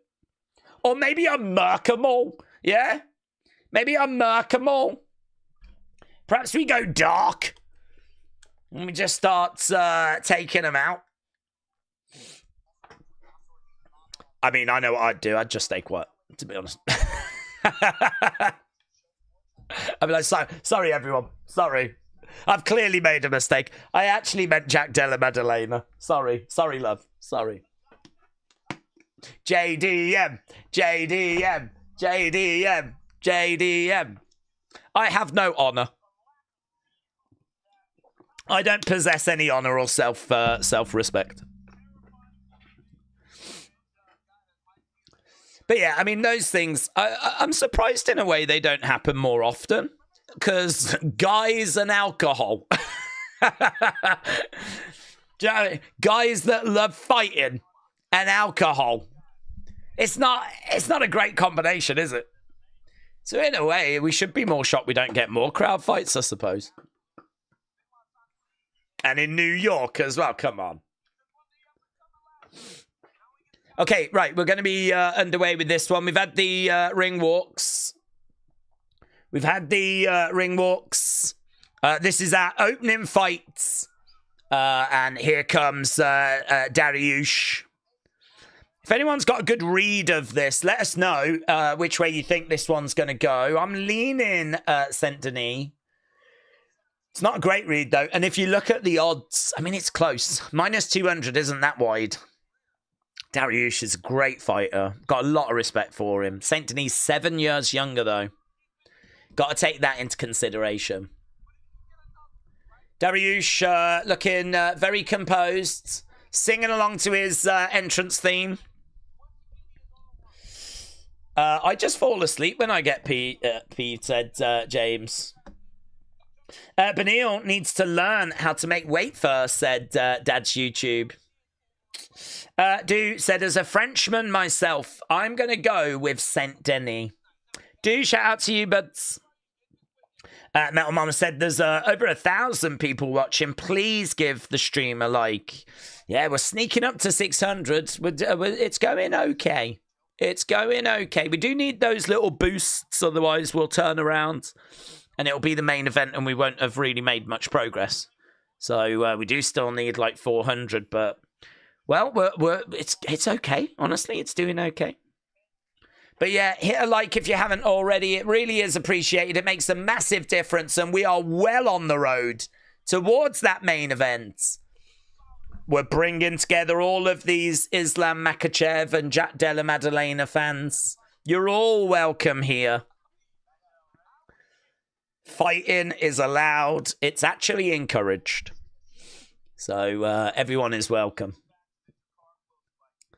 No need to back down from supporting your guy here. Okay, so both fighters are inside the octagon. We're about to get underway. We're nearly at 5,000 votes as well. Nearly at 5,000 votes. Keep your votes coming in as we get closer towards that main event. It is true that Dariush missed weight. So he's been fined 25% of his purse. To be honest, it's never a great sign, that is it, that things have gone well in training camp or whatever if you miss weights. So I wonder if there is something to that. Bruce Buffer's extra pumped up. We are live in the world's most famous arena in New York, New York. Madison Square Garden.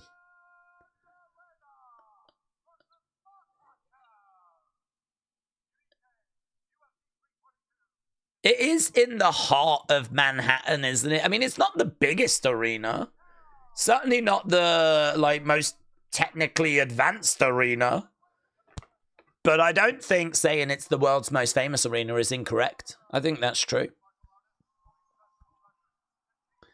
So, Benoit Saint Denis, minus 200 favourite still. Getting his intro. Dariush looks about 60, said Asib. Yeah, just like me, he likes to dye his hair grey. It's what I do with my beards, just to make me seem a little bit more educated. And I think that's what Dariush does as well.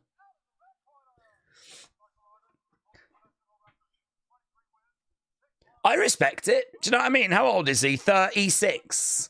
He's gone grey and he's like... do you know what I mean?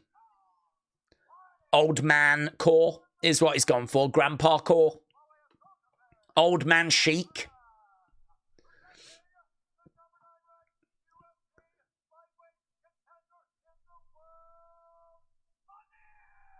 Daniel Dariush. Let's go. Buffer is 68. Must be on TRT, said King Hoddle. Okay, here we go. About to get underway. Herb Dean is the ref for this one. This is our first fight on the main cards. And we are about to get underway. 5 fights. We are probably less than 2 hours away from JDM against Makhachev. Boom, underway. Here we go. Both fighters coming out into the middle. This is number 9 against number 13. And lovely leg kick there. And actually, Saint Denis went down. Oh, big shots! Dariush knocked out! Dariush knocked out! Oh, Dariush! Dariush just looked around like, what? Mate. Saint Denis wins round 1. 6-7. Oh my God. He absolutely 6-7'd him. I don't know if Dariush is got a problem with the finish or not. I mean, he's speaking to people. He's not ranting and raving. Yeah, they're gonna have a look at it. Jesus, mate, that was like 20 seconds. What the flip? 16 seconds.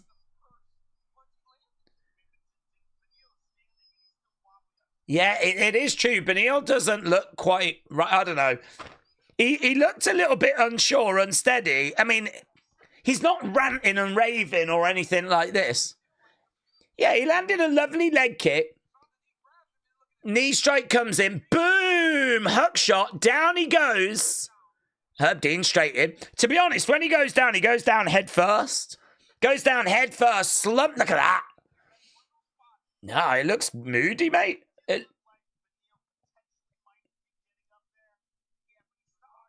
Rogan said it looked like he was getting up, but I don't know, man. Look, he goes down and he goes down head first. I mean, he's out. There is no stopping the fall. If you're not knocked out, you're putting your hands out to stop the fall, aren't you? He goes down like head first. He's out. He's out. Mate, he can cry all he wants, and he's not even crying. It's not even his fault. He hasn't said anything. He was knocked out. He then hits the mat, and I think he does come back around, and I think then he is like starting to get up, but he doesn't look quite right after the fight for a bit either. I don't mind that stoppage. Obviously, the people that had money on Dariush will say that it was too quick. That's a blow, innit? That's a blow. We was leaning Saint Denis. No way did I think it was going to be that quick, though. Oh, actually, do you know what? Dariush even holds up Saint Denis' arm. 16 seconds. 16 seconds.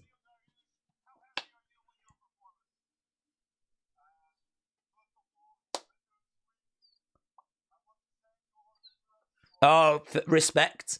He said, first of all, it's Veterans Week. He wants to thank all the veterans. Classy. Retro said, shout out to you. Shout out to you, buds. Shout out to you. King Without a Kingdom said it's retirement time. That was very sad. King Hoddle said it was just underneath the ear. Dude said he wasn't defending himself. He was out. Put the fries in the bag, Dariush, said K-Dub. Yeah, I mean, that was brutal. Brutal. Right, on we go. Next up is Leon Edwards against Carlos Prates. Now, I don't know how long it's going to be till we get to this next fight, because they might want to just slow this down a little bit. I'm not sure they were expecting that fight to finish as quickly as that. I certainly wasn't. Yeah, if you are watching and you've not left a like, leave a like. It's greatly appreciated. We've had one fight done on the main cards. We've only got 4 fights left, and 2 of those are for titles. Mate, this is mental. This card is mental. Next up, we've got Leon Edwards. The fight after that is Sean Brady. Fight after that is the Valentina fight. Fight after that is Islam Makhachev against JDM. So you can see why there was so much excitement around this main cards. And boom, 16 seconds. Statement made by Saint Denis. Coming up next then, we've got Leon Edwards against Carlos Prates. Prates 5-1 in the UFC, coming off a win back in August against Neil. Knockout artist, dangerous power, tall, long, good range control. He's got a Muay Thai background. Always looks like he's kind of drifted in fights, losing fights, and then boom, finds a way to win, right? Good head movement, striker, biggest puncher in the division. Arguably, but certainly one of. Can get countered when he overcommits. Not a grappler, right? Leon Edwards, well-rounded, good elbow strikes, good submission defense, but patient. Someone that can be a slow starter, someone that can be very frustrating. He's kind of the guy that you're looking at and you're like, come on, Leon, do something. Get going, Leon. I don't know what it is as to why he doesn't. Some people say it's belief and confidence. But, I mean, if he applies himself, kind of gets into a good rhythm, like, he's a really good fighter. He's a really good fighter. Former champ, of course. Still got an amazing record of 14-4, but he has lost his last 2. He's lost to Bilal, he's lost to Brady. He's coming in as a result as the underdog.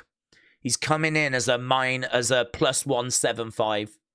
Looks like those odds have changed in the past 24 hours a little bit. He's plus 135, still the underdog. Prates minus 150. So actually a bit of money coming in on Edwards just to get it a little bit closer. Edwards, southpaw. Prates, a switch fighter. And Leon Edwards, as we said, he's got lots of weapons. Very well-rounded. He can strike, certainly when he gets down to the ground. He's got very underrated offensive grappling, which, again, he's just got to employ it. He's just got to get it going. He's just got to kind of bring it to the party.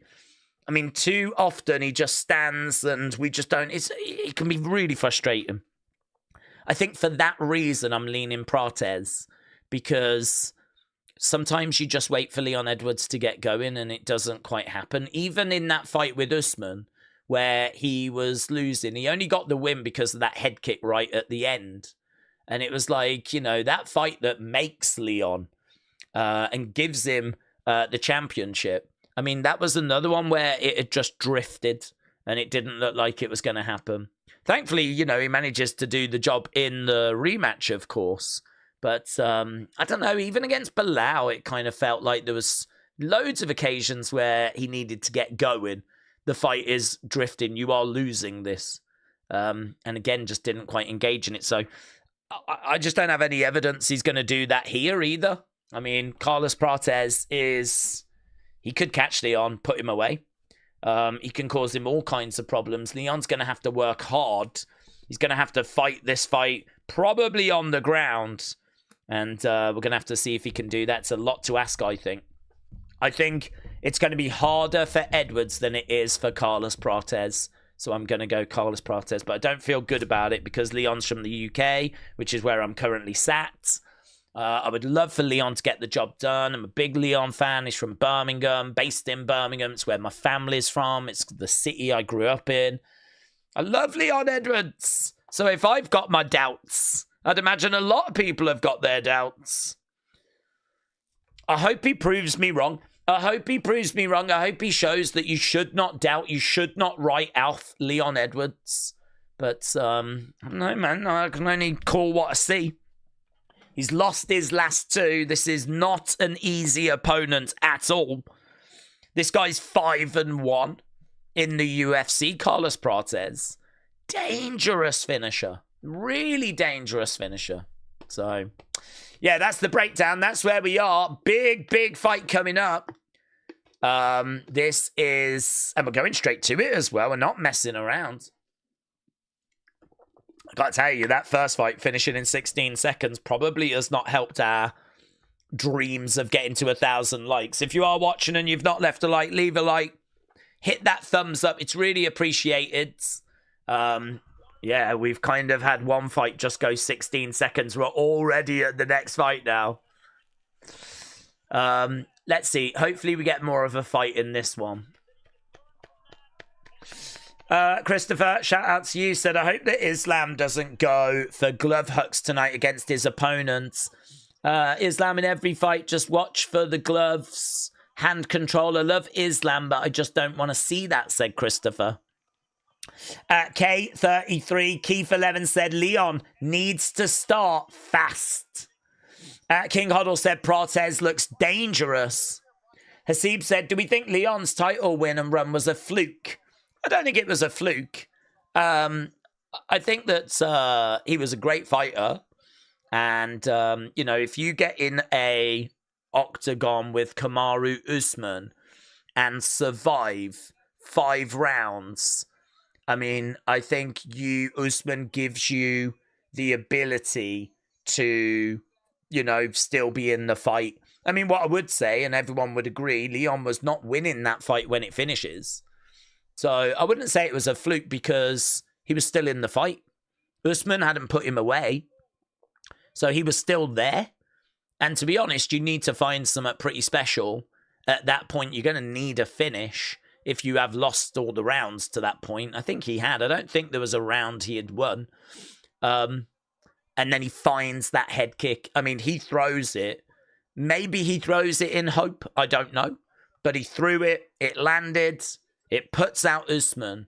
And I think the fluke thing gets taken away because they do the rematch and Leon wins the rematch. I think that helps eliminate the fluke thing. I think had he have lost to Usman in the rematch, then yes, a lot of people would have said it was just a kick he threw, landed it, it was a fluke. I think winning that rematch against Usman was huge for his legacy. And I think, you know, he'd been on a great run as well. He was the guy that people were looking at for, you know, it's Leon's time. Why is Leon not getting a fight? Leon should get that opportunity. And, you know, they gave it him and he won it. So, no, I don't think it's a fluke. I think he is a great fighter. I think he is a really well-rounded. He's ranked number 4. But it's just about, you know, does he get back to the belts? I mean, he's 34. Kind of feels like he's got a few years left to go. So I don't think a loss tonight is helping him in any way here. I mean, a loss tonight would actually mean he's lost the last 3. I mean, when you start losing 3, 4, you're starting to get into getting cut territory. The only thing I'd say is Leon is so high up the rankings. Losses are taking him down the rankings. He can afford some losses before we start talking about getting cut, right? We're not near that conversation yet. I mean, I think Tony Ferguson lost about 7 before he properly dropped out. So, I mean, I think we're totally fine in that regard. But it's just, I don't know, is this what you want to do now, Leon? Turn up and just start drifting down the rankings? I mean, if it's, maybe, I mean, make the money whilst you can make the money. Maybe that's the attitude. But I don't know. Tonight's going to give us a really good indicator, isn't it? As to what Leon has got left in the tank. This is number 4 against number 9. If you're going to lose against number 9, then, you know, that's 3 losses as well in a row if he loses. This is important. This isn't just about who wins, who takes a step forward. This is bigger for Leon. Leon needs this. Cortez, I don't know. Does he need it as much? Well, if you're number 9 and you lose to number 4, I don't think there's a problem there. You know, next fight, get number 7, get number 6. You know, work on a few things. I don't think a loss here is anywhere near as big a deal for Cortez. Loss here for Edwards is going to hurt. It's going to sting. So yeah, we've definitely got our sights set on Edwards now, picking up a victory here. I'm hoping for that. I don't know that I'm expecting that. Tim, shout out to you, buds. Appreciate it. Hope you're well. Jason said, let's go, Leon. Wes said, we got 4 fights till the main events. Spartan said, I hope Leon's got a good showing today. Yes. Christopher said, I actually love Islam a lot. I just see evidence with Islam using glove hooks, and he needs to not do that, said Christopher. Right. Both guys getting their intros. Leon Edwards is 2-2 whenever he's been an underdog. And he comes into this as an underdog. Puts his arms outstretched. Leon Edwards taking a deep breath. We haven't had many UFC champs from the UK. I think Leon was the 2nd. Aspinall the 3rd. Bisping the 1st. Hope he can do it. I really want him to do it. Here we go. Keith Peterson. Here we flipping go. We are locked in. We are dialed in. Leon Edwards, the former champ, on a bit of a skid. Can he find a way back?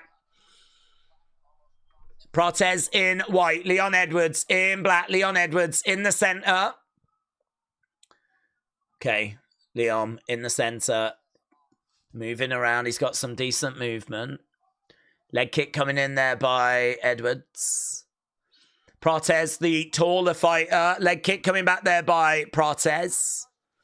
Inside leg kick there by Cortez.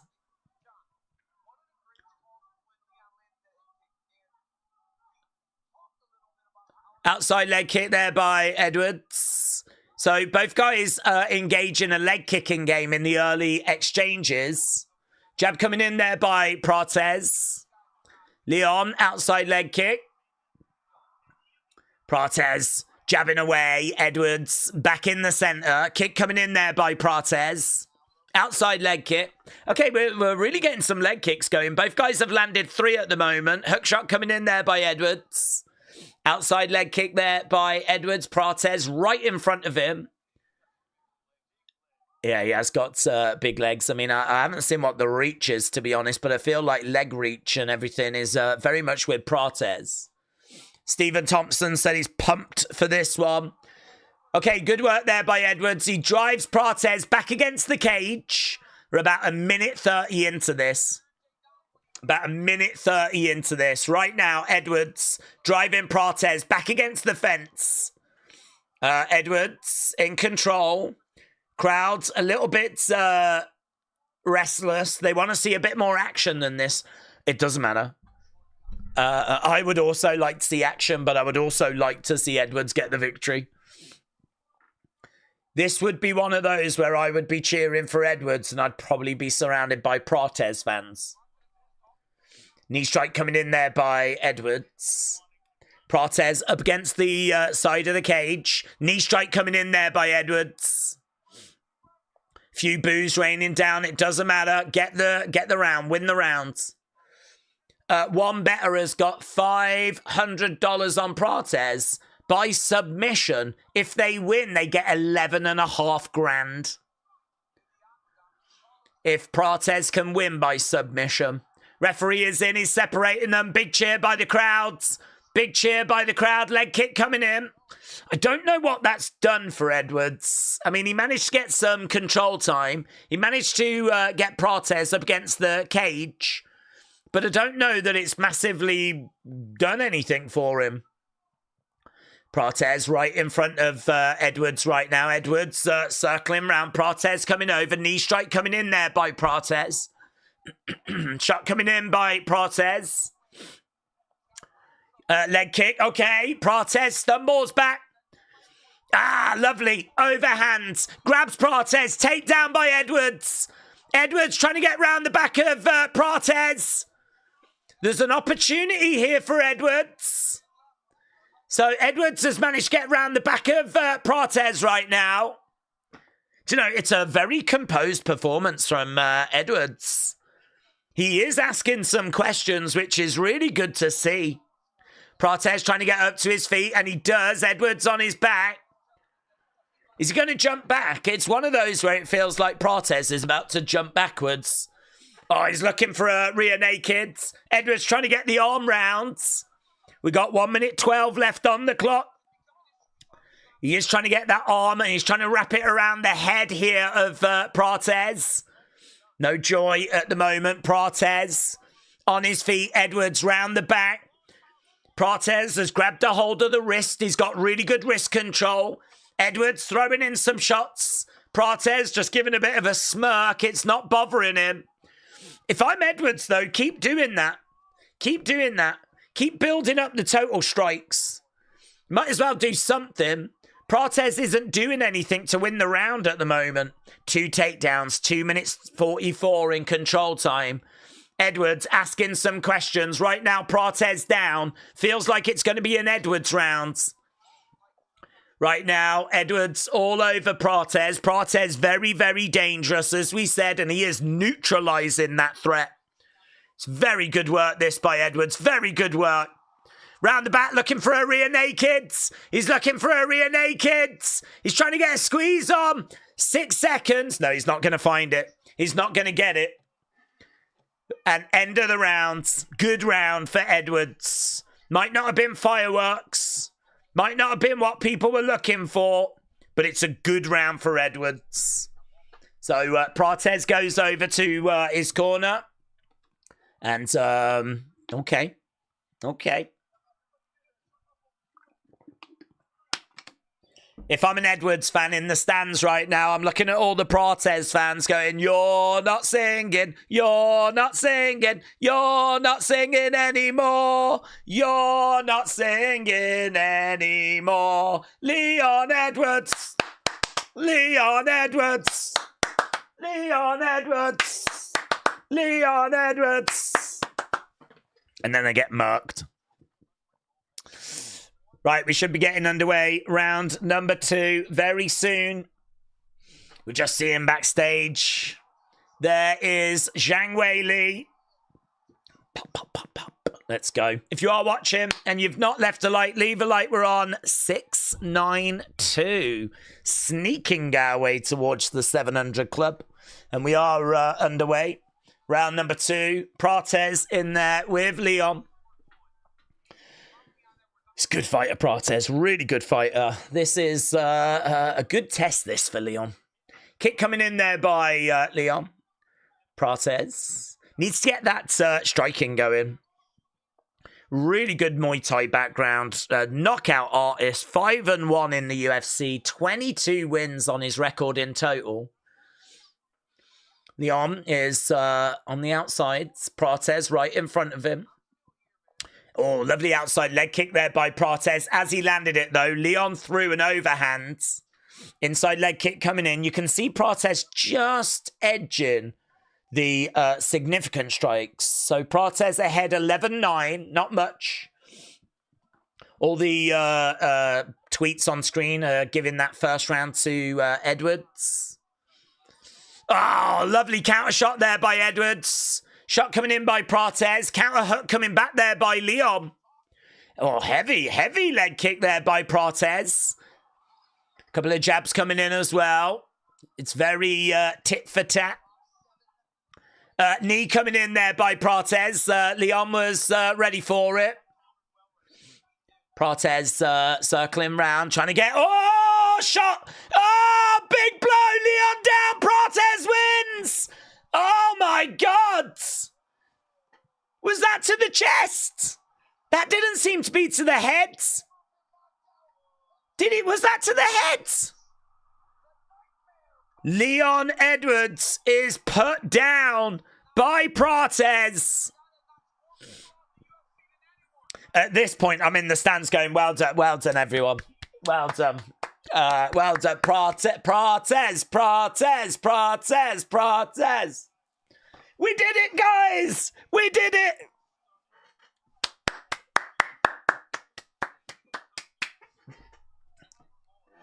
Mate, I need to see a replay on that because he cracked Leon, but I thought he hit him in the chest. It's like a flipping heart punch, it looked like to me. Boom, right in there, but maybe it was higher. Perhaps it was chin. I don't know, man. Leon.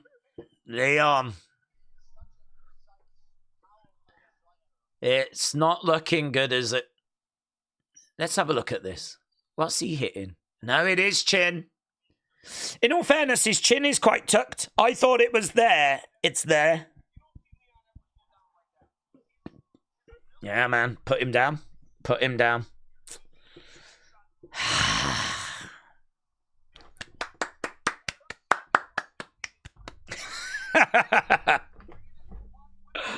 Well, that's crushingly disappointing, isn't it?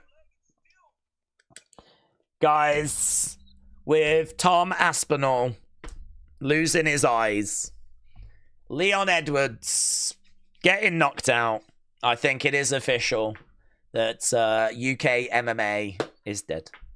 It's over. Turn off the lights. I'm not even sure if UK MMA massively ever got started, but it's done. It's over. We've got a heavyweight guy that can't see, and we've got a Leon Edwards that's snoozing at the moment, and it's done. It's over. But days with all these KOs, we're gonna need a segment. We need like Sonnen's TV or Connor's Pit. Connor's Pit. Imagine that.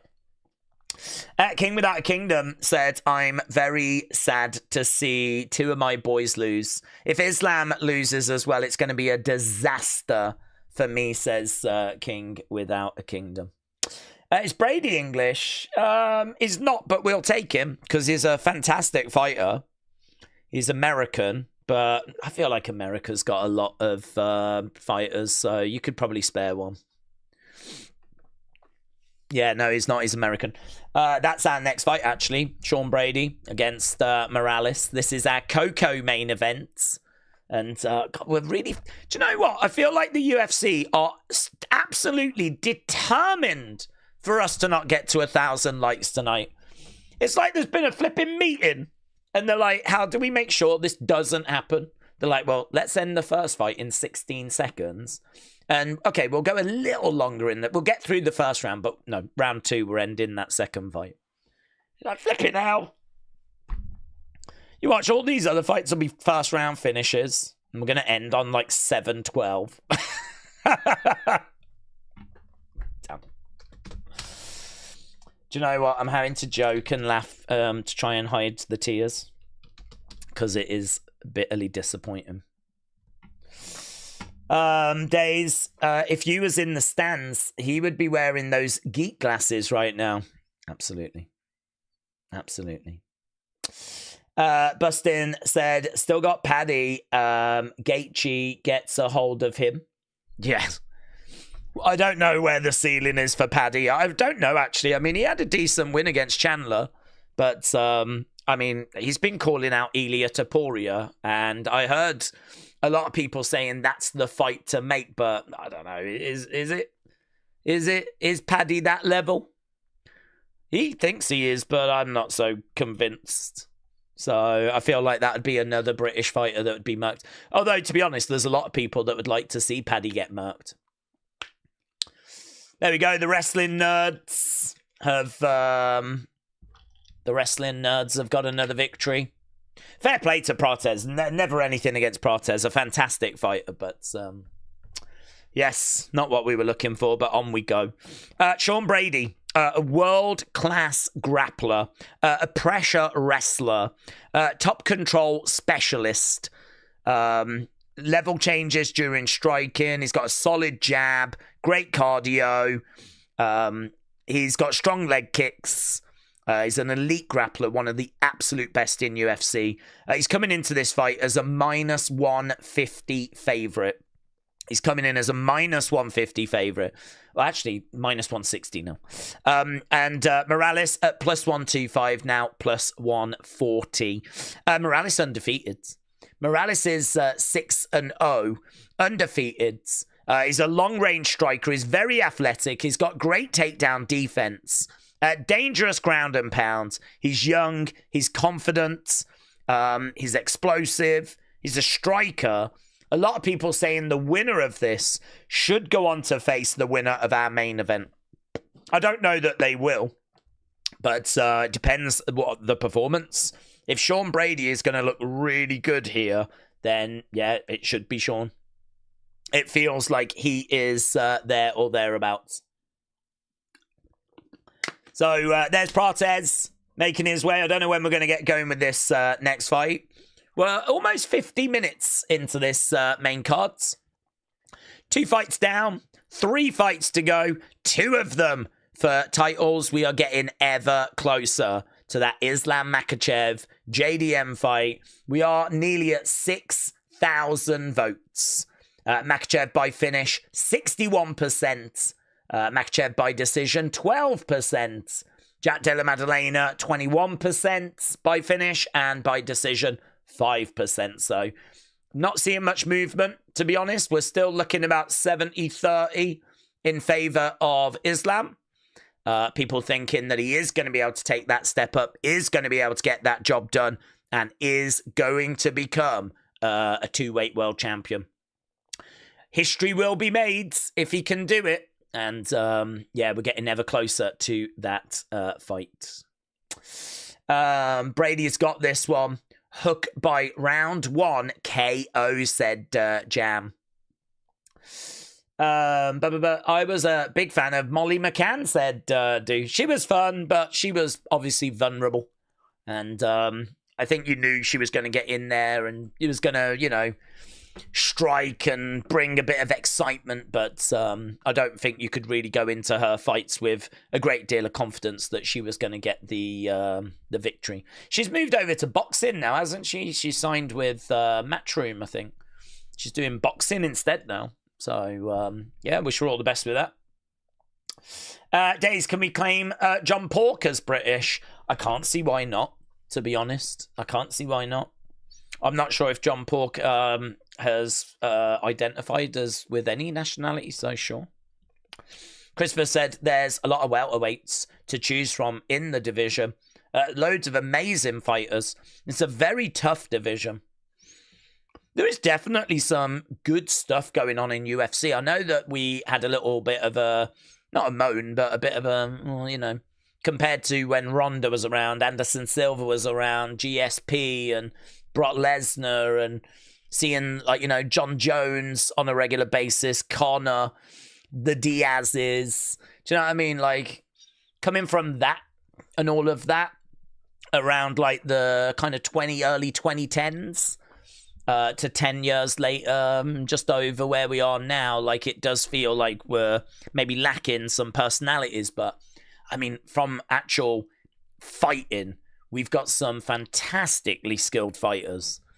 I mean, it is true that as the sport continues, it feels actually like we've still yet to see like some real dominance. I think Islam is regarded as the lightweight GOAT by a lot of people, and he had like 4 title defenses. I mean, you do kind of look at that and go, if someone has 3 fights a year and keeps the belt for 3 years, they could have 9 defenses. And that would, like, blow away, like, a lot of divisions' records. It does feel like the best is very much yet to come, you know? Maybe some of these people we're seeing coming through could go on to be those people. But, Yeah, it's, I don't know. I'd love to see an Anderson Silva arrive. I think that was why people got so excited about Adesanya. It was great. I like Adesanya. But I don't think he'll be remembered as like Anderson Silva level. Did beat Anderson Silva though. If you're looking for that next UK fighter, have a look at Curtis Campbell. He's an absolute monster, and he was on Dana White's Contender Series. MMA On Point did a video on him. He's a 3-belt champion outside of UFC, and he is one to watch for. Octavius Jones, thank you. I don't watch Dana White's Contender Series, unfortunately. So, yeah, honestly, not a name that I am familiar with. So, definitely one on my radar. So, appreciate that. UFC needs to get some more women fighters signed, says Leoncio. And we got a few names on screen as to who could be brought in. Seeb said, do we see anything for Paddy the Baddy as a megastar? Well, yes, if he wins, because he's outspoken and he's a fun interview.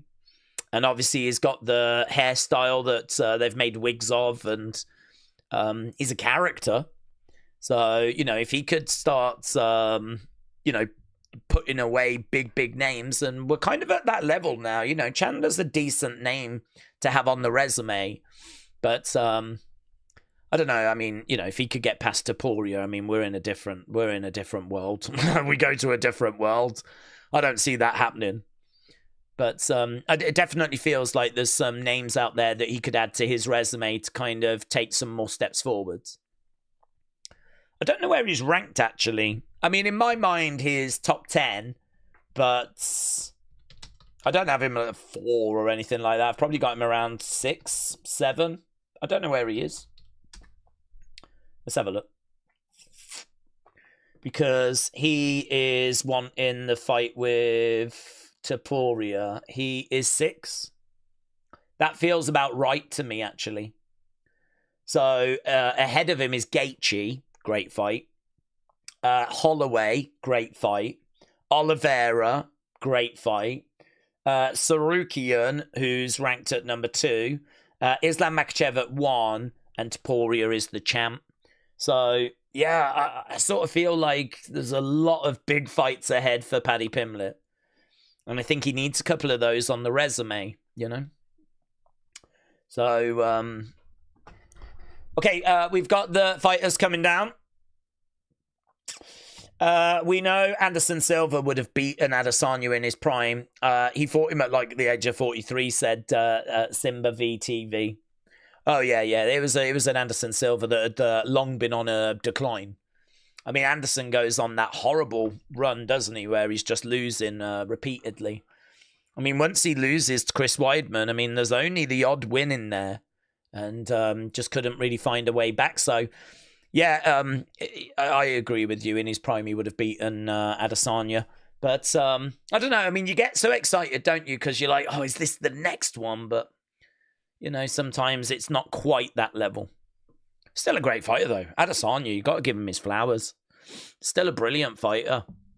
And there's definitely a time where we're wondering just what is this guy going to achieve. Do you remember he goes up and he tries, doesn't he, to beat Jan Blachowicz? And that, I think, was, am I right in saying that was his first loss? I mean, he loses that fight when he moves up to light heavyweight. And, you know, from there, it's a bit of a mixed bag for Adesanya. Because Alec Pereira then comes in, and of course, you know, we kind of go through all of that, and it's a bit of a mixed bag results-wise after that. Shows, doesn't it? If you move up in weight and it doesn't go your way, I mean, does that have an effect? Or maybe it was just coincidental. But what happens if Islam loses, goes back to lightweight, and then loses to Ilia Topuria? That would be the nightmare scenario for a lot of Islam fans, wouldn't it? To move up, lose to Jack Della because the move up was just a bit too much to ask. Go back down to lightweight only to find a new problem that you hadn't encountered in Ilia Topuria. And then just to rub salt into the wound, he gets beat by Paddy Pimblett. Oh my God. Could you imagine? Could you imagine? loses to Jack Della Maddalena, loses to Ilia Topuria, then gets murked by Paddy the Baddie and his silly hair. Oh my God. Doesn't bear thinking about. Islam Makhachev needs to win tonight. Sneaks said Leon first decisioned, then submitted, then KO'd, said Sneaks. It's not good. If you've got stock in Leon Edwards, you might want to be selling, and it might even be too late, to be honest. So, not good at all. But that's why it's good that we were all cheering for Cortez. Okay, next up, we got Sean Brady against Morales. So, Brady against Michael Morales. This is going to be a fun fight. Really looking forward to this. Number 2 against number 8 in the welterweight division. Brady, as we said, about as good as it gets. I mean, really, if you want to list people that are not champions, that can absolutely go on to become champions, you know, one of the names on that list, near the top of that list, I think, is going to be Sean Brady. 18-1. 8-1 in the UFC, a 3-fight win streak, world-class grappling, pressure wrestling, elite Brazilian jiu-jitsu. I mean, this guy, so good. So good. Grappling, one of the absolute best in UFC. This is going to be a really good fight. He is the favorite here. 68% of people on Tapology have gone with him. And I think he gets the job done. But a tricky little opponent in Morales, who's bringing some really good striking. Long-range striking. So we got Bruce Buffer. He is doing the intro for this one. Kai Plays, hello. Shout out to you, buds. Do we think Leon has the most aesthetic physique? No. There's people that look better than Leon. Leon, there's people in there that are, like, shredded. I wouldn't say Leon is up there with physique-wise. He's okay. He's not bad. But you can get some people. Certainly people that have to kind of, like, really cut weight, kind of go down. There's really not much body fat on them, you know? Michael Morales getting his intro. Christopher said, after that Weidman fight, Silva was just loving to continue to fight. Silva had so many titles. He'll be a champ forever. Silva is money fight anytime, title or no title. Well, I think he wanted his belt back on the rematch, of course, but broke his leg. And then after that, I don't know. I mean, after breaking his leg, I don't know if he was ever the same. Or if it was that his skills had just declined. But, I mean, if you look at the run he goes on, it's horrible. I don't know that it hurts his legacy. It's an interesting one.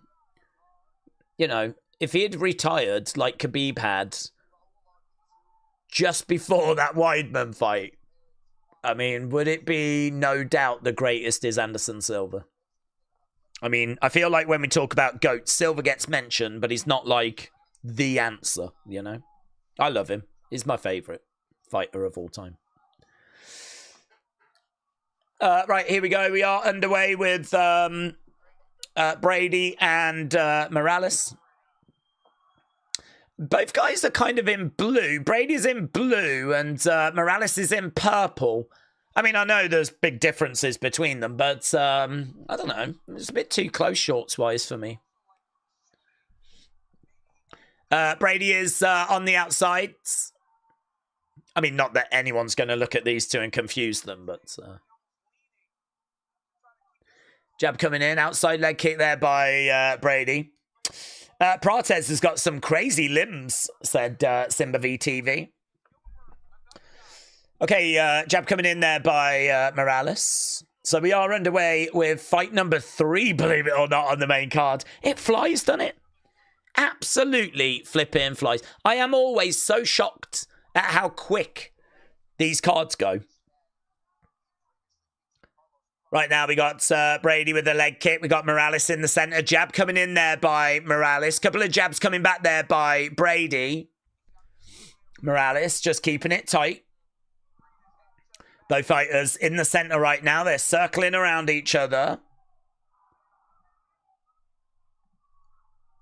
Brady comes into the middle as Morales backs up a little bit. We haven't really got going with this yet. Brady with a low kick. Oh, a couple of shots there by Morales. Oh, big uppercut by Morales. Brady in trouble. Brady in trouble. Brady in the clinch. Yeah, he did get clipped and he did get hurt. Oh, my God, mate. This would be quite the moment if he was to get put down by Morales. Morales has got a chance here. I mean, no disrespect to Morales, but I don't think anyone's really expecting this to happen. It's a stabbing jab that he's landing with. Yeah, this is a really good round, you know, by Morales. Really good rounds. Shot coming in there by Morales. Where are we on the numbers? 17-6. Mate, he is going to need a different game plan here. Brady is having to defend. Just really trying to block these shots coming in. Big swinging blow there by Morales. Oh, I mean, he's got the reach advantage, hasn't he, Morales? He's got a big reach advantage over Brady. You can see the size difference between the two. Brady throwing in shots, but they're too short. He really, yeah, I agree with Joe Rogan. He's having a big problem closing the distance. I mean, he's throwing shots. He's just not landing with them. Morales is throwing and getting through and causing all kinds of trouble for Brady. Big shot, Brady down! Hammer fists! Brady in trouble, the ref calls it! Morales wins!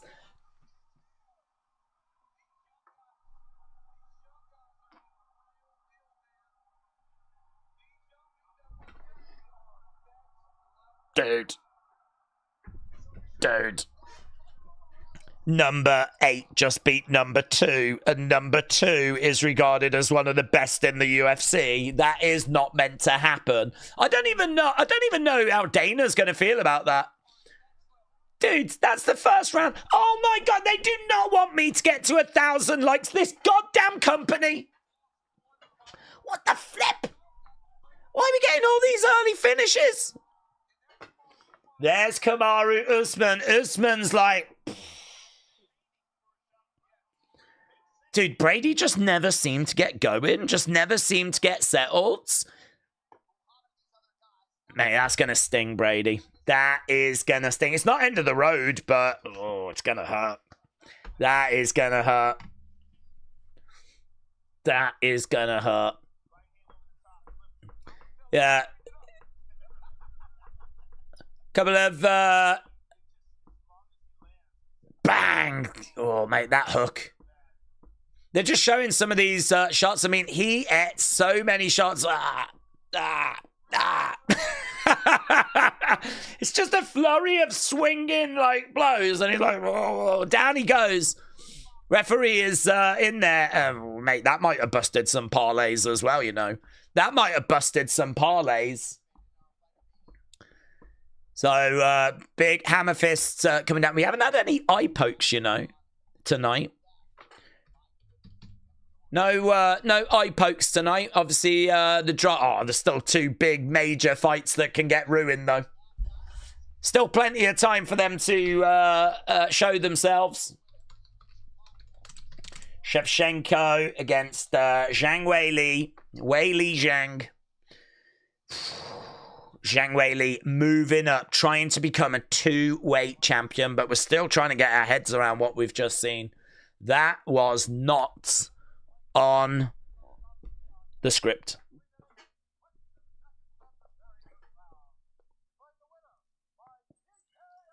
TKO. I mean, I said the winner of this should go on to face the winner of the main event, but I don't know that that should be Morales. He's number 8. He's just beat number 2. It's a hell of a win for him. He moves up the rankings like no one's business, but... Brent said, let's go, Islam. RB said Brady would have been a huge moneymaker. Do you know, this is bad news for America because Sean Brady is right up there amongst your best fighters, and he's just took a loss. This is such a terrible day.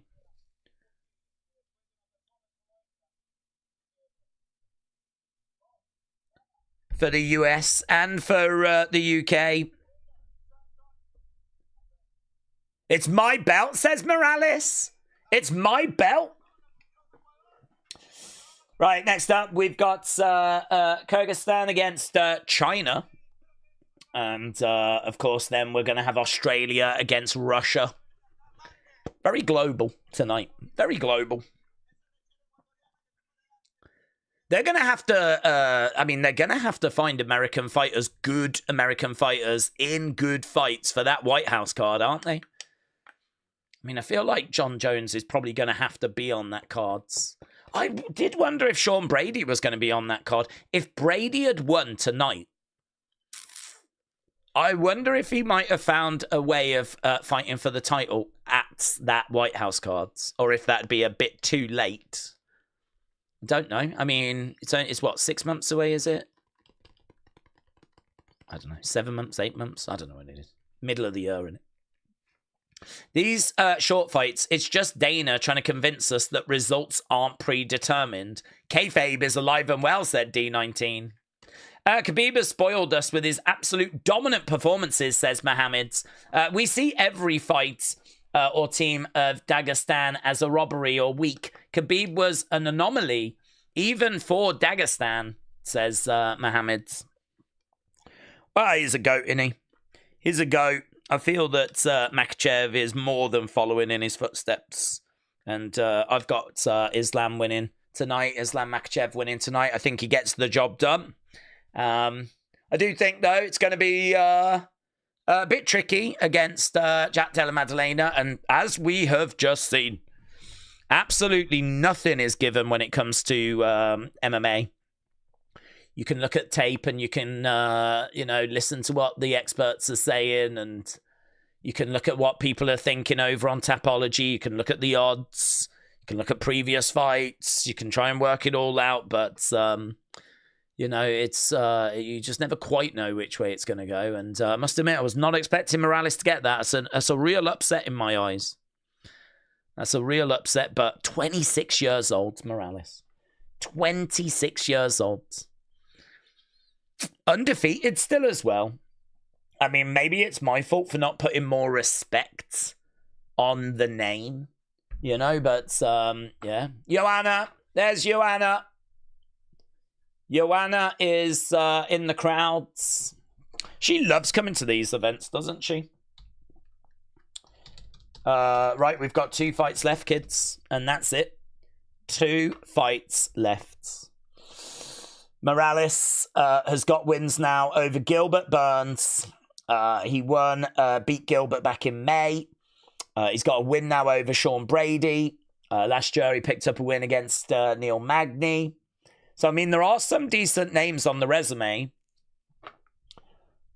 Mate, he's a problem, isn't he? He's a flipping problem. Definitely going to be looking out for him next year. 18-0. Well, 19-0 now. 6-0, now 7-0 in the UFC, with some good names on the resume. Definitely one to watch. Right, let's just make sure we're up to date with everything. Where are we with Shadow? Says, man in Mad went in every bar nearby to watch this. None of them have got this card. Really, Shadow? This is one of the biggest cards of the year. None of the bars you went to were carrying this event. I am genuinely surprised at that. To me, this card is a no-brainer. I mean, if you're not going to carry this event, why even bother doing UFC? I'm very surprised. This is the Madison Square Garden card. I'm very surprised at that. Shadow, I'm sorry to hear that you've struggled there. Retro MC, shout out to you. And PJ said, I'm loving this stream tonight. See you tomorrow. PJ, thank you, my friends. Shout out to you. Yeah, well, listen, we've only got 2 fights left. It's been a long walk. It's been a long journey. It's been very emotional. And we have got 2 fights left to go. Shevchenko against Zhang Weili. And then, of course, that big main event. So this is for the UFC Women's Flyweight Championship. Zhang Weili has moved up in weights. I don't know if they're just going to delay it a little bit, though, because we're only an hour and 15 minutes into this card. So, I don't know. Are they going to show some video packages, go over to the pundits? Are we going to delay it a little bit? Because we have got through these fights very, very quickly. Lots of early finishes on this card. But coming up next, Valentina Shevchenko taking on Zhang Weili. Shevchenko has won her last 2 fights. And, here's Zhang Weili saying the decision to leave strawweight for flyweight is because I want to achieve a goal. When I won my first championship, I said I wanted to fight Valentina. The fight with Valentina was written in the stars. It was meant to be. This is a fight that Zhang Weili has wanted her whole career. So, Shevchenko, elite Muay Thai, kickboxing, high-level grappler, southpaw, really good distance management, 5-round experience, plenty of it, of course. Composure under fire, can be a bit vulnerable when taken out of her rhythm. She's going to need to avoid any wild brawls. She's going to need to manage that space. She's got really good counters. She's quite good as a point fighter. It's hard, mate. It's hard because we've seen Shevchenko in recent times not quite looking herself. You know, there's definitely a few performances like Santos you can point to. You can point to a few performances where she obviously hasn't quite looked at her very best. I think if you're going to get past someone like Zhang Weili, you're going to have to be at your very best. Shevchenko, it's going to need to be perfect or loss. If she's perfect, if she's on it, I think she wins. But if she's not on it tonight, Zhang Weili takes it. Very, very close. Look at the odds. -140 for Shevchenko. +125 for Zhang Weili. Very, very close. Zhang Weili aggressive, strong, big leg kicks, great takedown defense, relentless pace. Likes to throw counters. She's got obviously experience. She's got championship experience as well. This is not someone trying to make their dreams necessarily come true. This is someone that's wanted this fight, has worked towards this fight, has been a champion at a lower weight class. I don't think the move up is going to be a problem. But it's just, this is Shevchenko's division. And she is arguably the greatest to do it. I think, to be honest, if Zhang was a bit younger, I might go with her. Because I do think the age could be a factor, because Shevchenko is 37. I think if Zhang was coming in, say, 32, and there was like 5 years difference, then I might feel like going with Zhang. But Zhang is 36. It's 36, 37. There's not really anything in the age. And if you look at experience, there's not much in that either. Zhang Weili, nearly 30 fights. Valentina, 30 fights. About the same. I mean, this is number 1, number 2, pound for pound. It's a brilliant fight. It's, dare I say, a fight that when we look back at women's MMA, we might refer to this as a true moment. Because it's not often you get number 1 against number 2 in the pound for pound. It's not often that you get the 2 best women's fighters going up against each other. Like, this is pretty special stuff, honestly. This is pretty special stuff. This could absolutely main event a PLE. A pay-per-view on its own. It's just this is Madison Square Garden and we go that little bit bigger. But this is pretty special stuff. So I'm going to lean Shevchenko, but I can tell you that 65% of people on Tapology have gone with Zhang Weili. That close. Let me know in the chat which way you think it's going to go for this co-main event. This is our final fight. As soon as we get past this, we are at the main event. If you are watching and you've not left a like, leave a like. I don't think the 1,000 is going to happen. I think we've had too many early finishes. We had so much hope, so much optimism. There was so much joy. But you know, we'll just see what we can do. Who knows? Maybe a load of people will join us when we get to that main event.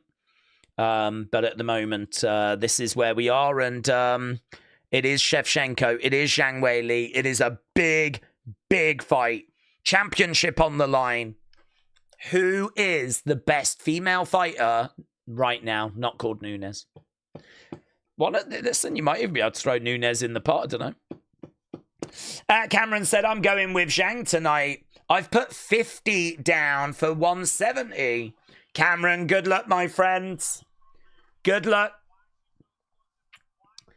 Here comes Zhang Weili. She's making that ring walk right now. Making the ring walk right now. Zhang Weili, very focused as she makes her way down. What a fighter she is. I've so loved watching her fights. Nothing but respect for Zhang Weili. This can go 5 rounds because it is a championship fight. I think we are going to get some rounds, actually. It has been a night of early finishes. I'm not anticipating an early finish. I think this gets some rounds. Christopher said, I've got Valentina winning. She's going to be locked in. Kendall said, I've got Weili. Just because that's what my heart wants. It'll make things more interesting that way. Christopher said, she knows how important this challenge is. Hasib said, just judging by the way tonight's gone, I wouldn't be surprised if Jack Della retains tonight. Could happen. These are top high-level MMA fighters. Probably shouldn't be as surprised as I am when people like Morales wins, to be honest. I mean, he was undefeated. Jack Della could absolutely get the job done. Zhang Weili could get the job done. Islam can get the job done. Shevchenko can get the job done. That's what makes it so great. These are great fights. Number 2, female pound-for-pound fighter. Number 1 is Valentina. She is the former 2-time UFC strawweight champion. She's only got 3 losses on the record. 2 of them coming to Thug Rose. Yeah. The people's champion. Thug Rose. Let's go. Maybe Zhang wins this and then Thug Rose goes up against her, murks her again, and then we get Thug Rose as champ one more time. Yes. Shevchenko is going to take it to the floor, bookmark it, and get back to me, said Macarice. AB said they size up well. Zhang should be the faster striker. Valentina has needed to grapple to win recently. I think she's slowing down. Shevchenko, Zhang. I'm just going to take Shevchenko at -135. Wrestlrant said she didn't look herself in that first Grasso fight, but I thought she looked better in the rematch. More technical, kept her composure. I hope this is as good, says Wrestlrants. Very, very knowledgeable people in the chat sharing their thoughts. A lot of people have been watching UFC for a long time. And if you've been watching UFC for a long time, you'll know that we're not lying when we say this really is a big, big female fight. Both of these women know that a win here very much adds to their legacy. If you're Valentina, a win against Zhang Weili looks, at this stage in your career, really good on the resume. And if you're Zhang Weili and you become a 2-weight champion, that doesn't just add to your resume, it adds a chapter to your resume. It adds a whole new chapter. The shades are off. Valentina coming down looking like Bret the Hitman Hart. 2-time UFC flyweight champion. Most takedowns in UFC women's history, 59. Currently, number 1 on the pound-for-pound list. Is that correct? Is she the best female fighter? We're going to find out. So exciting. This is what makes UFC so great. Fights of this magnitude, and of course what we're about to get next. Valentina embracing her corner as she is about to step inside the octagon. Get in your final thoughts. What do you think about this one? Christopher said JDM is going to keep his title tonight. His first title defense in a super fight. I love Islam. Islam against Topuria is what we need to happen. Islam can go back to lightweight. I just want to see JDM win and have some opportunities. 230 said it's not only Days that's saying it, Sports Illustrated are saying it. I've heard Bleacher Report as well, 230. Vikings Wolf said, would we say this could be the greatest female fight of all time? Zhang Weili, Joanna are the greatest female fights of all time in my mind. I don't think this is going to beat those, but I think it can be an amazing fight, and I think that it can be a definite chapter. If someone was to write the history of women's MMA, this can absolutely be mentioned and a key point. I mean, we are talking, as I said, it's just really not. When do you get number one against number two in the pound for pound list in the world? Think boxing. Think boxing. Think any kind of martial art or any sport where you get legitimately what is regarded as the best taking on the second best to kind of, let's get this sorted. I mean, that's what we're being given right now. And that is the co-main. It's not even the flipping main event. It's the co-main. So I hope it's a banger. I hope it's a classic. I hope it lives up to its billing. I hope it swings back and forth. And I hope we get a decisive winner. Although, if it ends in like a draw, hopefully Valentina wins, said Alina. Days, I believe behind the scenes, Kayla Harrison, Amanda Nunes is going to be at that White House cards. That would make sense. That, I think, is a great fight. Okay, Zhang Weili fighting out of Beijing, and she means so much to the people of China. She's huge over there.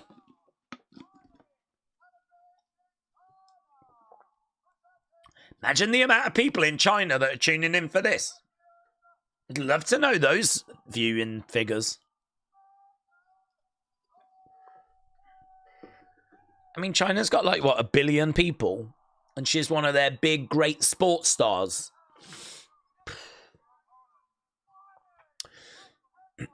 Here is Valentina then. She's getting her intro. She comes in as the favorite. Minus 150 on screen. Minus 140 we have here. She's actually got a little bit more favorite as time's gone by.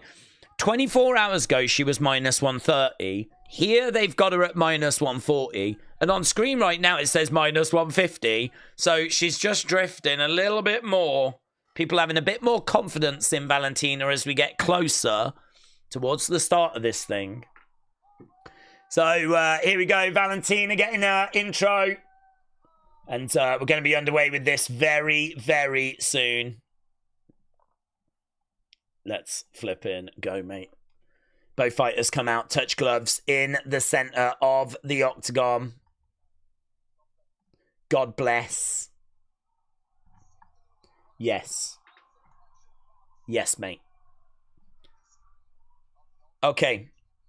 We've got the wrong thing on, so boom. Boom. 5 rounds on this one. It is a title fight. Here we go. Hopefully this lives up to expectation. Both fighters come out. They touch gloves. And we are underway. Valentina Shevchenko. Zhang Weili. And we are underway. So Zhang in the center. She's in red. Love Valentina's gear. I've always loved her gear. Okay, Valentina just staying a little bit out of range. So obviously she's got the size advantage over Zhang. Zhang's looking so much slicker, bouncier, constantly moving.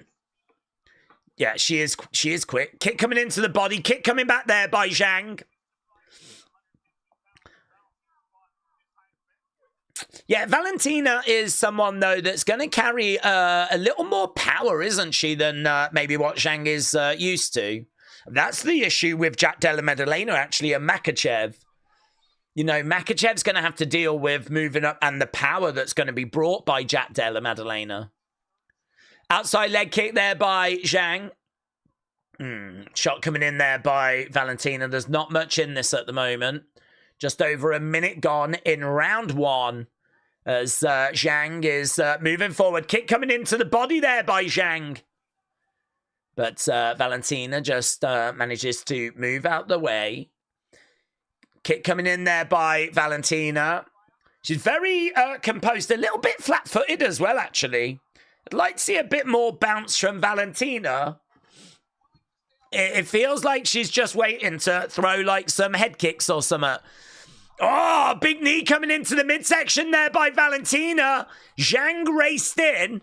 Knee to the midsection. Zhang finds herself down on the ground. Valentina on top. That was a bit reckless by Zhang. That was a little bit reckless. She's taken the fight to Valentina, but she might have been a little bit over-aggressive.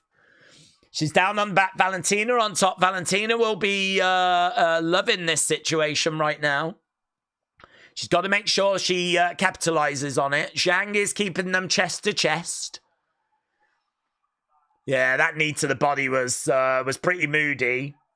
Zhang Weili is not making this easy for Valentina. Not making it easy at all. Zhang finds herself down on her back. Valentina on top. Knee coming in there by Valentina.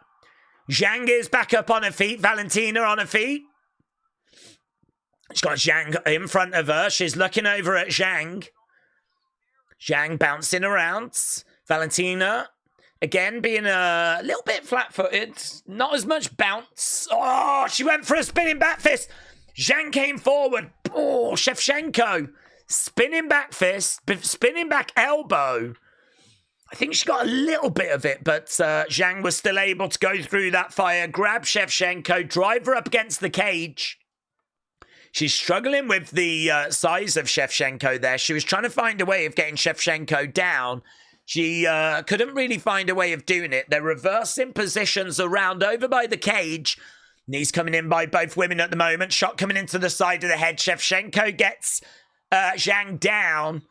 And right now, she's inside control. It's a good position, this, for Shevchenko. Valentina becomes the first woman in UFC history to get 60 takedowns. Zhang is down. Valentina is inside control. Zhang is being kept grounded. Zhang is trying to find a way of getting back up. It's good work, this, by Valentina. Really good work by Valentina. It's just very tidy. You know, I feel like Zhang's the one that's bouncing around, that's trying to come forward and trying to make things happen. Valentina is just absorbing that pressure and redirecting that pressure in many occasions. Right now, she finds herself in control. Zhang down on the ground. We got 30-odd seconds to go. Valentina with the takedown, with the control time, with the striking numbers. It's a Shevchenko round. Just a few little tweaks, I think, for Zhang. Maybe not being quite as reckless. Maybe setting things up a little bit better. Don't just charge forward and run into a big knee. I think both of these takedowns, she's been taken down twice, or she's found herself down twice, have kind of come from her charging in. Right now, we've got Valentina on top of Zhang. There we go. End of the rounds. Share your thoughts. What do you think? I think it shows the size of the challenge here for Zhang. Weili is about to get folded like origami, said AB. Ammon said, we need to skip this boring fight. We need to get to Islam against JDM. That fight coming up next. We're getting ever closer towards that fight. The bullet is just too smart, said she's going to take it by submission.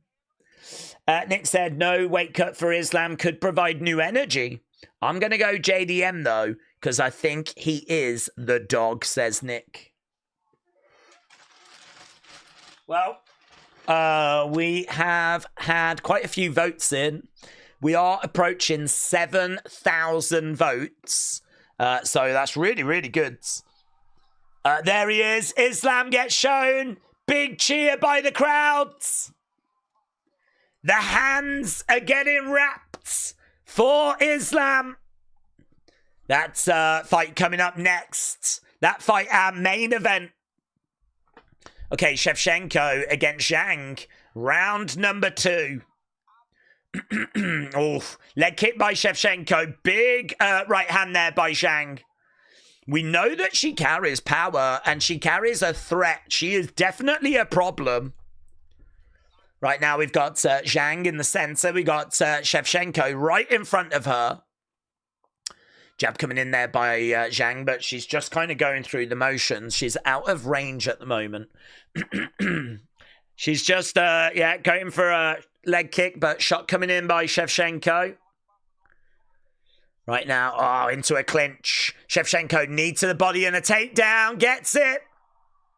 Shevchenko gets it. She's just able to get Zhang down kind of at will. Zhang has to get in close because of the distance. As soon as she gets in close and they get into a clinch, the size of Shevchenko can just bundle Zhang down. That's going to be a problem throughout the rest of this fight for Zhang. It's just going to be a problem. The size is going to be a problem. Side control for Valentina. Elbow coming in there by Valentina. Valentina, look at this. And it's a big woman to have on you if you're Zhang. Shevchenko is the bigger fighter. She's trying to find a way of getting up, but she's being kept grounded. Valentina in a very commanding position here. Side control. And right now she's got the head. She can move over. She can fully mount. She could fully mount if she wanted. This is if you've got Zhang, this is a problem. Yeah, she is trying to find a way of not allowing this to get any worse here, Zhang.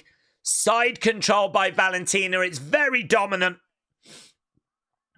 And the problem Zhang's got is that this can progress into a submission, into a crucifix, into the crucifix. We almost go. Yeah. Daniel Cormier said Zhang's just going to get more and more tired. Elbow coming in there by Shevchenko.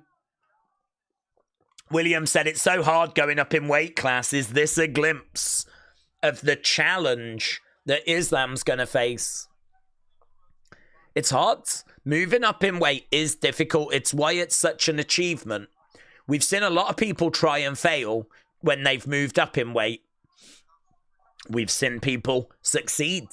But right now, Zhang is being kept grounded. She's being kept controlled. Valentina Shevchenko is in control. She took the first round. She's winning the second round.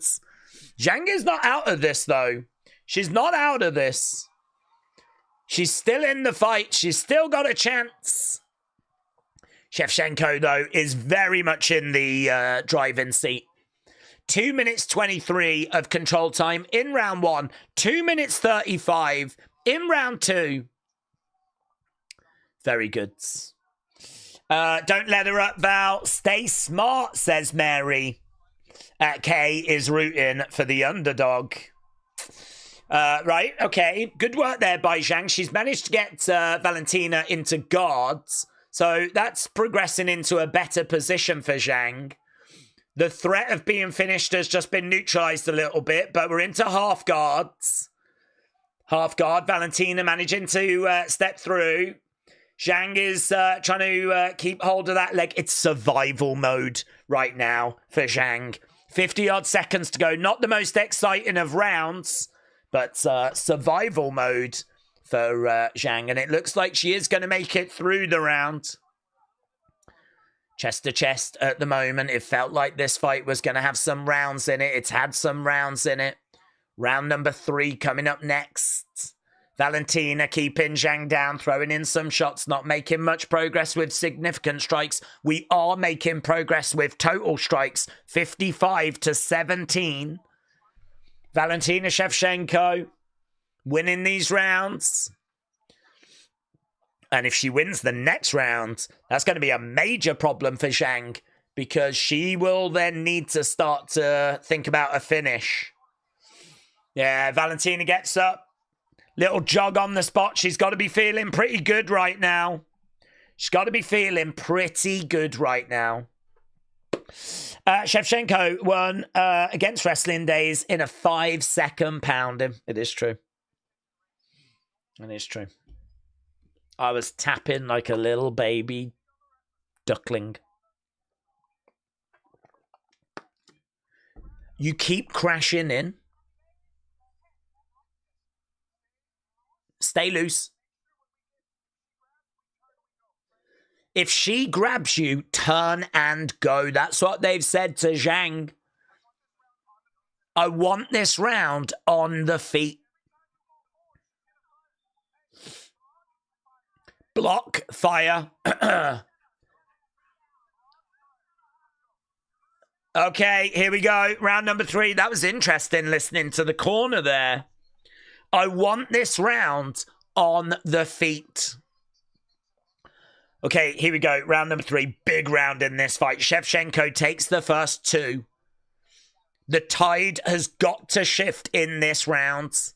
Otherwise, Zhang's going to need to find a finish. And she could find a finish. Finish isn't impossible for Zhang. It's hard, though. Valentina keeping things tidy. Kick coming in there by Valentina. Shot coming in there by Zhang. Valentina keeping it upright. Zhang right in front of her. Jabs coming in there by Zhang. Kick coming in there by Zhang. Valentina, again, keeping it standing right in front of Zhang. Kick coming in there by Zhang. Could Zhang keep this standing? Just get the striking advantage in her favor. Take the round. Not by much, but just edge it.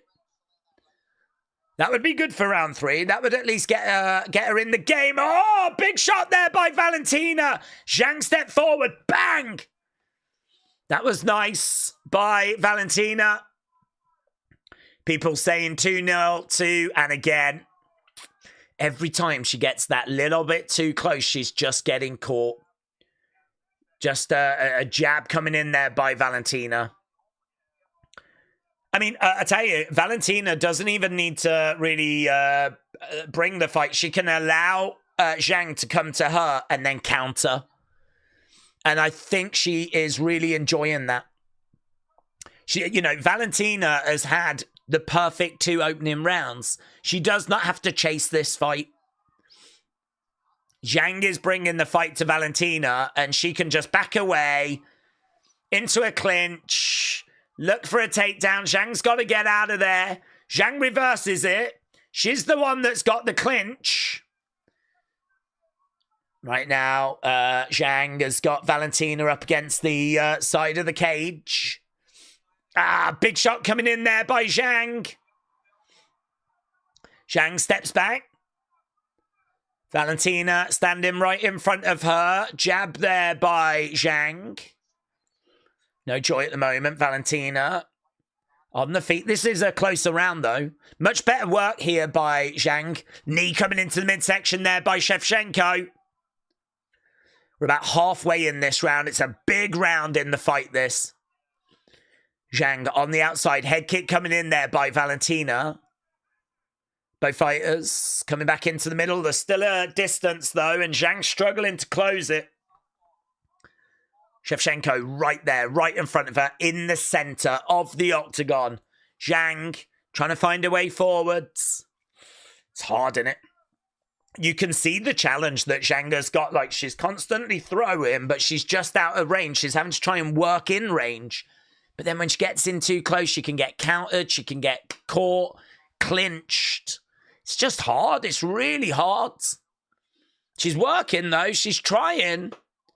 Shot coming in there by Zhang. Problem with Shevchenko as well is you don't know if a kick is coming or a shot is coming. She's so good with her hands. She's so good with her legs. Zhang gets taken down. Chest to chest, down on the ground. That knee hurt her. There's just no follow-up, said GS Dub. Zhang is not messing around, said Jacob. No, she's not. You got to give her respect. She isn't messing around. She is trying. It's just hard. It's just a real challenge that she's facing here. I mean, she is facing the pound for pound number one.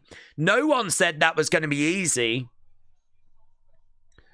Yeah, Zhang Weili is special, says Cormier, but she might also be a little bit too small. 50-odd seconds left to go here in round number 3. And I don't know who is going to be getting this round. It feels like it might be going towards Shevchenko. I don't know that Zhang has quite done enough here. I don't know that she's done enough. Right now, Shevchenko keeping Zhang grounded.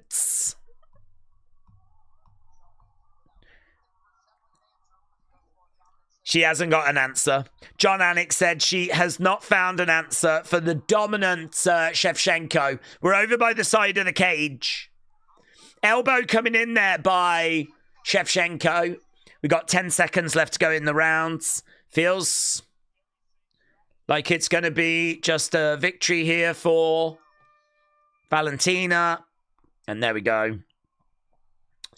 Weili is good, but Valentina is another level, said Unk. Val gets round 3, said Muspus. Game over for Zhang, said Vikings Wolf. They're saying to Shevchenko, you are doing everything right. So they are really pleased with what they're seeing out of Valentina. Are we at the point where Zhang Weili needs a finish? I do think that last round was a little bit closer, to be honest. But there was still control time. Control time doesn't mean loads, though. You've got to do something with that control time. I mean, there's still no submission attempts showing for Valentina. So it's not like... I mean, she's got, out of 15 minutes, she's managed to get 8 minutes 22 control time. She's managed to get 3 takedowns. She's definitely winning the fight. There is JDM. There is JDM, Jack Della Maddalena, being shown backstage. And there's Islam. We're underway with round number 4. I think the bottom line is Weili has got to do something here. She's got to grab the attention of the judges.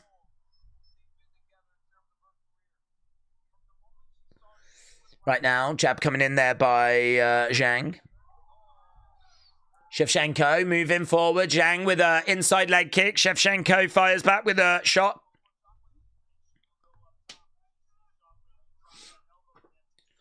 Zhang on the outside. Shevchenko is right in front of her.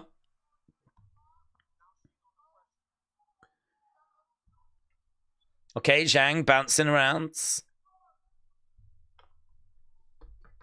Kick coming in there by Zhang. Shevchenko right in front of her. Zhang is done, said D. The bullet is just too technical. I mean, to be honest with you, it does sort of feel to me like Zhang has not shown anywhere near enough for me to think she's going to win this fight. I think we're really in a territory now where Zhang has got to land some really out of nowhere. You know, like a Leon Edwards sort of moment. Against Usman, but I don't know. It could happen. She's still in the fight, but it does just feel like it's going to be Shevchenko. Probably decision. Couple of knee strikes coming in there by Valentina. AB said it's a good moment to hedge your bets on Valentina. Shevchenko is just riding her. She doesn't have to do any work, says William. I hope Valentina doesn't get too confident, said Mary. She must stay smart and quick. Zhang still has powerful punches and slick moves. I agree. She's still got a chance. Kick coming in there by Zhang. Kick coming back there by Valentina. Zhang on the outside, circling round. Valentina right in front of her right now. I think Zhang is going to be really disappointed with this. You know, she spoke in that video package about wanting this fight and working towards this fight and always this being like a dream for her. Kick coming back there by Zhang. Shot coming in there by Zhang. Yeah, she did sting. Kick coming in there by Shevchenko. Zhang circling rounds. Couple of jabs coming in there by Zhang. Kick coming in there by Zhang. But not landing anything at the moment. Significant strikes 31-17 in favor of Shevchenko. And Shevchenko just needs to make sure she stays out of trouble. It's that simple. Outside leg kick. Those kicks going to put her down pretty soon if they keep landing, said G. Esther. Zhang's corner is not wrong. Zhang's blitzkrieg is costing her. But we know that at any point Zhang can put your lights out, said Wrestle Rants. William says Zhang is gassing. Shevchenko is just not really doing much that she doesn't need to do. She's keeping it tight. She's keeping it tidy. She's keeping it professional. Kick there by Valentina. Zhang backs away. Don't forget, coming up next, our main events. Ooh, kick coming in there by Zhang, and Valentina takes her down.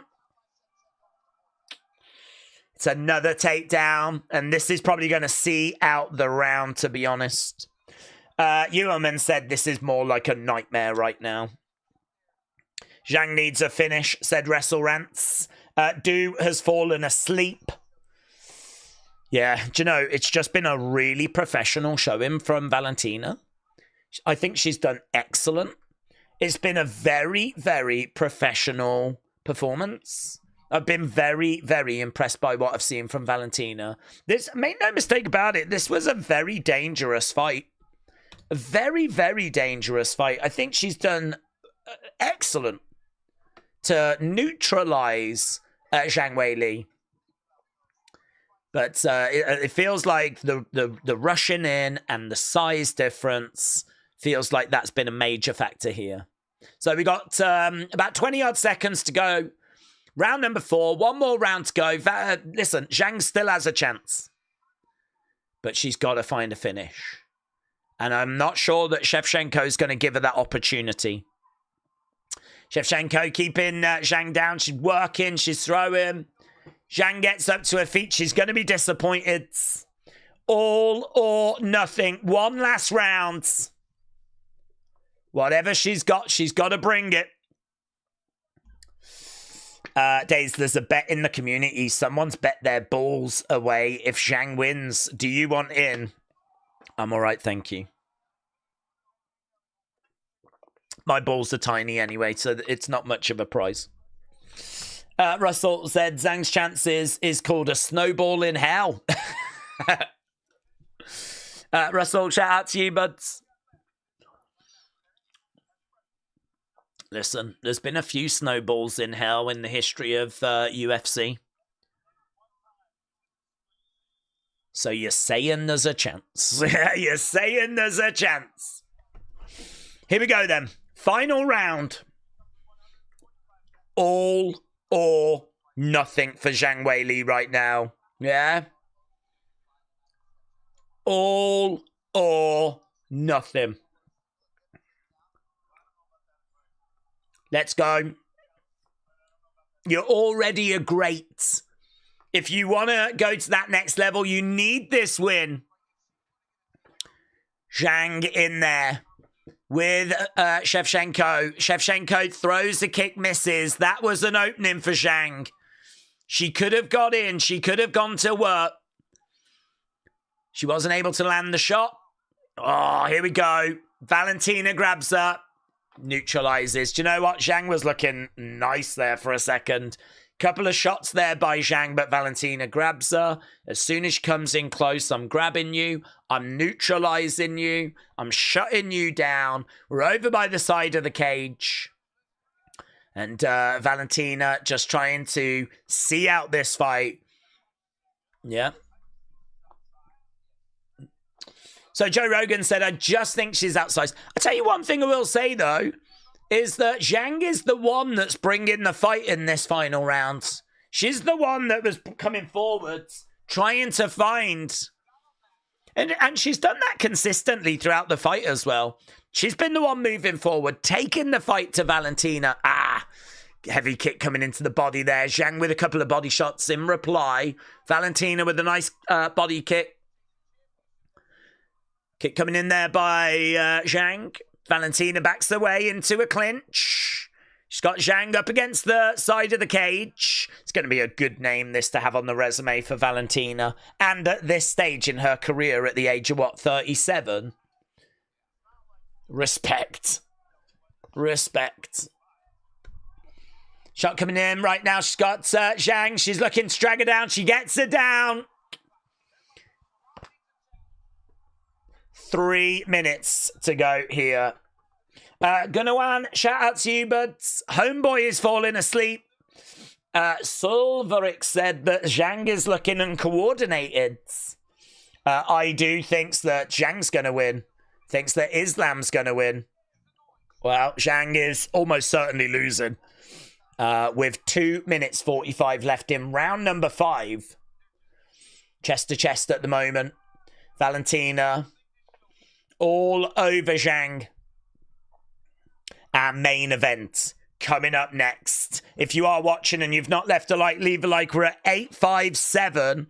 We need 143 to get to that 1,000. So if you are watching, we've got over 1,600 people joining us right now. And we are just kind of drifting our way towards the end of this fight, the co-main event. Main event coming up next. Sonny, shout out to you. Russell said Zhang is losing big time. Willie said potential fight card of the year depending on the main event. Knox said there's been so many quick KOs in this pay-per-view. This is a bit slow and a bit boring. Well, I understand. I think that what's kept me invested in the fight is the fact that Zhang is very, very dangerous. So as long as she's in the fight, she has a chance to crack Shevchenko, land something big, cause some big problems. But the thing is, Shevchenko's been so good at getting Zhang down, keeping her grounded. She's been excellent. Shots coming in there by Shevchenko, hammer fisting away, striking away. Shot coming into the side of the heads. The snowball is starting to mount, said Russell. Viking said this has been one-sided, and I hate that for Zhang. Val's judo has been learned from 5 years old by her mom, says Gordon. She's a master. She's done brilliant. As much as we can say it's not enough from Zhang, I think it's probably nicer, healthier to say, well done, Valentina. You shut down that threat. You've neutralized what Zhang was looking to bring. Shot coming in there by Shevchenko. JDM against Islam coming up next. Hammer fist coming in. Shots coming in there by Zhang. She's just throwing out kicks out of frustration. Valentina should just get out the way, to be honest. 10 seconds left to go. She's throwing in kicks there by Shevchenko. She's kicking out at Zhang. Valentina puts her arms in the air and the two of them embrace. And there we go. I don't think there's going to be too much doubt as to where we're going in regards to a result. Valentina Shevchenko picking up the victory. And honestly, on we go. It will be interesting to see what they both say afterwards. That is definitely a good name to add to the resume for Valentina. I had Valentina winning that. I actually didn't think it would be that dominant. I had Valentina winning. I have Islam winning in the main event. Am I wrong about that? We're going to find out. Jack Della Maddalena versus Islam. I don't think I'll be able to fit his first name on. Islam Makhachev. Might even have to lose Jack, actually. Main event coming up. Obviously, we might have a few interviews first or whatever. But here we go. This is what everyone's been waiting for.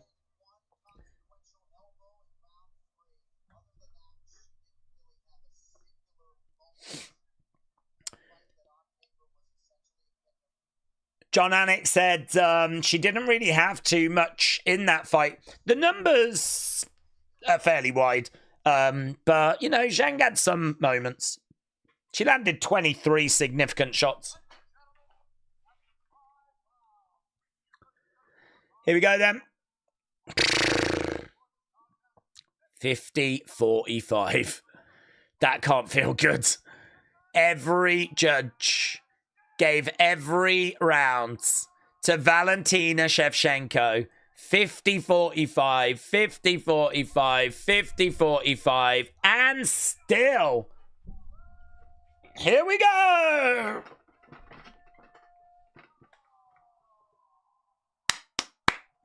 Yeah, man, she deserves to dance away. Joe Rogan goes over to Valentina.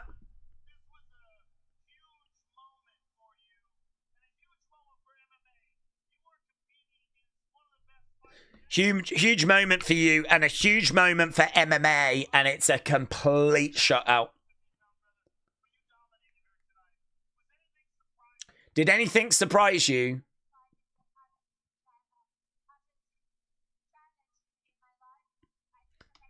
I came into this knowing this would be one of the hardest challenges in my life.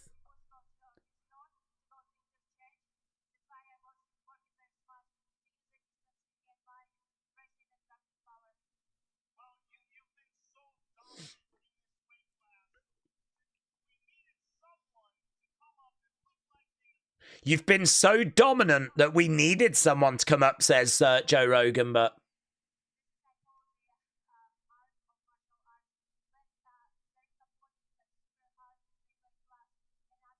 Well, she's very respectful.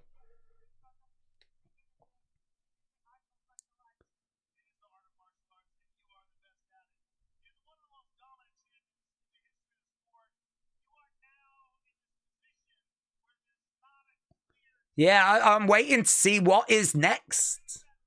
Where does this leave you?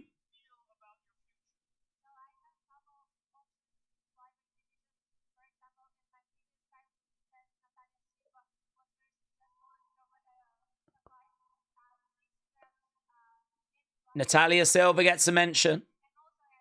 She's there, actually. Kayla Harrison.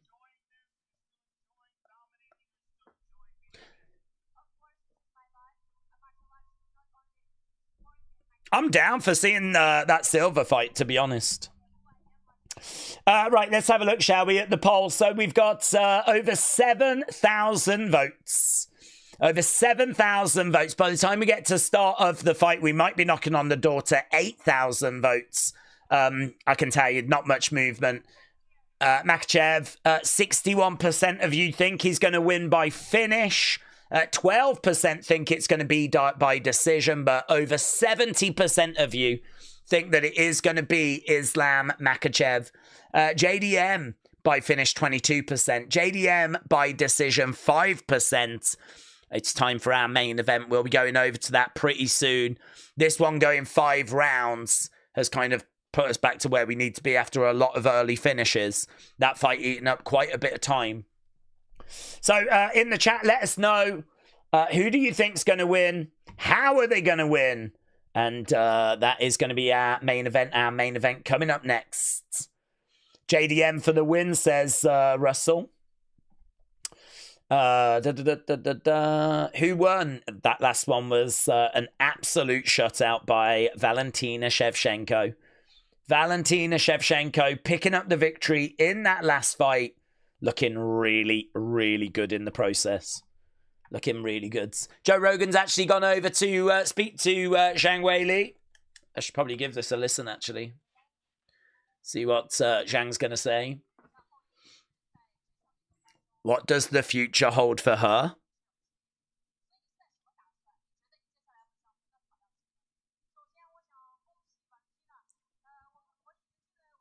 I'm sure she's going to have a lot of kind words for Valentina.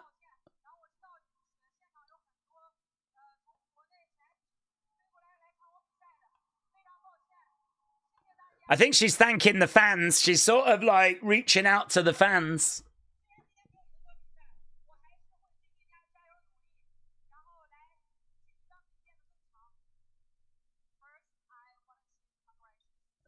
Yeah, first she wants to congratulate Shevchenko. JDM needs to win, said Jacob. What do you predict, says Ray Altan. I'm leaning Islam.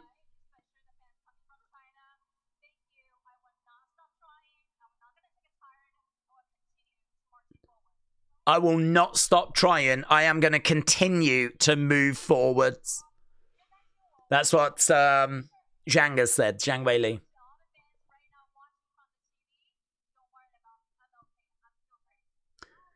Everyone watching on TV, don't worry about me. I feel great.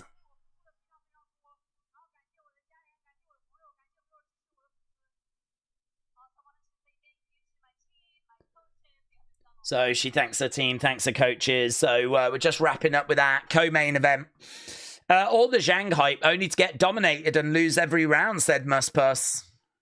JDM is going to destroy Islam. No mercy, said Russell. Resting days, you're the best. Mary, thank you. Shout out to you, my friends. How many minutes until the main event? I don't know. I can't break it down to minutes. They don't provide us with that information. I would say 15 minutes. They're going to do a video package. They're going to do the ring walks. Maybe 20 minutes. I mean, it's not many minutes, I can tell you that much. I've adopted Islam Makhachev at -300. So, AB, shout out to you. This should be a quick fight, says Mike. Russell thinks JDM's going to knock out Islam round 1. Jean said, did you see the brawl with Team Khabib and Dylan Dennis? No, I didn't, actually, no. No? Was that tonight, was it? Or was that the other day? Chris said, come on, folks, we only need 81 more likes. We need, well, 89 now. That is actually possible, isn't it? But I don't know. Do we deserve it? Maybe we don't. Maybe we don't. We are in the neighborhood, though, aren't we? If this goes 25 minutes, it could be possible. 88 likes is all we need to get to 1,000. It's been so long since we hit 1,000. I don't even remember what it feels like. I thought Valentina would call it quits, where she's got nothing else to prove, said WrestleRants. But I'm not complaining. Let's just enjoy her while she's active.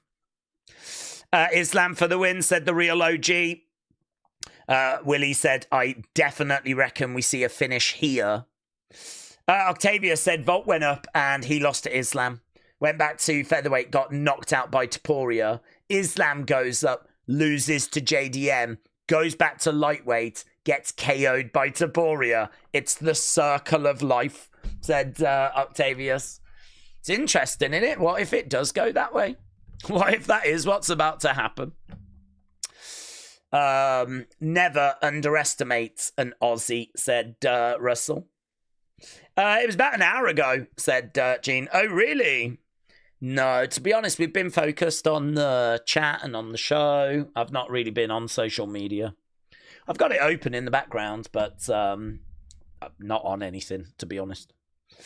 JDM is going to submit Islam in round 4, says Kluman. Finley said JDM by front kick knockout. Flame Fist is cheering on for JDM. King Hoddle said, Jack, I'm behind you. Don't let me down. But Valentina is just beyond elite. Definitely the best female fighter right now in UFC, said Oval Panther. Roblox said, guys, I'm in Sweden. Oh, gods. Lots of very attractive ladies in Sweden. There might be some ugly ones as well, but lots of attractive ones. So Roblox games, have a great time. Days, I've got the Aussie Jack JDM winning. Going up in weight just isn't easy, said Christopher. That's true. And do you know what? I'd imagine there's going to be a lot of people that are going to be very worried. A lot of Islam supporters that are going to be very worried after watching what just went down. Because we know that Zhang Weili is a great fighter, but that has just shown how hard it is to move up in weight. So I think there is going to be some real concern as we continue to this main event. Seeb says main event time. Ammon said Islam will be a tennis ball. King Hoddle said she is her. Oscar said Valentina versus the winner of Kayla Harrison, Amanda Nunes. Oh, imagine that. Imagine that. Islam is going to win by arm triangle, said V. Mike said, how is it in Sweden? Yeah, how is it in Sweden? Imagine Valentina versus Rose at the White House, says Gordon. Well, that would be good, but Rose needs to get a few wins together, doesn't she? I think she's got a bit of a mixed record recently, Rose. So she has. She lost to Carla Esparza, lost to Manon Fior, beat Amanda Hebus, beat Tracy Cortez, lost to Erin Blanchfield, then beat Miranda Maverick. So in her last 6, she's 3-3. So, yeah, I don't know. It would be fun to see her against Valentina. I'd be down for it. I'd definitely be down for it. Love JDM but and Islam. I wish them both the best, said Jack. Right, we have got the video package right now. So, not much messing around, not much, we haven't had any sort of announcements or video packages or anything. I don't even think we've hyped up the next, like, UFC 323, have we? I haven't seen anything. Unless I've just completely missed it. But normally there's some announcements or, you know, something like that, but we haven't had anything. It's just on we go to the next fight, and that's exactly what we're doing here. We're seeing video package for Islam and for JDM. Ring walks coming up very soon. Main event coming up very soon. Valentina is the queen, said Mary. Flame Fist said it's going to be Anne Still. Listen, he's a hell of a talent, Jack Della Maddalena. Ifrit said, Valentina is terrified of Kayla Harrison and Amanda Nunes. She hid from Amanda like the plague.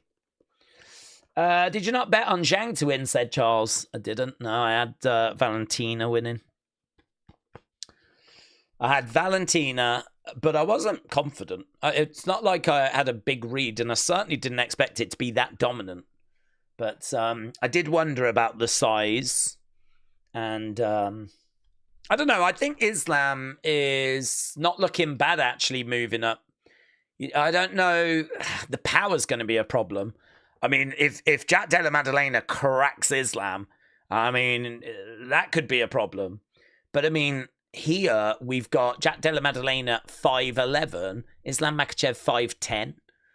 I mean, we just saw a real difference in size, height-wise, between Valentina and Zhang, and I think that was a big factor. That is not a factor in this next fight.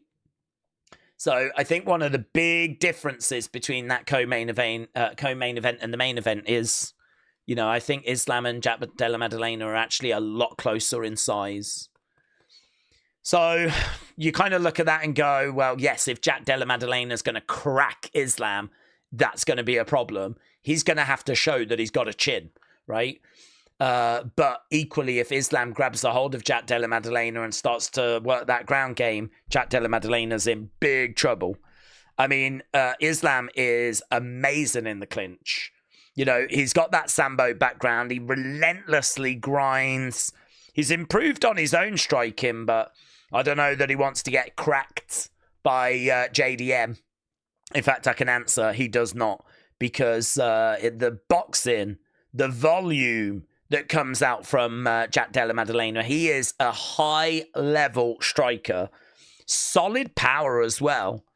Really good 8-0 in the UFC. You know, unbeaten in the UFC. 18-2 overall. JDM is bringing a lot of really, really impressive numbers. Really impressive numbers. So, right now, we've got Ringwalk's video packages done. We're at 7,700 votes. Keep getting your votes in. We are getting closer. We are getting closer towards 8,000 votes. Here is Islam Makhachev, the challenger, making the ring walk first. There he is. There's Khabib. Ah, mate, this is a huge. I just don't feel like they make any moves unless they are totally confident that it's the right move and that they are prepared for it. I think the camp, the preparation, I just feel like you've got to have confidence. You've got to have confidence in the preparation. That's one thing I would never question when it comes to like Islam. I think he is ready for this. I think he's ready. I think they know the challenge, but I think he is going to be ready. I think there's an upset coming, said Muspus. Della wins by the power, said Euan. Main event's going to be fantastic, said Jacob. I feel an upset coming, said Muspus. Okay, right now we've got Islam making his way down. Keep getting your thoughts in. Days, do the English hate Australia only in cricket, or is it just hate periods? Nah, it's banter. It's just banter. The hatred's there in cricket. I'd say it's in all sport. I'd say it's in rugby and when we were in the Olympics. Like, I don't know. I think like America probably looks at China as being who they want to beat at the Olympics and who they want to be better than when on the global stage. I would say the UK looks to Australia like we want to beat them. So it's that kind of mentality. I don't think that really plays so much into this, to be honest. If this was, if Islam was British, then yes, it absolutely would. But no, the other thing as well is like, you know, when it comes to, you know, heavy stuff like war, you know, if Australia had a problem, UK would be there to help them. If the UK had a problem, I think Australia would be there to help the UK. So, do you know what I mean? Underlying all of that banter is a lot of support, and the countries are kind of there for each other. But that won't show itself when the Ashes start. We're gonna rip them apart, mate. We're gonna try, and they're gonna try and rip us apart. Right, Islam is in the ring. Big reaction for Islam. They were just saying on commentary he feels like the king of New York. Right, here we have got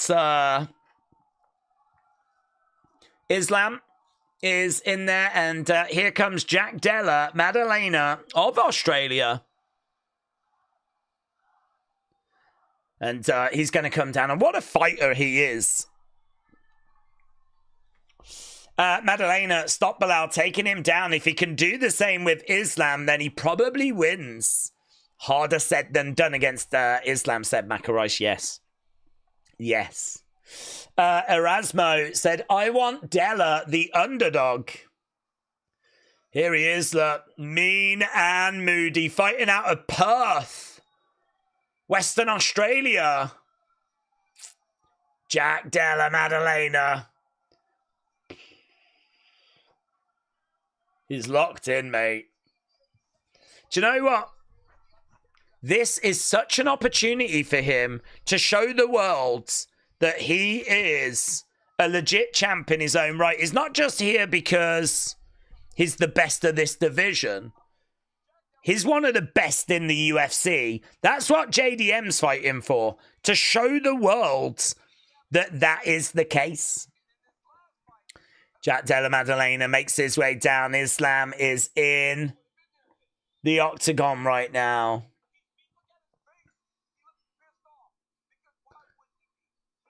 Yeah, they're saying he looks peeved off, and he looks peeved off because people are looking past him. He hasn't lost in over 10 years. 18 fight win streak. Kiefer said, I'm English. I'm cheering on Jack. Days, let's go. JDM wins. He's going to keep the title, said Christopher. Nomad said, as a Scotsman living in Australia, it's all goods.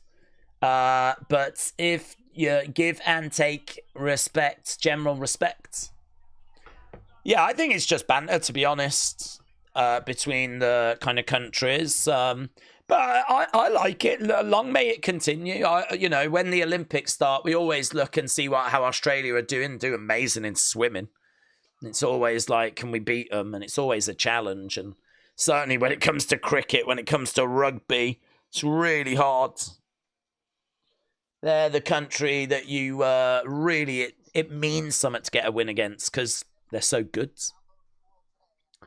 So, it's good. I think it's a banter. I would say a friendly rivalry, but that line does get crossed sometimes.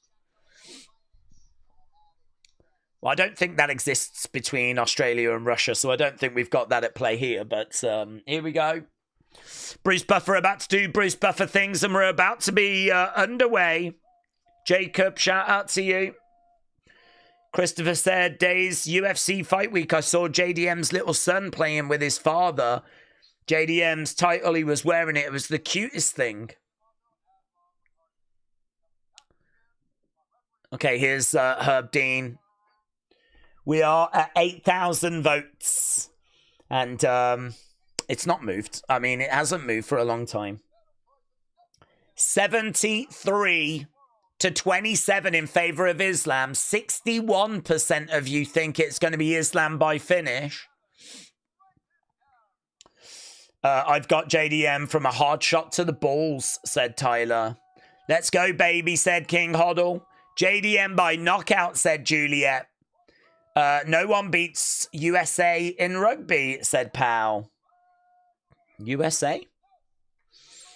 William said, check Tapology. I heard it was down. So I don't know if it's working now. Remind me after this fight.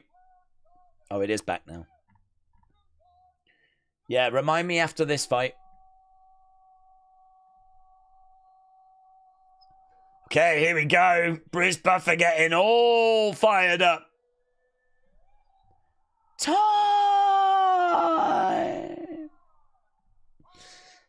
Let's go. 5 rounds.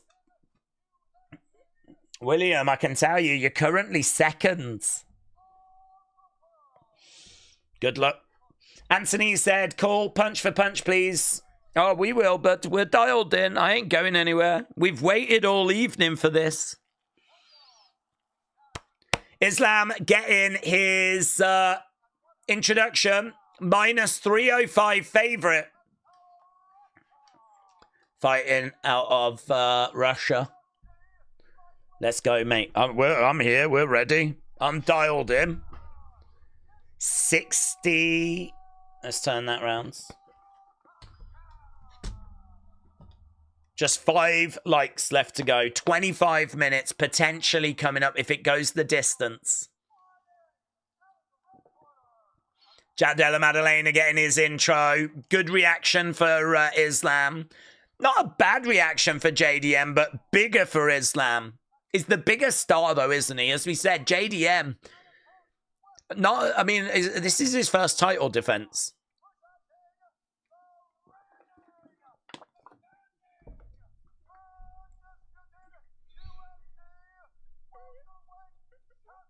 Bruce Buffer's right over.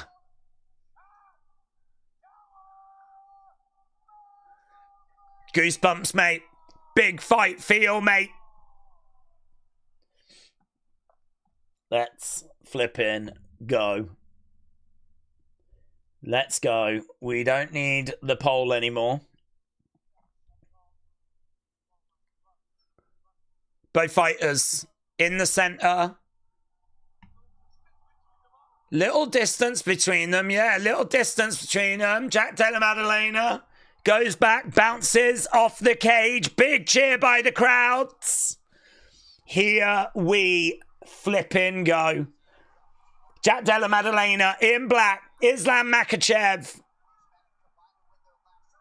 in white. Both fighters come out into the center and we are underway. Jab coming in by Jack Della Maddalena. Falls short. JDM letting the hands go and Makhachev gets out of there. Jack just letting the hands go a little bit and Islam circling away. He's going to have to use that footwork, Islam. Crowd are red hot as well. Leg kick coming in there by JDM. JDM backing away as Islam in the center. At the moment, KG. Leg kick there by JDM. Hook shot to the body, misses. Jab coming in, misses. By JDM. Front kick coming in by Islam. Jab there by JDM. Jabs to the body. Islam backs away. Very close at the moment. 4-3 on significant strikes. Islam. Oh, lovely counter shot there by Islam. Hook shot. Did not rock JDM at all. Single leg. Trip and a takedown. Islam gets a takedown. Big moment. A trip by Islam. Center of the octagon. Jack Della Maddalena is down. This is not where he wants to be. This is not where he wants to be at all. 3 minutes 27 left in round 1. Middle of the octagon. JDM on his back. Islam on top. This is not where you want to be. He's got the head. He's got the arm. Is he going to go for an arm triangle? I mean, it feels like it's an option. Feels like it's an option. I think he's getting it in.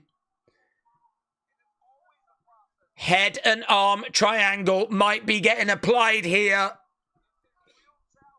Shot coming into the side of the head there by Islam.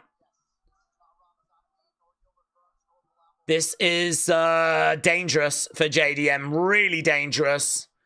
No progress being made, though. No panic by JDM. Shots coming into the side of the head. JDM trying to fight. Trying to find a way up. Islam keeping him grounded. Oh, JDM doing well. Islam gets him down. We're scrambling around. He's round the back. He's took the back. Jack trying to get up to his feet. He worked hard there to get back up to his feet. He worked hard. Islam really trying to keep him, though. Over by the side of the cage. He's on the back of JDM. He has got his back. JDM, though, not panicking. Spins over. I've got to tell you, good work by JDM. He's been asked a couple of questions here, and he has had answers. He has had answers. There was a moment there where he had the back and he spun around. Islam on top right now. Islam on top. JDM down. It's an Islam round. It's definitely an Islam round. Crowd are cheering away, chanting away, making plenty of noise. Chest to chest at the moment. JDM down. Islam on top. Yep. Cormier said he's just got to stay present. You can see there's not much insignificant strikes. This is not a blow-for-blow type match. It's been down on the ground quite a bit. Over 3 minutes now, control time for Islam. And we still got a minute to go. Shots coming in there by Islam. Islam all over JDM at the moment. 55 seconds left to go. He's in half guards. He's managed to get a lot of control time. He is looking for a guillotine of some description. No joy. He's not got it at the moment. No. JDM trying to find a way of getting back up to his feet, but this has been close to a perfect round for Islam Makhachev. 20-odd seconds left to go in round number 1. Of course, 5 rounds in this. Forearm coming in. Jack Della Maddalena's not took much punishment. He's been controlled. Shot coming in. This is going to be close to 4 minutes control time for Islam in round 1. There we go. End of the rounds. End of the rounds. Big rounds. Okay, Islam isn't happy with how that round ended. He's staring over at Jack Della Maddalena. Both fighters go back to their corners. He's just taken Jack into deep water, said Benny. Protect your net, Jack, said Steve. I'm not a fan of Islam. He's a daddy boy, not self-made. Without Khabib is nothing, said RP. Yeah, I mean, really good. Really good opening rounds. Whilst they were standing, it really felt like Jack Della Maddalena could cause some problems. There was a moment in the early stage there where Islam had to really be on his bike. Here we go. Rounds. Yeah, Herb just having a word there with Jack Della. Here we go. Captivating stuff, honestly. Captivating stuff. It was a pretty dominant first round for Islam, but you always start on the feet. That is the advantage for JDM. You always start the next rounds on the feet. Outside leg kick there by Islam. Yeah, calf kick coming in there by Islam. Jab coming in there by JDM. Islam trying to come forward. Couple of shots there. 1-2 by Islam. Islam backing up a little bit as JDM is right in front of him.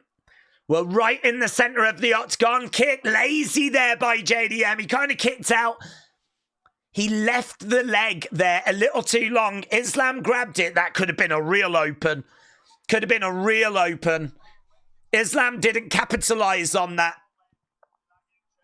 Leg kick. Oh, it goes upstairs. Oh, into a clinch. Yeah, there was a decent shot in there by JDM, but we're in a clinch. We're over by the side of the cage. Islam in control. Minute gone right now. JDM had to do more with that striking opportunity. He's trying to take him down, trying to get him down. He's got him over. He's got him in a really awkward position right now. JDM is kind of like upside down. Okay, right now, Islam in control, getting control time. JDM is down. We're right over against the side of the cage.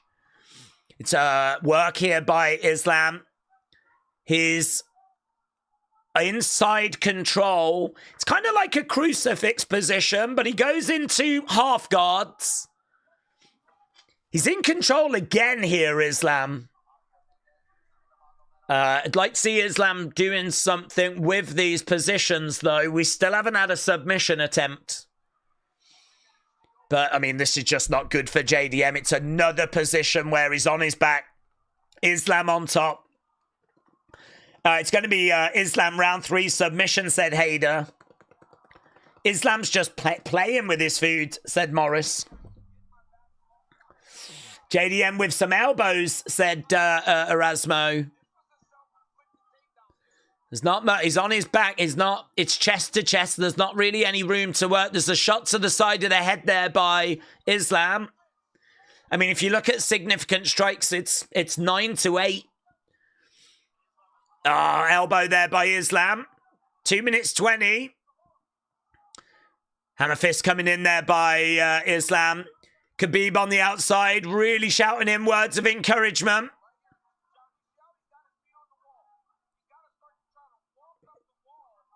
Cormier said he's got to try and start walking up the wall. He's got to find a way out of this. Chest to chest at the moment. JDM being kept grounded and the crowd are getting restless. The crowd want to see a bit more action.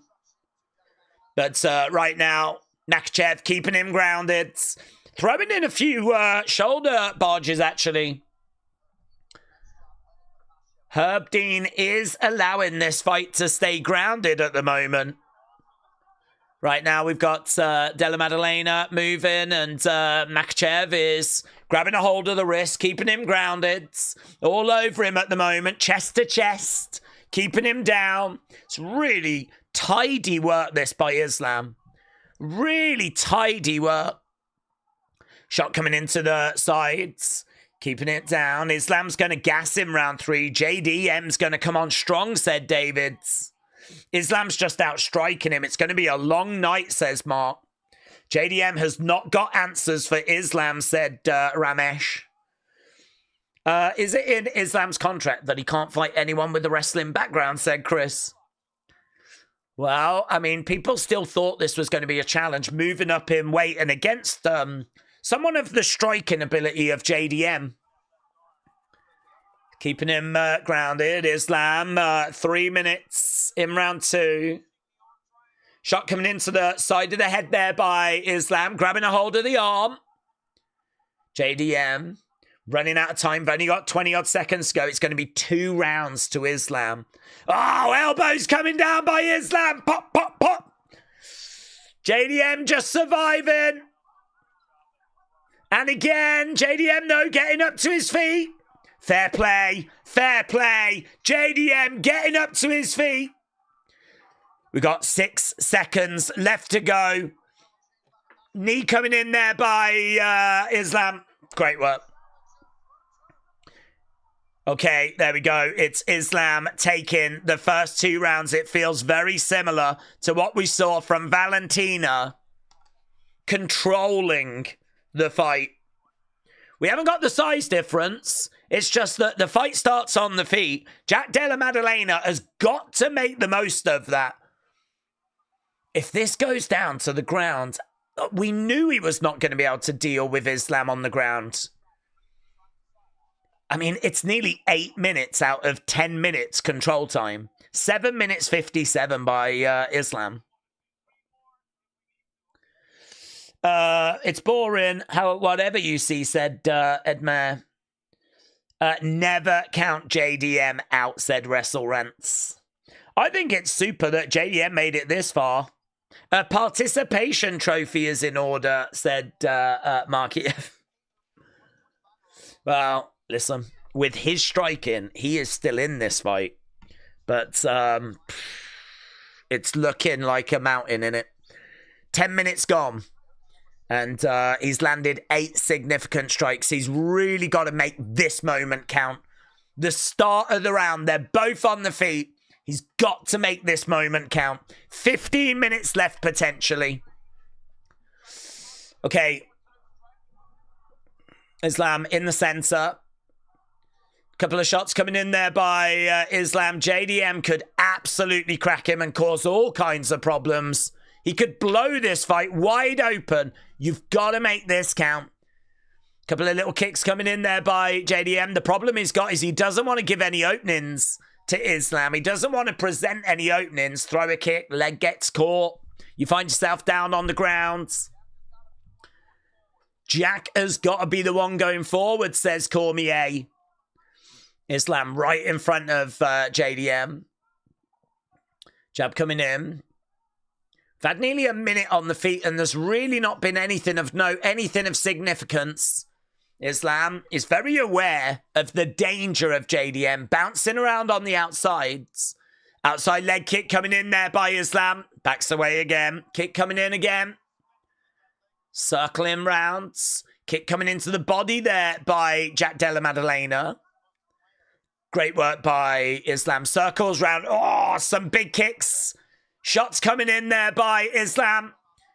JDM backing away. Islam right in front of him. We're staying on the feet. Some big hooks coming in by JDM. He's working. That was better. Into the clinch, and JDM was just doing whatever he could to get out of that clinch. That was better. That was much better. And as a result, he's not gone down. We stay on the feet. Takedown. Just as I said that, Islam, level change. Grab the legs. JDM goes down. Do you know, that's so demoralizing because he'd just done so well there in a clinch to just throw in some hooks and make it as difficult as possible. This just isn't boxing, says Mike. So right now we've got Islam on top of JDM. He's keeping him down. He's keeping him grounded. Middle of the octagon. Obviously, we don't even have the cage to work off right now. Crowd are booing. Crowd are getting a bit reckless. And a bit restless. And they want to see more action than this. JDM down. He's not even working to try and get back up at the moment.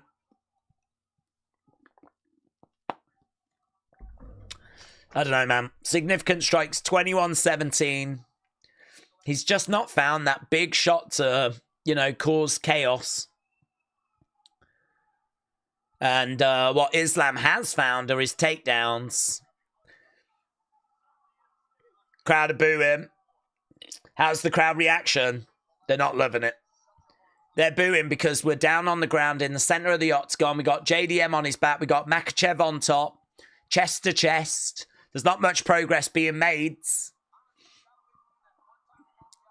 JDM's doing what he can to not allow Islam to find a finish. But, you know, I mean, the crowd are here to see violence. They want to see action. Islam fans aren't going to care. He's 2 rounds up and he's on track to take this as well. JDM gets up. Islam with a bit of a guillotine, but it's not a guillotine. Chris said absolute shiz. The only thing I don't understand is why isn't JDM trying to go for a submission, said Vikings Wolf. It's hard, isn't it? Because, I mean, any kind of movement, you could put yourself into big danger. He is in danger right now. JDM is in real danger with Islam on top. Make a false move and there's like a million different ways you can get choked out, finished, submitted. I mean, this is Islam's world. This is what he specializes in. This is where he shines.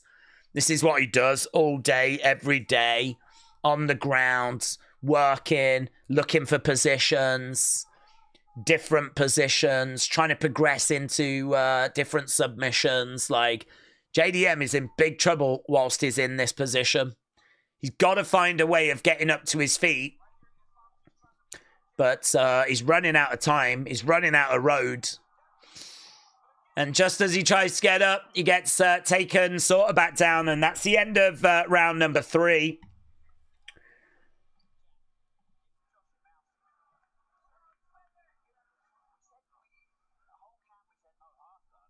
The whole camp, we said no half guards.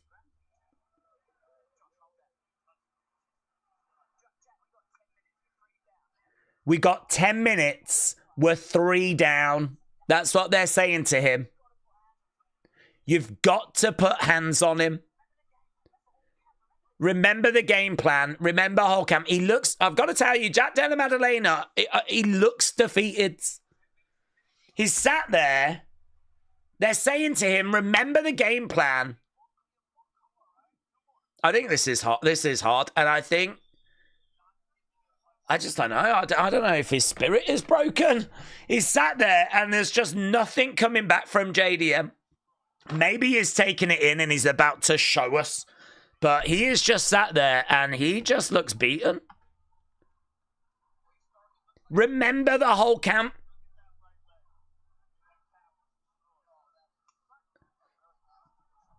They're saying, look at the right leg of Jack Della Maddalena. The calf is destroyed. Perhaps it's just... Yeah, perhaps he knows that that leg is a bit problematic. They're saying the right leg looks pretty chewed up for Jack Della Maddalena. They haven't really been showing it on TV, to be honest. Heavy kick to the body there. He's 3 down. He's got 10 minutes. They're saying you've got to get your striking going. Inside leg kick there by Islam. Islam backing away as JDM is right in front of him. Kick coming into the body again. This is terrible, said Hatcher. Got a minute gone so far. Jab coming in there by JDM, but just falls short. He's not looking explosive. He's not looking confident.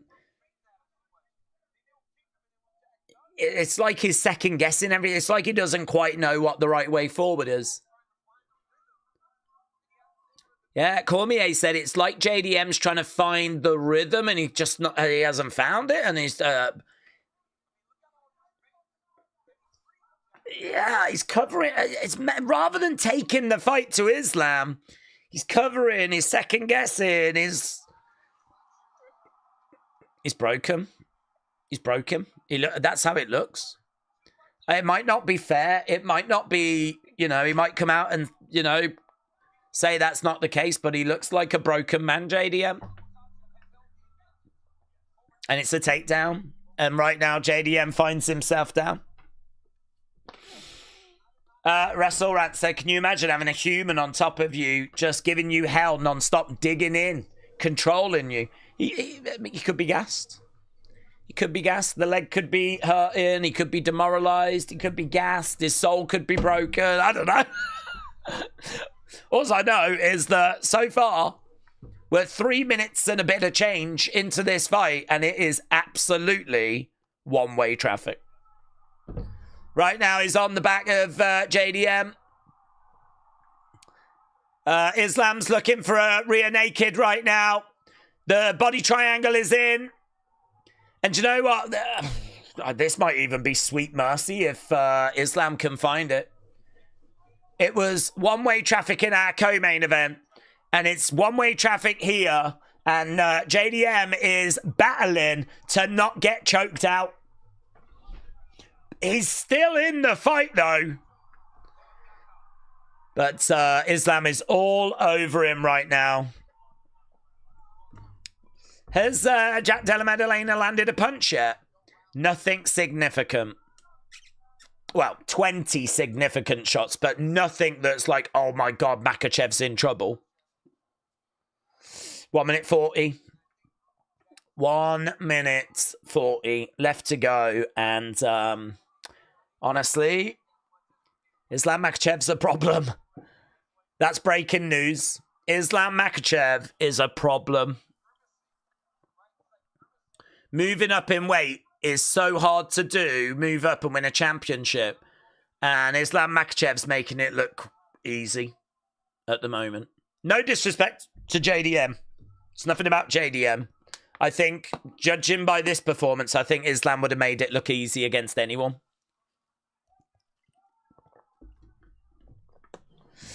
They're just showing some of the bruising on the calf of JDM is down. We got 50-odd seconds to go.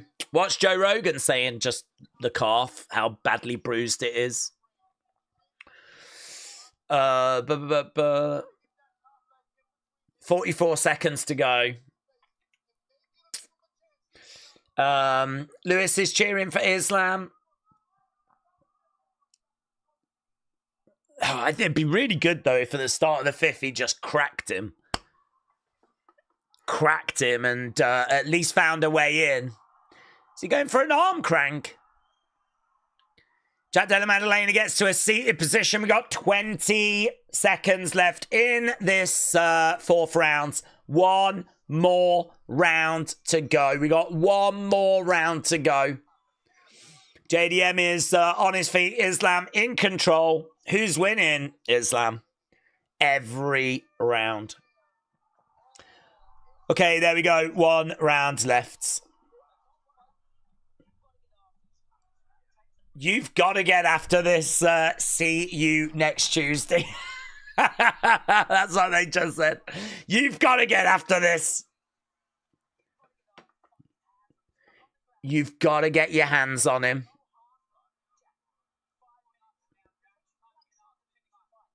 It takes you one shot to finish a fight. You've got 5 minutes. You've got to get after him.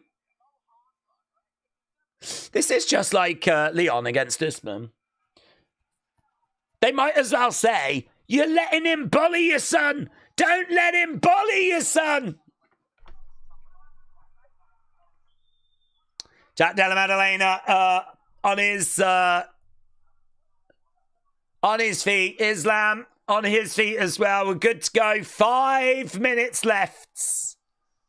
5 minutes for Jack Della Maddalena to keep his championship. Joe Rogan thinks that JDM is probably in agony. We've just got a little thing saying we apologize for any offensive language you've heard. It's really unusual to hear the C word on TV, actually. Really unusual. Takedown for Islam. Yeah. I'm sorry to any JDM fans. I think he got broken. I meant it when I said it earlier, and there's been nothing to suggest otherwise. He's just been gone through like a knife through butter.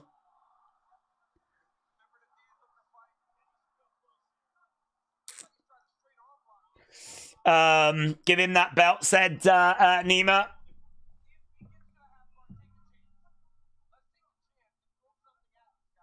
We got 4 minutes to go. If Islam wins, then he's better than Khabib, said Jim.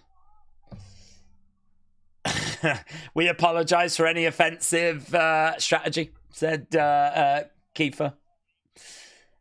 Islam would torture Usman, said Michael. Honestly, the Dagestans feel like they're just ruining the sport. They aren't, but it is boring as hell, said Chris. Well, do you know what? They're dominating it. I can tell you that much. And it's up to other countries, other cultures to find an answer. It's boring to watch, but what can you do, said Muspus.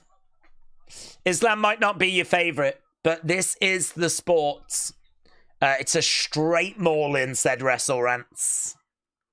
Boring to watch, but very dominant, said John. Big Papa David said Islam versus Hamzat. JDM is down in the middle of the octagon. Islam is on top. We got 2 minutes 50 to go.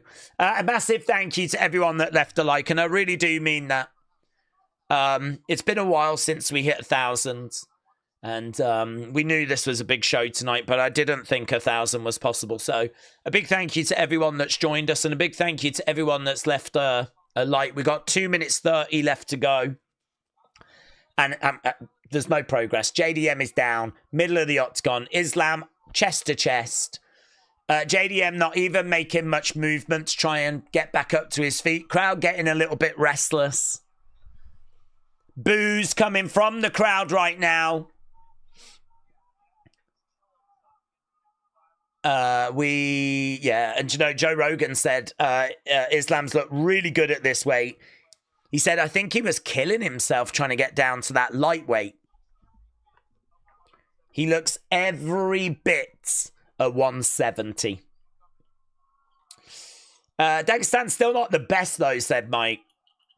Sir Gladwin said, shout out from the Philippines. Shout out to you, buds. Vagrant said, we're so disappointed for JDM. Well, it's how it goes, isn't it? He's a great fighter, but the problem is he was taking on one of the best in the sports. This was not just another fight. Is that a DOS? We got a choke that's in. There's a choke that's in. Okay, he did a really good job to get out of it. Islam looking for a finish. We've only got 1 minute 9. Who's winning? Islam is winning. Islam is winning. We got 55 seconds to go. I'm not going to type it yet, just in case, but I mean, Jack Della Maddalena is going to have to find the most incredible finish with 30-odd seconds to go in the history of the sport in order to get this victory. 30-odd seconds to go. I think we got loud Islam chants. He is about to become a 2-weight world champion. Islam Makhachev is the man. He is the measuring stick. You can like it. You can hate it. It really doesn't matter. This is the benchmark that everyone is measured against. This is one of the greatest UFC fighters in the history of the sport. Islam Makhachev is going to get the victory. We go the distance.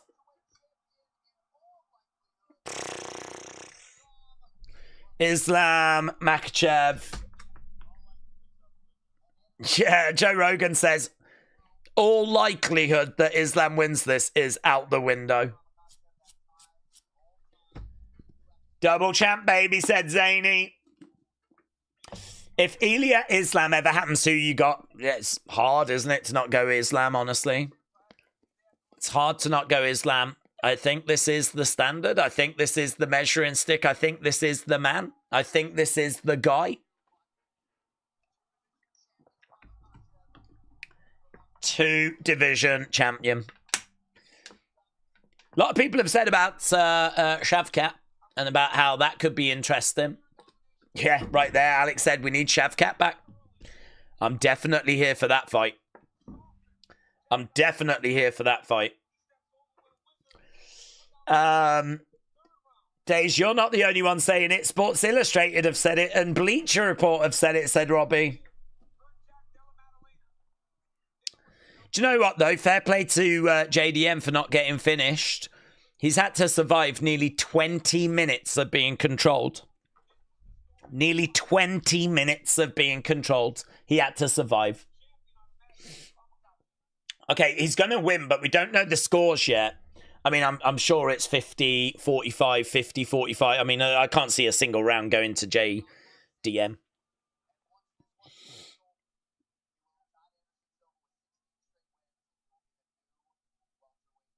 Wow, he will have tied Anderson Silva with 16 straight wins.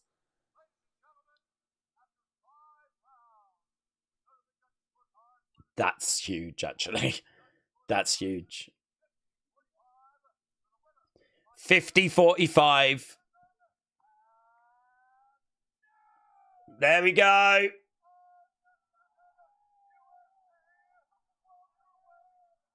They give him 2 belts. Wow. Wow. Unanimous decision. Islam Makhachev has done it.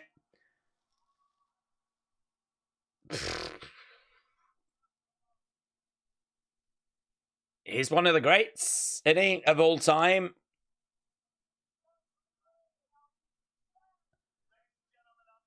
Okay, this is going to be interesting.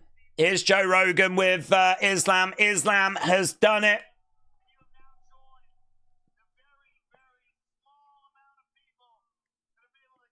You have now joined. He is the 11th fighter to become a champion in 2 weight classes. He said he's waited his whole life for those 2 belts. There's our Topology winners. Odd Smoker Steve, congrats. Odd Smoker Steve winning it for our community in our Topology League.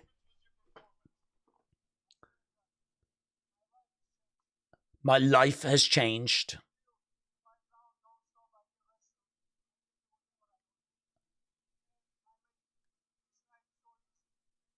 I made this night so easy.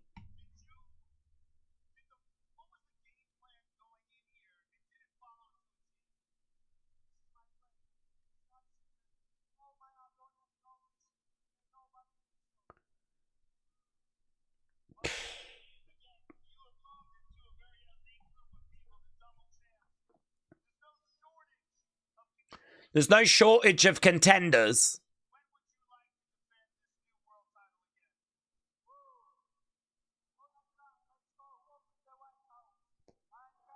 Open the White House. I'm coming.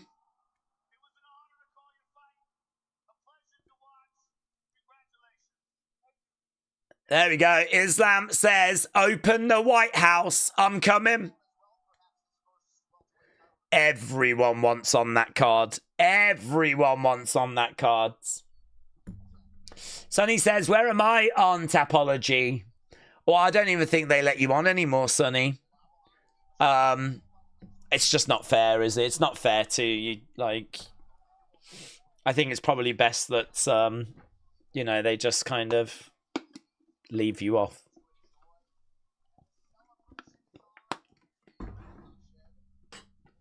I'm sure you was quite high, Sonny, actually. I'm sure you was quite high. Wow. What do you say? Islam for the White House cards. Oh, yeah, says Jim. He's unbeatable, said Richards. Zhang was hoping for a knockout. Ramesh said, thank you for keeping us entertained. You're one of my favourites. Thank you, my friends. Well, thank you for joining us. Really appreciate it. Massively appreciate it.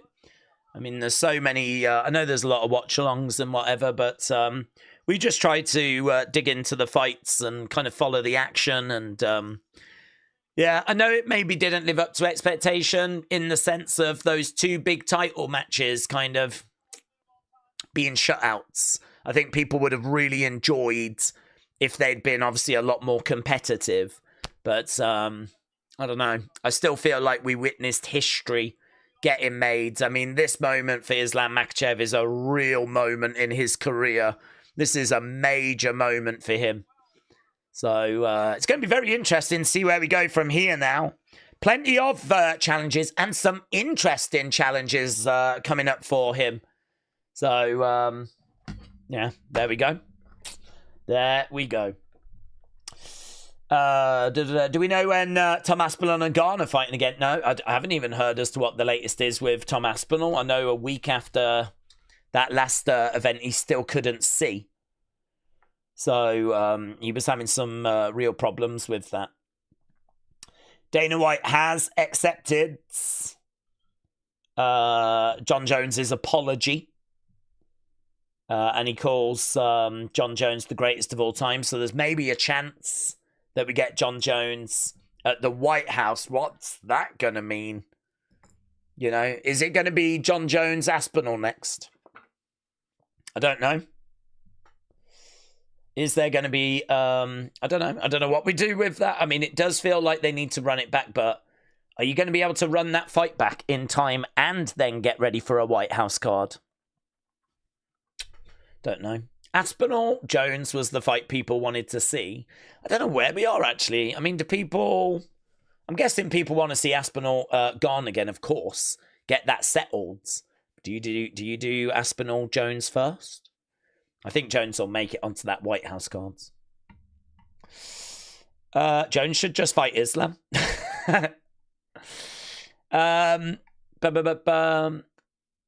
Okay, it was just easy for him, said AB. Richard, shout out to you, my friends. Appreciate it. There we go. We're done. The time for talking is done. Really appreciate everyone joining us. Thank you so much. I think we're back again for UFC 323. I haven't seen if it clashes with anything.